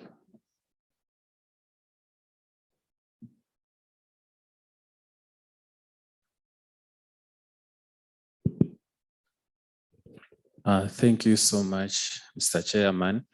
My name is Gaba Ezra, aka CJ Champion from Shema. Please confirm that you're a UPRS member. Yeah, I'm reading at my card. It is number 30354. Please confirm that you've validated your membership. Yes, online. I did that Thank you. online. Yes. And let me start actually on that note for my fellow artists.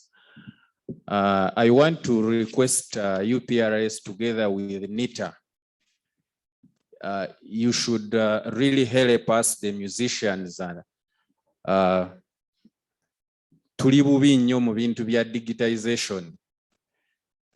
We had, there were like about 100 people online, but how many musicians countrywide? And you'll find like it is 90% of those people online are within central region here. Now, how about musicians who come from where I come, Shema, Kabare, Ntungamo, those areas? So NITA and UPRS, please help us. And the musicians, please register. Because when we are moving and you have to keep pulling back other, you have moved now, this one has not yet registered. Please, my fellow musicians, registering, especially those who come from my region, joining a UPRS, Abokurugamba, Kabare, Shema, Bunyoro, Toro, Nakasese. You register so that then the people who use our music, this is not a lot of money, please. Unless mwaba mwino muru emtuaro ikuminetano. For a year, it is not even a month. Emtuari ikuminetano, really. You pay that money for a full year. Mutere zakasente, please, and we move together. Thank you very much. Thank you, CJ. Thank you. Webari. Yes, you had a hand up earlier. Yes, yes, sir. Gentlemen, please confirm your name. Please, let's be mindful of time and quorum. Eh? Thank you so much. My name is Selu Deo. Selu Deo, please confirm you're a member. I'm a member. And of you UPRS. validated your membership online? Not yet. Yeah, okay, you'll speak, but please do. I think. Yes. I have 4 questions. I'm a Catholic gospel artist. Yes. These are the few questions that I have. There are 4. What can you talk about the more rising music associations? Because we are a bit confused. More rising. Yes. There are more associations. Why is it that gospel artists are considered as born again? Should we also register as Catholic artists so that we can work with UPRS? How can UPRS manage to go to bars? Like I personally, I have a bar. How will you be able to collect that money from me deep down there? My last question. What can you say about the black market label? Because so many artists are now losing their goal. Thank you so much. Okay. Black market label. First of all, we do not make a distinction as UPRS here. You have a right in music, your own music. You have a right. That's it. Whether you're a Catholic, whether you're what, that's your business. Okay? For us, once you have a right in music, you join. The classifications are out there. They are not ours. They are not ours. Okay? Only that members normally come and they want either assistance or some engagement of some sort. But as Professor Mangeni said, these classifications are imperialistic. They are not ours. We've just adopted them. So for us, let's understand that as long as you're interested, you have a right in music, whether you're Catholic, Muslim, whatever, that's not our business. You register as an individual with your right. Now, how can UPRS go to bars? It goes to the agency plan, the plan to build the agency networks across the country. That's how we're trying to go regional, okay? Now, is it going to happen immediately? No. We will register some progress, we'll suffer some setbacks, we'll come and report them to next year. If we have done exceptionally, please clap for us. We'll get there.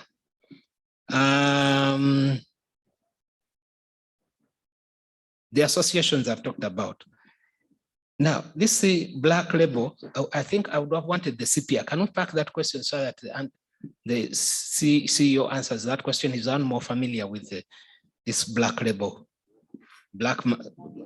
No, I talk about black market? Oh, is that piracy or there's something? There's, I think, a label called black market.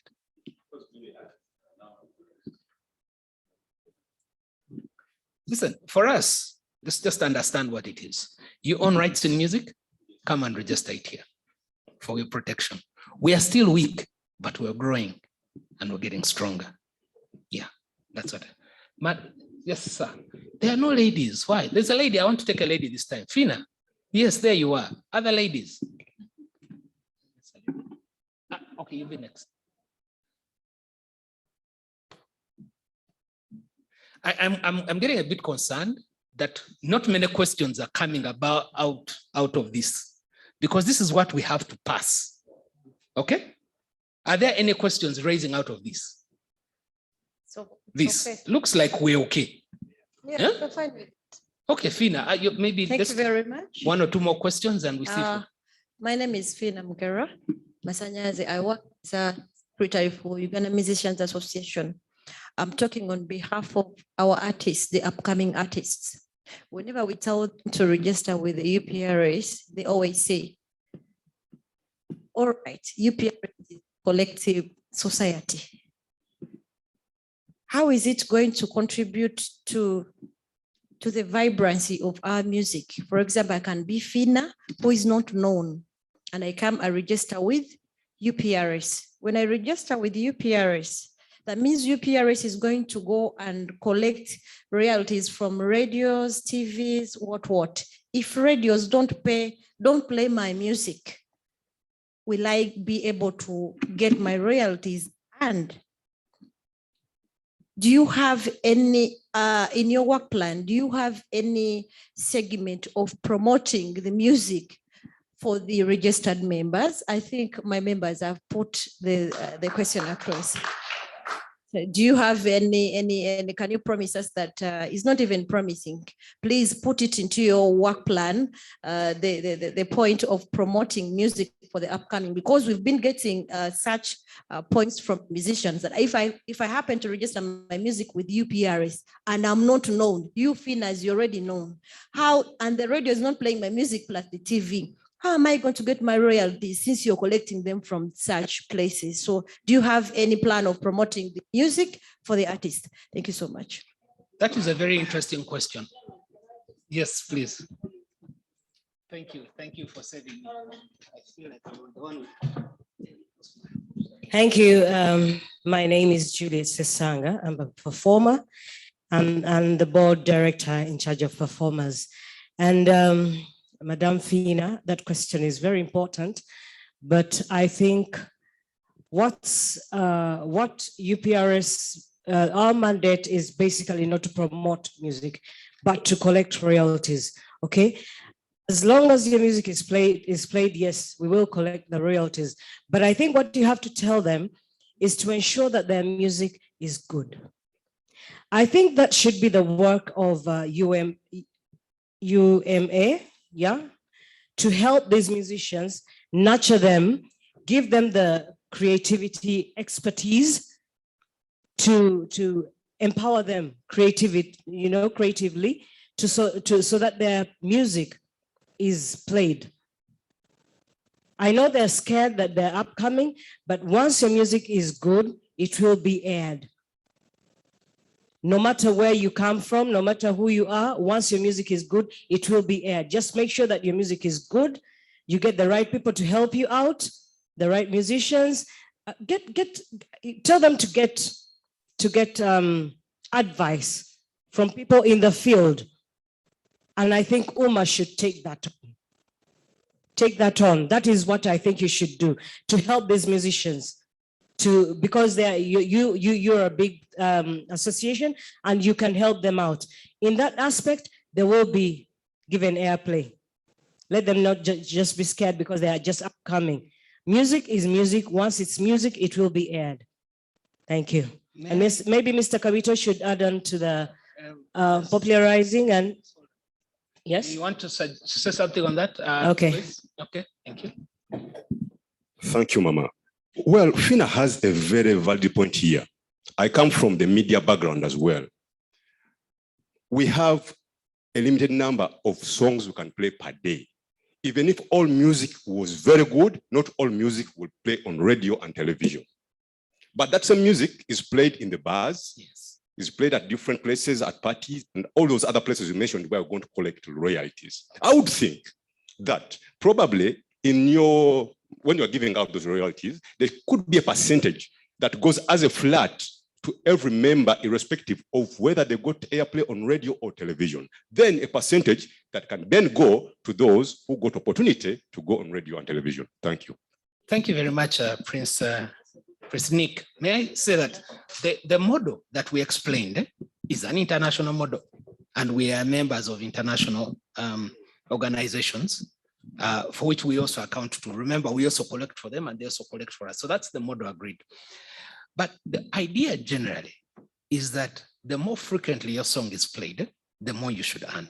That is why we were talking about building a monitoring system. The monitoring system in time, well, again, look, we're just starting. The patient is just getting up, okay? We are building a system in talks to build a system that should be getting more and more efficient with time. So in other words, even if your music is not being played on radio, that it can be detected in the bars. You understand? Things like Shazam, something like that. So that is where we are going. Okay, it's a journey that's we're starting. But let's also be mindful that the fact that Madame Julie talked about, there is what you call a core function. Businesses have core businesses. For those of you that may remember, may not be young, but I'm sure Mr. Ursula, you remember, UCB owned how many buildings and homes? All over, isn't it? And Stanbic Bank bought all of them. How many buildings does Stanbic Bank own today? Nothing. Why? It's not in the business of real estate. It's a bank. Okay? DFCU, it owned this, what is it, the Nakasero buildings, all over. What did it do? Concentrate on the core business. Once you start running around, you become inefficient. That's how it is. That's how specialization, beats anyone who is just running around. You just specialize and you do what exactly you're made for. The rest are to help you, peripheral. Huh? Now, you're asking a question of what are we doing? You've heard of UG Connect? UG Connect was actually a UPRS idea. It was an idea. What can we do for members? Hey, what can someone do this? How can we run this? Route around some proposals. Before we know it, some people had taken it. We have never complained. It's okay. It's not our business. Now, if we start concentrating on whether members should start getting their money, promoting other people's music, what will promoters do? So allow us to concentrate on our business. Our business is collect royalties. We have got to get money out there. Please judge us on that. That's our law.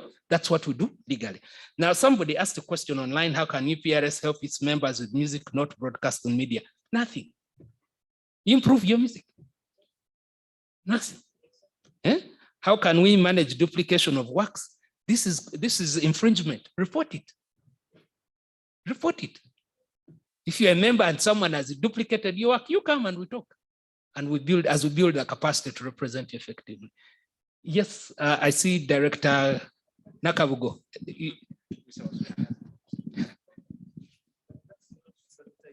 Yes, but where did the...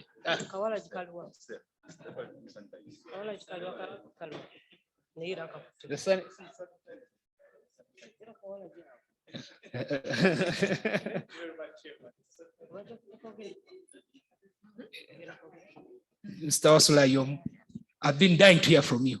Thank you very much, and thank you for giving me the opportunity. And also thank you for the work. It's quite exciting and it gives hope. Thank you. Now, actually, it should be included in the long-term planning of society. there is what we call a cultural fund that you must maintain as a collecting society. And the purpose of that cultural fund partly is to address such issues of upcoming musicians or aging. Is that members. the same as the benevolent fund? No, no. They're different. They're different. Okay. So this cultural fund, you may find aging members whose music actually is no longer played actively on radio stations like this Prince has said. So the cultural fund takes care of that. You will learn about it as you go along. Like Right. you said, you are growing. We are growing, we are learning. Yes. But also we had started a system of working with radio stations as partners. And I can quickly remember Super FM. We had an arrangement of giving them 20 upcoming musicians every month. So if you can revive that, Mr. Javira knows because he was in charge of that. You can pick it up and talk to Mr. Sematimba and revive it so that at least 20 upcoming musicians' songs are put on Super FM every month. And you can explore other radio stations. Okay. Yes, please. Okay. That's what I wanted to comment on. excited. And Madam Grace, you had something to add? Someone give Madam Director Grace the microphone.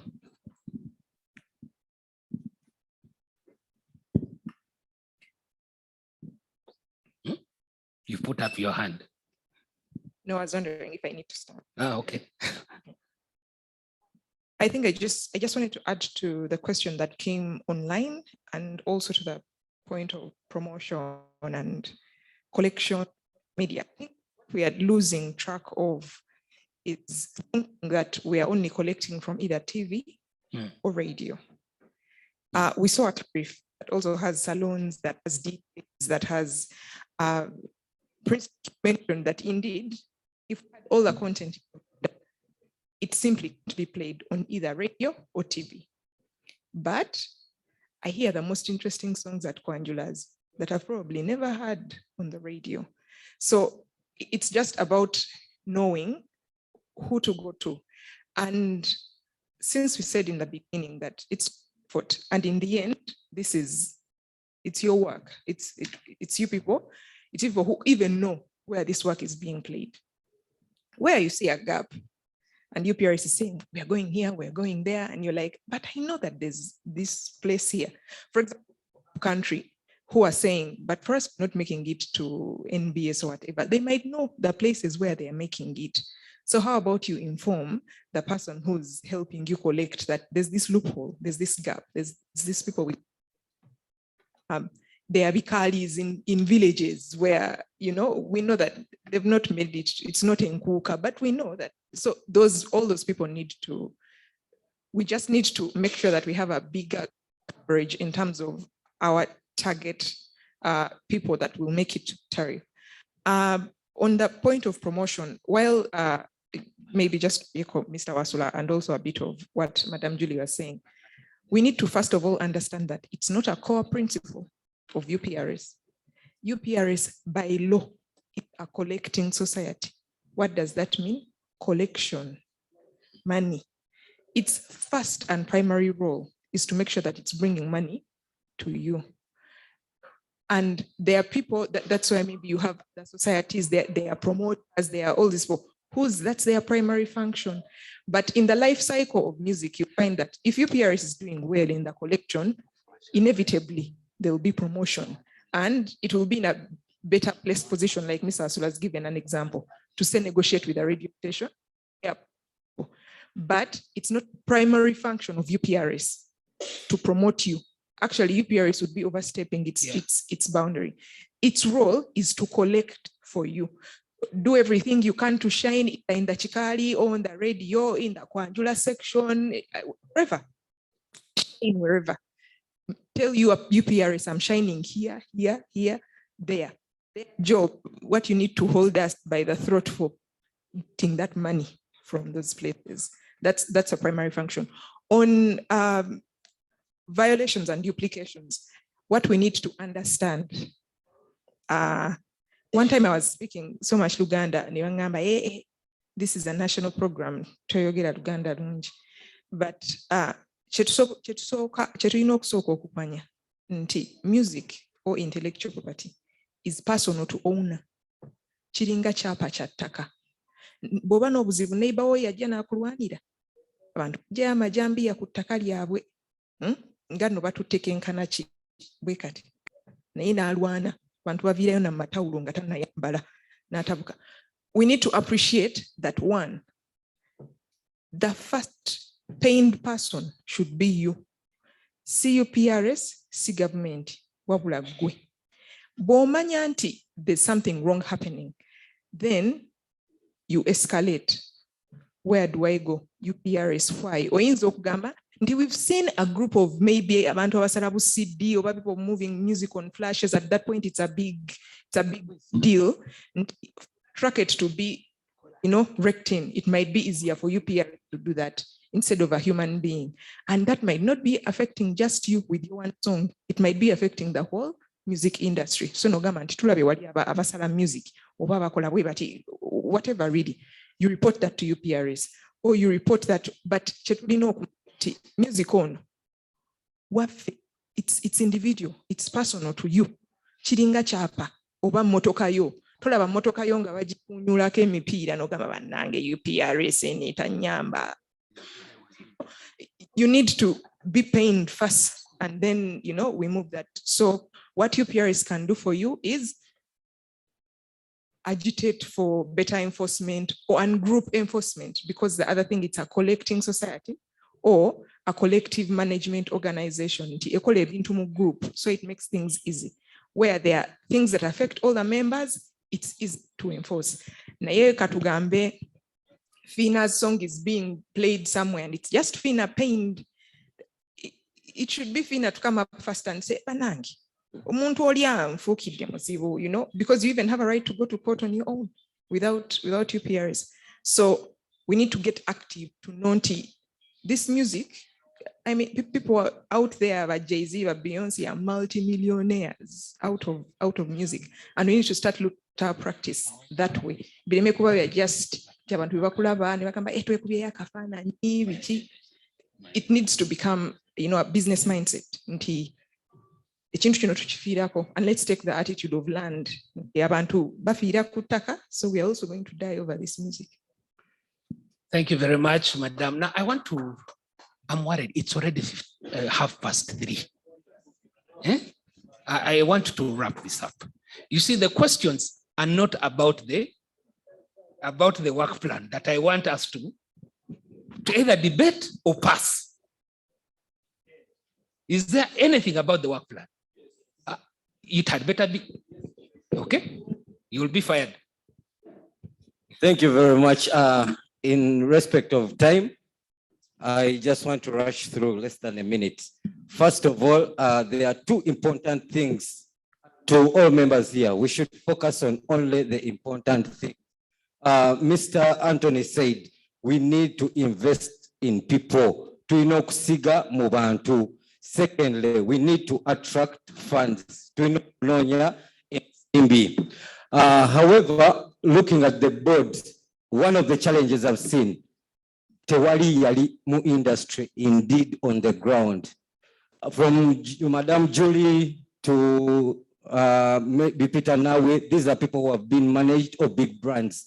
However, ulabo mutunga jontiono amanyi industry nyo. So the issues of FINA, for us, we know that there are actually people who pay for music of artists not to be paid. These things you don't know. So anyway, those are discussions for another day. But you see now that issue is not in the work plan. You see what I mean? No, but I began by thinking what is in the work plan. So, and that is also an urgent issue. So anyway, we need more engagements after this AGM. And let me stop there. Okay. Now, Mr. Luere, you had already done. That hand has been up. I want to close with that hand. Huh? This in the front hand has been up consistently. I really have to close this. because we have to. Wow. Thank you, Mr. Chairman. My name is Baby Ash. I'm representing Good Future Entertainment. First, just hold on. Are you a member? I'm a member. You're not sure? Yes, I'm a member. My ID is here. My number is 108. Okay. Yes. But does it read guest or member? I'm not a guest. Okay. This is my go on, card. Go on. Yes. Kakati wabula leka nze nkyuse. It's okay. Ekisookera ddala. Music.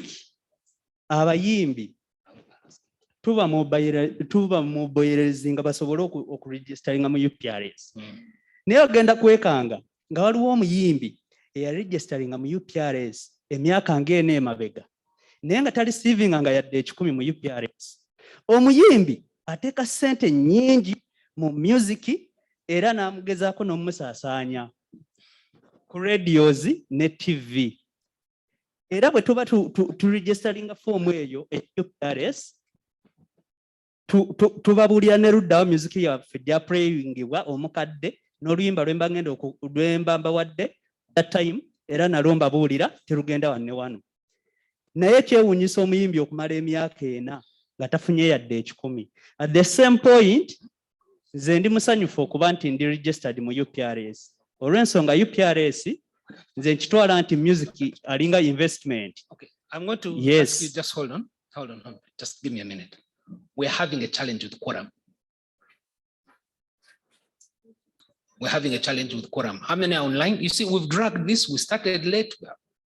Maybe we're learning from each other because we need to pass resolutions.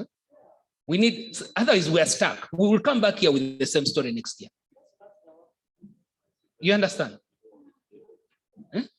Yes, let's do the resolution. We can deal with A or B. Okay, gentlemen, how many do we have? Please confirm quorum before we proceed. The issues you're talking about are general issues. Let's talk about the work plan. If it's okay, we pass it. Yes. Hey, people who are stealing songs, paying for other things, now what do? We're going to beat them for you or what? So let's concentrate our work. What is our work? To pass the work plan. We've dwelt a lot on these others. Can we confirm quorum, please? It's coming? Okay. The number present, how many are here present? Members still present, hands up. Okay, someone count. Director, count members present here so that we know. But you'll have to go up because some people, it's dark out there.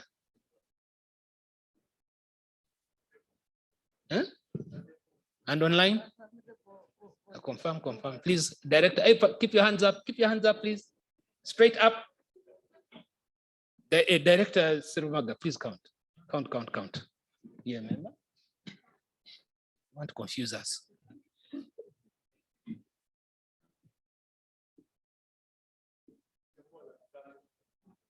That's why I asked that we count again. Thank you. Are you sure? You've counted yourself? Okay. One minute. Oh, so we're still okay. Can I now? I suggest, gentlemen. Yeah, not for long. People, you know who you are. Okay? Concentration pan is a bit, tell you we're hungry, we've started the day late. Now, I want us to put Secretariat, Anthony, please, your motions. We have 2 motions, I think. One, I believe, is about the work plan and the budget for it to be approved. The second one is the one you're going to introduce about the auditor. Can we discuss those? Then we can have AOB. We can then talk, but even then we must discuss with quorum. All right? Please introduce what is the motion you want to pass. Work plan.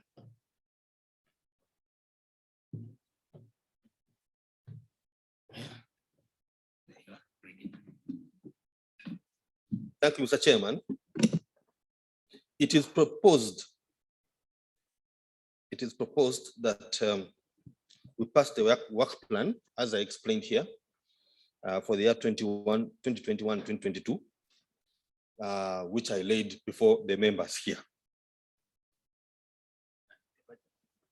and the budget. Our budget for the year 2021-2022, I could not present it here, and if it is included in the work plan. Our work plan includes borrowing money, 1 billion shillings, attributing 480 million shillings of the 1 billion shillings towards the 3 initiatives, and then the company will run on 540 million shillings for the next 1 year. So the work plan and the budget are contained in the 1 billion loan that we hope to get. Mr. Chairman, that is the motion I put on the floor. No, it is not. Can someone, do we have someone to propose this motion for us to pass? Yes, sir. Microphone. I was impressed by what we expect out of what we are going to borrow.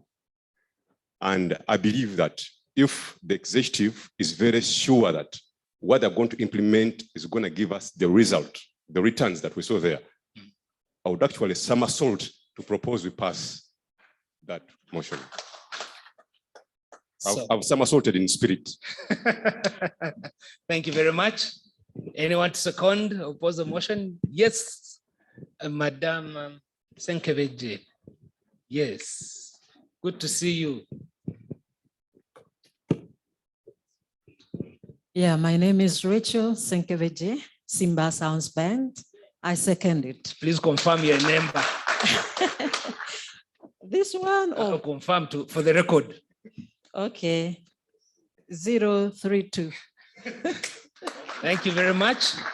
Okay. We look like we have passed. Congratulations. We have never formally passed the work plan. It may have been Chikwangala, but it is a first. We are only going to get better. We have a second motion. Can I ask the CEO to come and present why he needs this motion?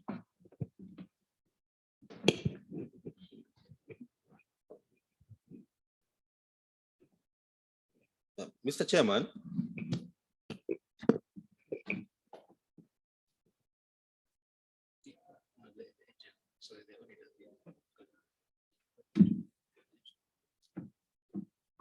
in my presentation to the members here, I explained the challenges that arose in the past of working without an auditor. One of the challenges for those who have been with UPRS for a long time is that UPRS has now been downgraded from a full member to a provisional member of CISAC. Reason being that we do not have audited accounts. UPRS cannot file returns properly with the Registrar General because we lack audited accounts. In the special general meeting of October 2020, the chair, who was Registrar General, was supposed to pass the resolution to appoint auditors, but it was passed. We did not pass it in that time. So that means that the accounts for 2019, 2020, and the activity of 2021 are proceeding without the oversight of an auditor. This is dangerous for the members. In light of the COVID situation where we don't have money, we have had to make do with a qualified accountant, auditor, who has been helping us for the last 2 years. Those who responded to the call for external audit services in the special general meeting of 2020, the lowest price they were charging per year was 17 million. The external auditor we have, Wade and Partners, is charging the society 4.8 million shillings per year. And we have engagement to work with, we have a proposal to work with them for 2 years before they can increase these fees. These are people who are handling our tax compliance issues with URA. They're also handling our tax exemption application with URA. And they have installed our accounting system. They have migrated UPRS from Tally to QuickBooks, and they're continuing to provide service. They are a party whom we are comfortable to work with, given the situation that is on the ground. The proposal, Mr. Chairman, is that we maintain Wade and Partners as auditors for UPRS for at least another 2 years until the society has stabilized.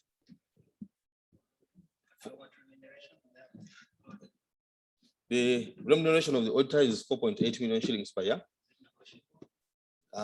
It has been negotiated downwards from 7.5 million to 4.8 million shillings.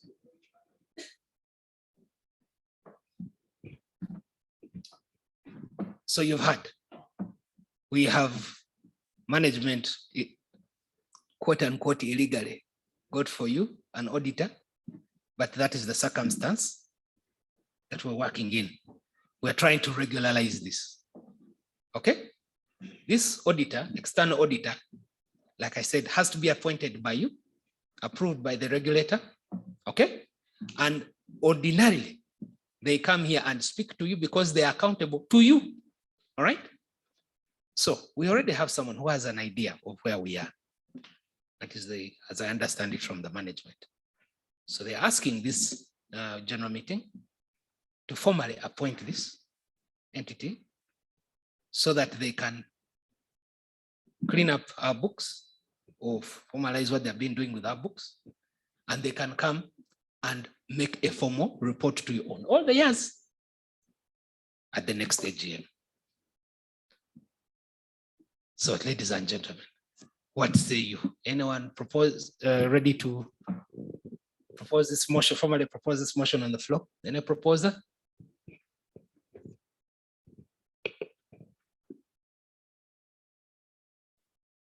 Is it a yes or no? Yes, you all spoke. Mr. Luede, you go. You have the honor. You are seconding, but someone has proposed. You are proposing or? Okay, someone you go ahead, sir. Okay, what's happening online, by the way? I need to be clear.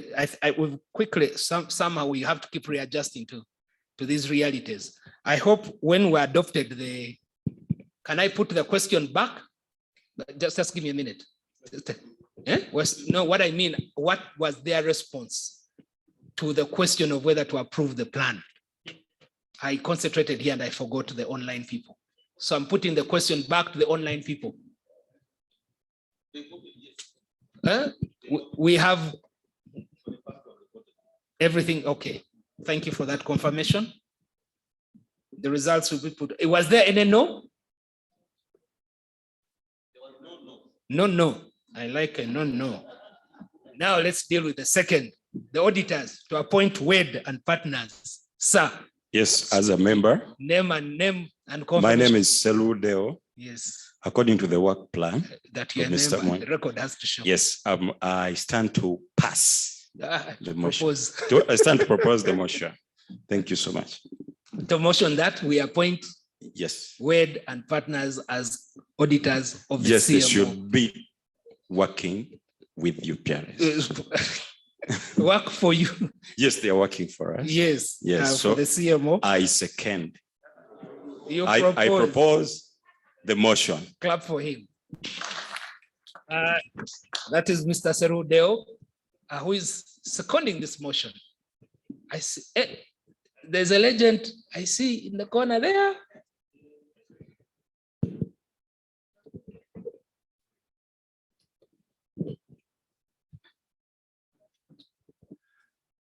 I'm Diplok Segawa. Yes. 0045 member. Thank you. I second to use the auditor who is already in good books with the administrators. The Sweden partners. Those against online, please confirm. There's no one against here. We're all good. Anyone online, please confirm. Should I put this to a vote?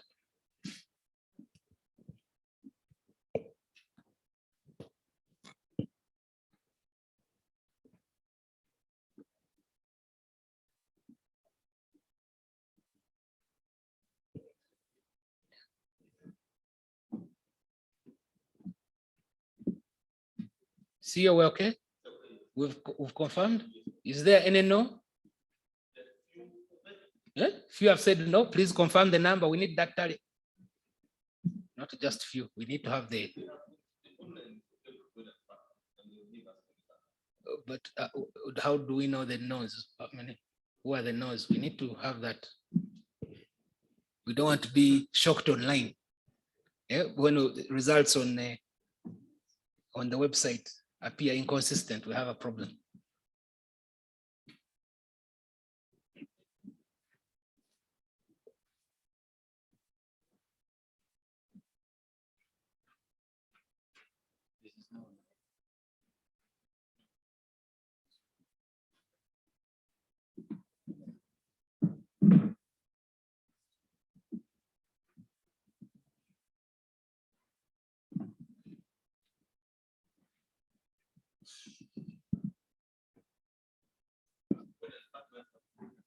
How many for yes and how many for no?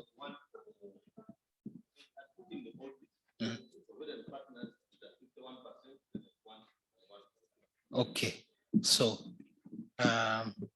let the minutes show that we resolved to this general meeting has resolved to appoint Wed Partners as auditors of the CMO for a period of 2 years as requested by management. Now, I'm going to ask you, Mr. CEO, to come and confirm whether there's any other business that you recorded for the AGM, any other business. It is already coming to 4, so we need to close. Any other business that you would like? Did you get any business? Mr. Chairman, yes, I have one issue. There were 2, I have to consult my notes. Mr. Chairman, an issue of concern. We have a membership of 4,115. It's a big membership and it makes us proud. However, there are requirements of which are expected of each member. Each member is expected to own works before they come to join the society. When they own works, they must fulfill 3 conditions. Number 1 is that they must apply to join the society. Number 2 is that they must declare their works to the society. And number 3 is that they must sign a deed of assignment to authorize the society to collect license royalties on their behalf, collect license fees and distribute royalties on their behalf. Mr. Chairman, there have been disturbing scenes of some members going out to the public and making statements and claiming that they have never applied to be members of the society. These statements, they threaten the sanctity of the society and the CMO. And they threaten this union and such gatherings. So, Mr. Chairman, one of the proposals came and the member suggested that we should give a time period through which should allow people who are not fully compliant with the 3 requirements to regularize their membership. And after a certain period, such members will be taken off the register. The data will be kept. If they ever come back to register, they will become members in good standing. What it means is that we must ascertain that we are within the law. The law says that we must have a minimum of 30 members to form a CMO. Mr. Wasser, correct me if I'm wrong. So if we have 1,000 members in good standing and 3,000 members, those are just examples, who have not fulfilled the requirements, we remove those 3,000 until such a time as when they fulfill the requirements to be members of the society. What it means in the short run and what it means to those who have complied is that if we had 10 million shillings to divide among 4,000 people, it could be maybe 250,000 shillings. But if you have 10 million shillings to divide among 1,000 compliant people, those compliant people will get 100,000 shillings. They get better value and they show that they want to be members of the society. The proposal, Mr. Chairman, is that we give a 6-month period ending April 2022. For those who would not have complied with the requirements, we take them off the list and keep them on a second list and return them to the list of members as and when they have fulfilled the requirements to be members. Thank you.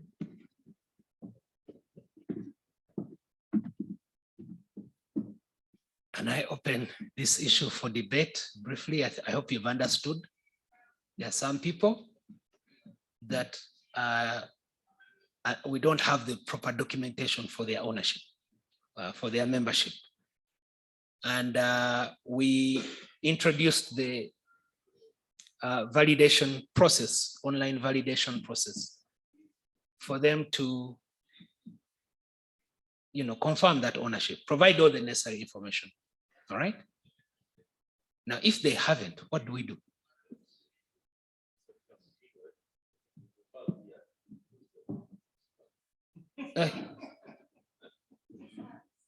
This is her bag. You want to excite? What can we do, sir? Yes, sir. Yes, thank you. I think it still comes back to the sensitization. We still have to start from the sensitization itself. And also briefly on the online validation process, I saw quite a misconnection with the reality on ground. When you see the categories, the genres are jazz, what? We don't have the local genres. Just hold on. Yeah. Okay. Anthony, is that correct? We have, the genres, do we have music the genres? Yes. Okay, and he's saying that they are not in line with what is done in Uganda.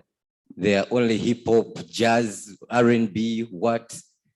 So I actually. Is there an icon for others? Yeah, I think there is others. You see, guys, we cannot be scoring 100% every time.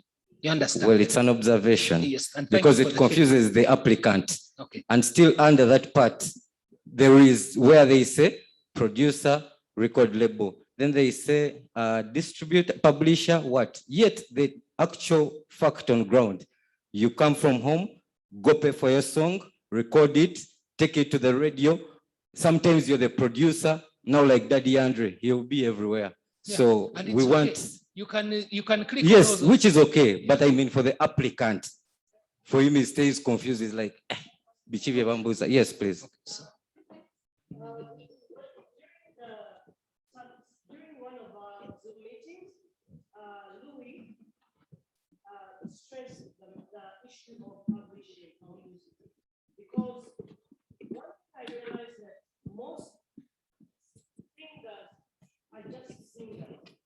They do not write their music. No? So when you write your music,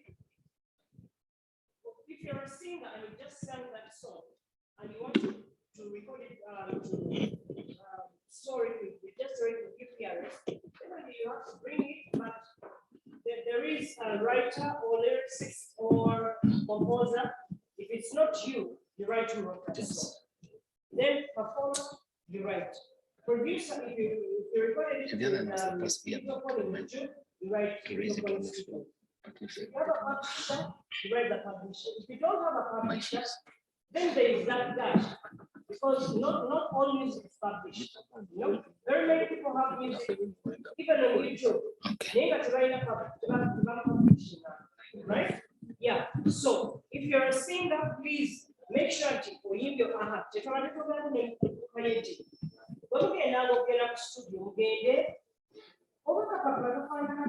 studio. Nze tulise sana nze nawandiisa oluyimba luno era nze gweyimbidde Judy alurekodinze ono yalukubye oba gundi yakoze you need that. If you don't have that down, kakati naffe tujja kubalozibwa engeri yeah. Otherwise, whatever that angry, he might be the singer, the writer, the producer. No Richard said it is not for that. Yeah. But can I ask that we go back to the issue? Yes. How long do we continue to let?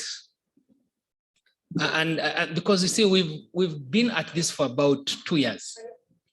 Sending out no. Actually, wait. It's about maybe 12 months. register, re-register. Yeah. What do we do? Yes, sir. Yes, sir. Confirm that you're a member for the record. The minute secretary doesn't know you. Your name, sir? Kaliwani Ibrahim Akabranik Benz. For me, I think I will go with your suggestion because if you fail to fulfill the requirements, means that you're not interested. Yes. It's like opening an account in a bank and you don't deposit anything there. Yes. At the end of the day, they will close it. Yes. Yeah. The banks even ask you to update your information. Yes, sir. Okay, thank you so much. Ma'am, by the name is right, Isma Wandera. Sorry, I don't think they caught your name.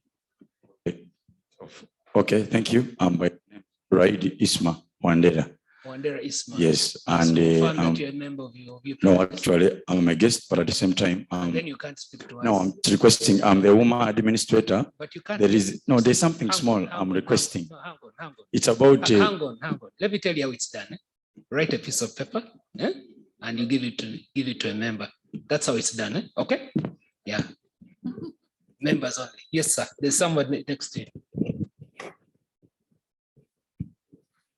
I'm Ndovya Samuel Murumba, aka Omlangira Kato from Kasese. Yes.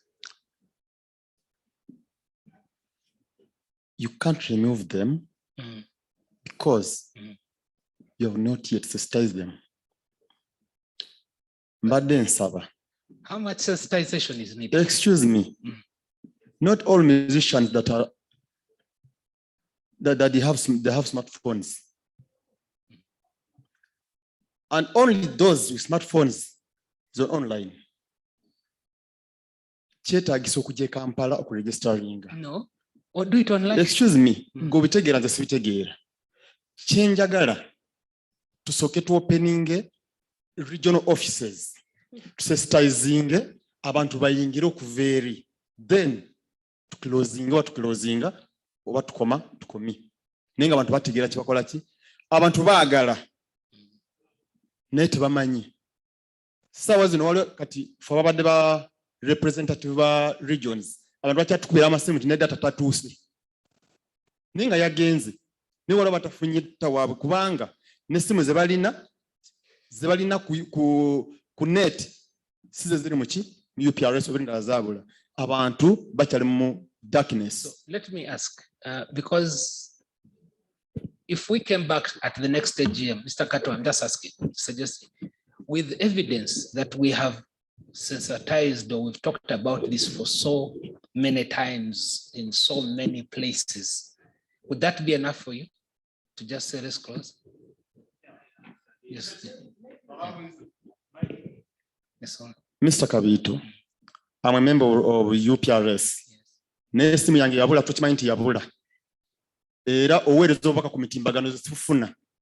Ojja kumbala ng'omujeemu. Naye nga simanyi. Naye bwe nfuna office omukulu gy'ayogeddeko Mr. Mwanda, nja kutegeera kubanga eri ku ground gye ndi.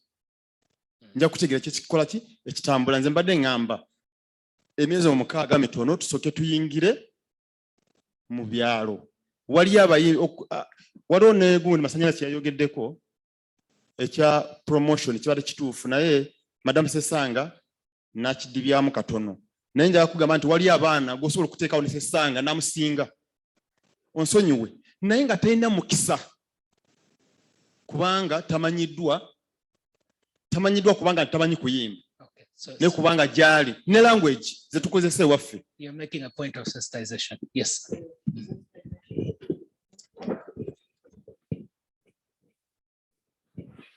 Thank you so much. On the point of such members, mukulu Kato nja kusupportingamu awalala sigenda kukkirizaganya naawe. It is not the first time such members will always be there. Kati ffe aba-updatinga abatambula mu maaso temugenda kutufaako. Ekyo point eyo eweeri. Sensitization yeetaagira ddala n'amaanyi. But what does the law say? To be a member. If you don't qualify according to the law, because you're saying baba tebamanyi, but the issue the CEO is raising is that they have come in the public and complained. Kati oyo aze mu public na complaining, how will you chiba kitegeeza nti ye amanyi naye ali mu kugaana nti nze siri member. So you should not talk about me or what. So what does the law say? You should also think about, as you think about members who are lagging behind, you should also put into considerations members who are moving forward, because those will always be there. So to me, I think we should stick to what the law says. If you are not a member yet, if you don't qualify to be a member and to fulfilling the three, then you are not a member. That actually means UPRS is not responsible for you under the law. But sensitization yetagisiza ddala bakawuboya abali mu kyalo ebintu tebabitegeera n'amasimu tebagayina. So that one is valid, but please, what does the law say? Well, what remember, the society is not responsible for you. You're not even supposed to do what? You can be sensitized to join, but the society is not responsible for you under the law. Okay, thank you very much, CJ. That is understood. Yes, sir.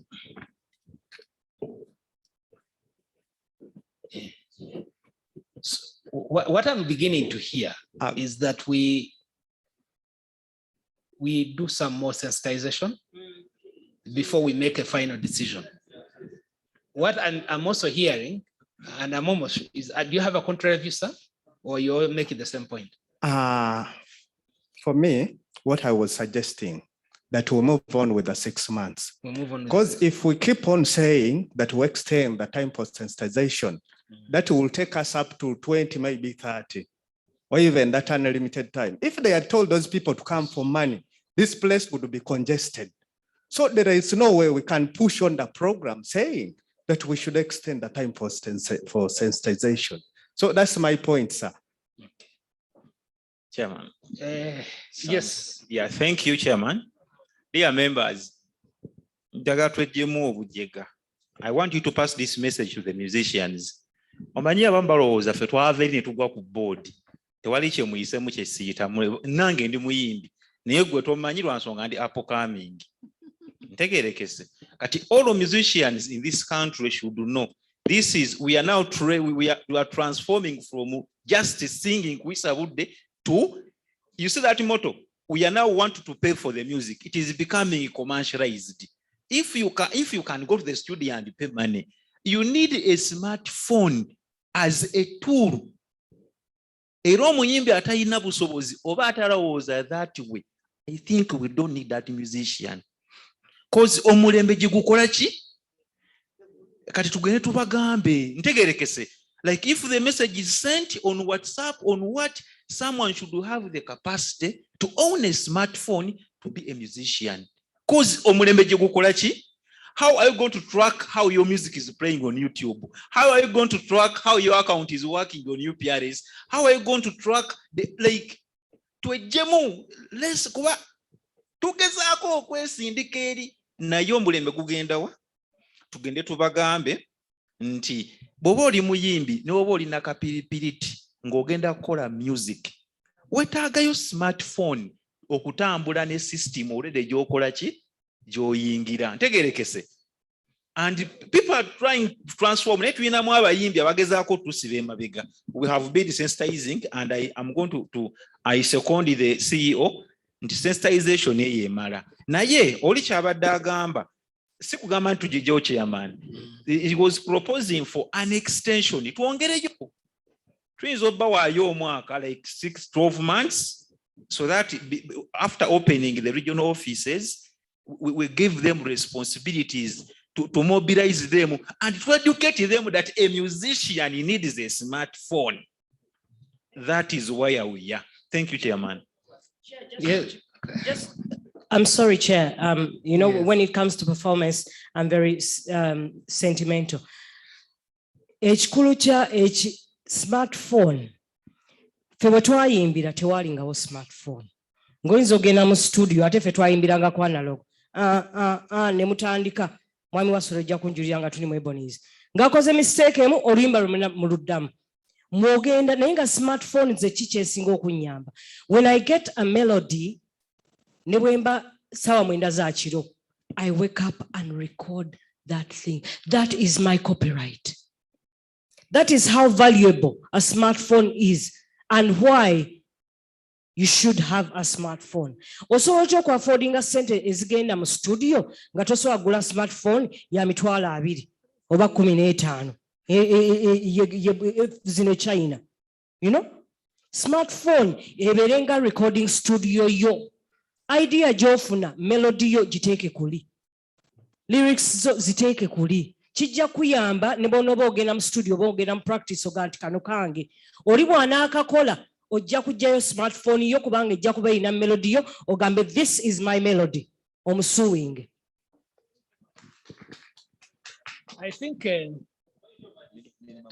tell you. Let's wind out. Let's. I mean, we're all talk about the same thing. Huh? I think there is a balance. I think that what I hear is that the CEO's dilemma has been well understood. We need to have a cleaner. We need to keep the integrity and sanctity of our register at all time. At all time. Banks do it, NSF does it, everybody does it. Even when the banks ask you to update information and you don't come, they wait for you when you come and the check bounces, you come to us and say, now you first bring the ID, national ID. We are going to go through these things again and again. And I think where we are, things like, I don't know, smartphones, well, these are tools of trade. You know, there was a time when we didn't have these phones and it was a luxury. Now your phone is your mobile bank, it's your, you know, so it's your business center, it's your computer. I think the compromise I would suggest, all right, is that we task the secretariat to do the necessary sensitization in the limited resources it has, because sometimes I don't know whether some people think we should have seminars, and so we don't have that money.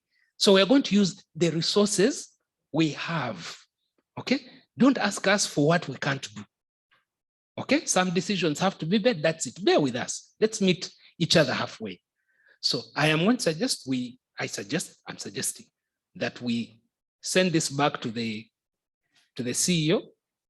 We give the extension he had asked for 6 months. There's no reason why we don't give him a year. At the next AGM, we need to make a resolution. But let it be minuted, because these minutes are public. They are going to be on the website. If you're in a village and there's no website, I do not know whether that village still exists. It's because really, there are cafes everywhere. There are things online, people. Yeah? So I think we're going to do that. And when the CEO demonstrates that the right sensitization was made, you know, then we can make that decision to either expel them or something like that, and not suspend. Just we need to clean our register. Is that okay? Is that Mr. Luere? You want to propose that motion? I'm happy for you to propose that motion. Please go ahead, sir.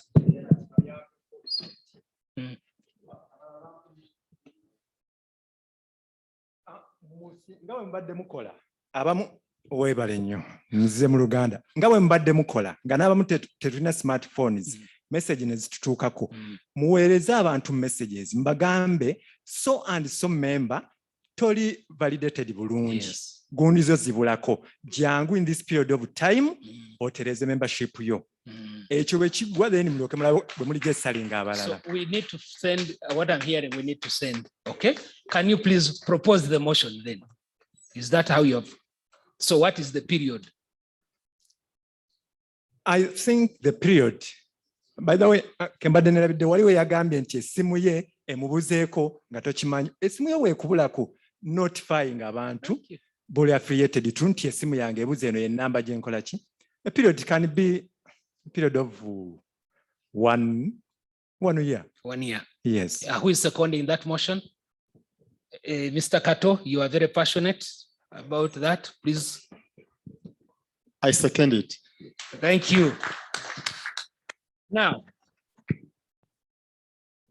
I want to close this meeting. And there being no other business, yes. We have one small function, okay?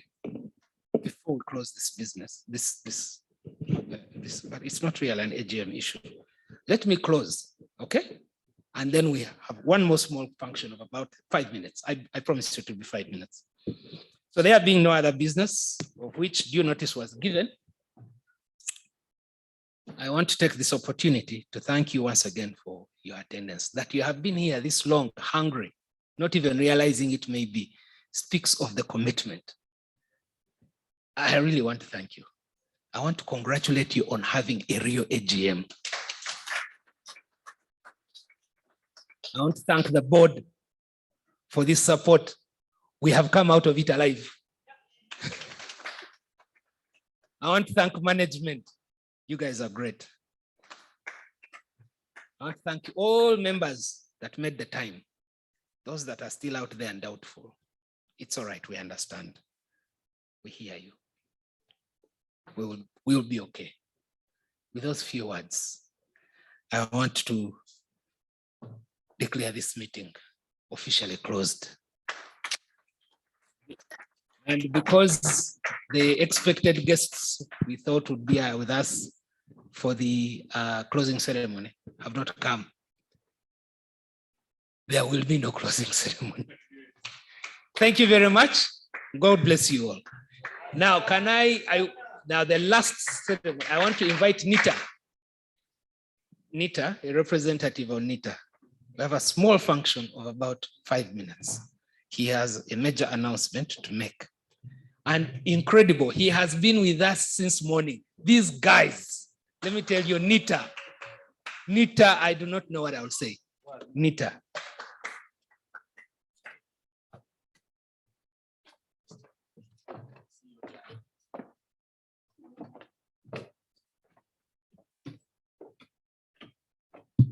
Sorry for taking your time, but mine is basically to hand over the 4 laptops to the management. Just simple. With the bags, please, and all the applications and software and everything. So it's all fully set up.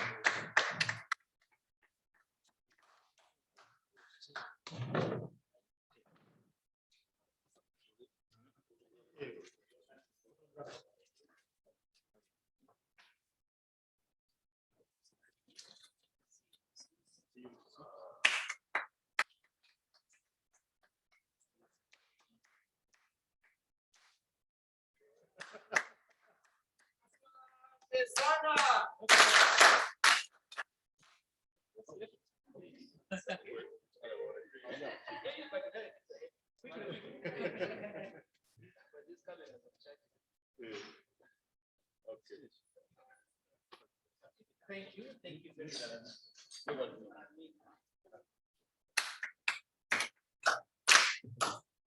I'm told management has managed to whip up something for us. It was not in plan, it was not in budget, but we have managed to pull it off again. So there is somewhere, I think, Anthony, you'll come and tell us what to do. I think we're drawing some lessons from this. Number one, timekeeping. Next time we have a proper lunch, I think timekeeping, I do not know. We'll have to be creative about it. I really thought that would have closed by 2. Here we are, but we are learning. I want you to understand that there's the informality for which you are, and I will respect that. I don't say it in bad faith. That's it. That's how your industry is. Then there's the formal sector that we come from. Now, unfortunately, this space that you're in demands formality. Okay? It demands this formality. So I totally understand how you are adjusting. We cannot bring it down heavy on you, but this is how it works. I am looking forward to a time when some of you become board members because of the training that this exercise will bring to you. So thank you, Anthony. Please, thank you very much.